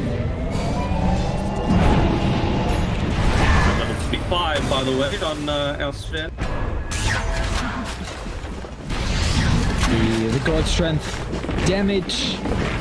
And the Bloodthorn will be the next item of choice here as he disassembles the Echo, hence why he was continuing to hold onto it. Very, very farmed. Hold the Ogre Egg? So, what else would even go for it? Hold it for Ag Scepter later on. Looks Nope, like he's done.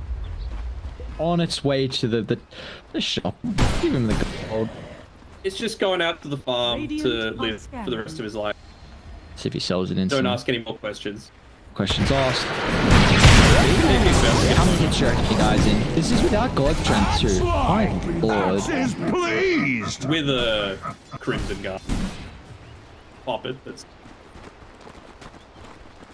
Well, It's like, you're against a Sven who, like you said, had no match he did.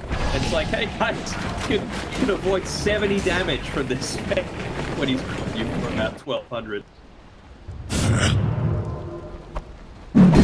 making an attempt on Arch here. Go out. Maybe it sets the mid one with a couple of roots. Dire's middle tower is under attack. Echo down, Battle Trance down as well, and meanwhile Raiden on the work. Swap pack move, instant blink away, so James drops now on cooldown. Dire structures. But you can just force the mid and then enable GY to just rat pops and live on cooldown. Cooldown. I reckon just wait for V2 Fader to finish up the rest of his Bloodthorn. He's so close to it up, and you know that you don't have God Strength, you know that they don't flip, excuse me.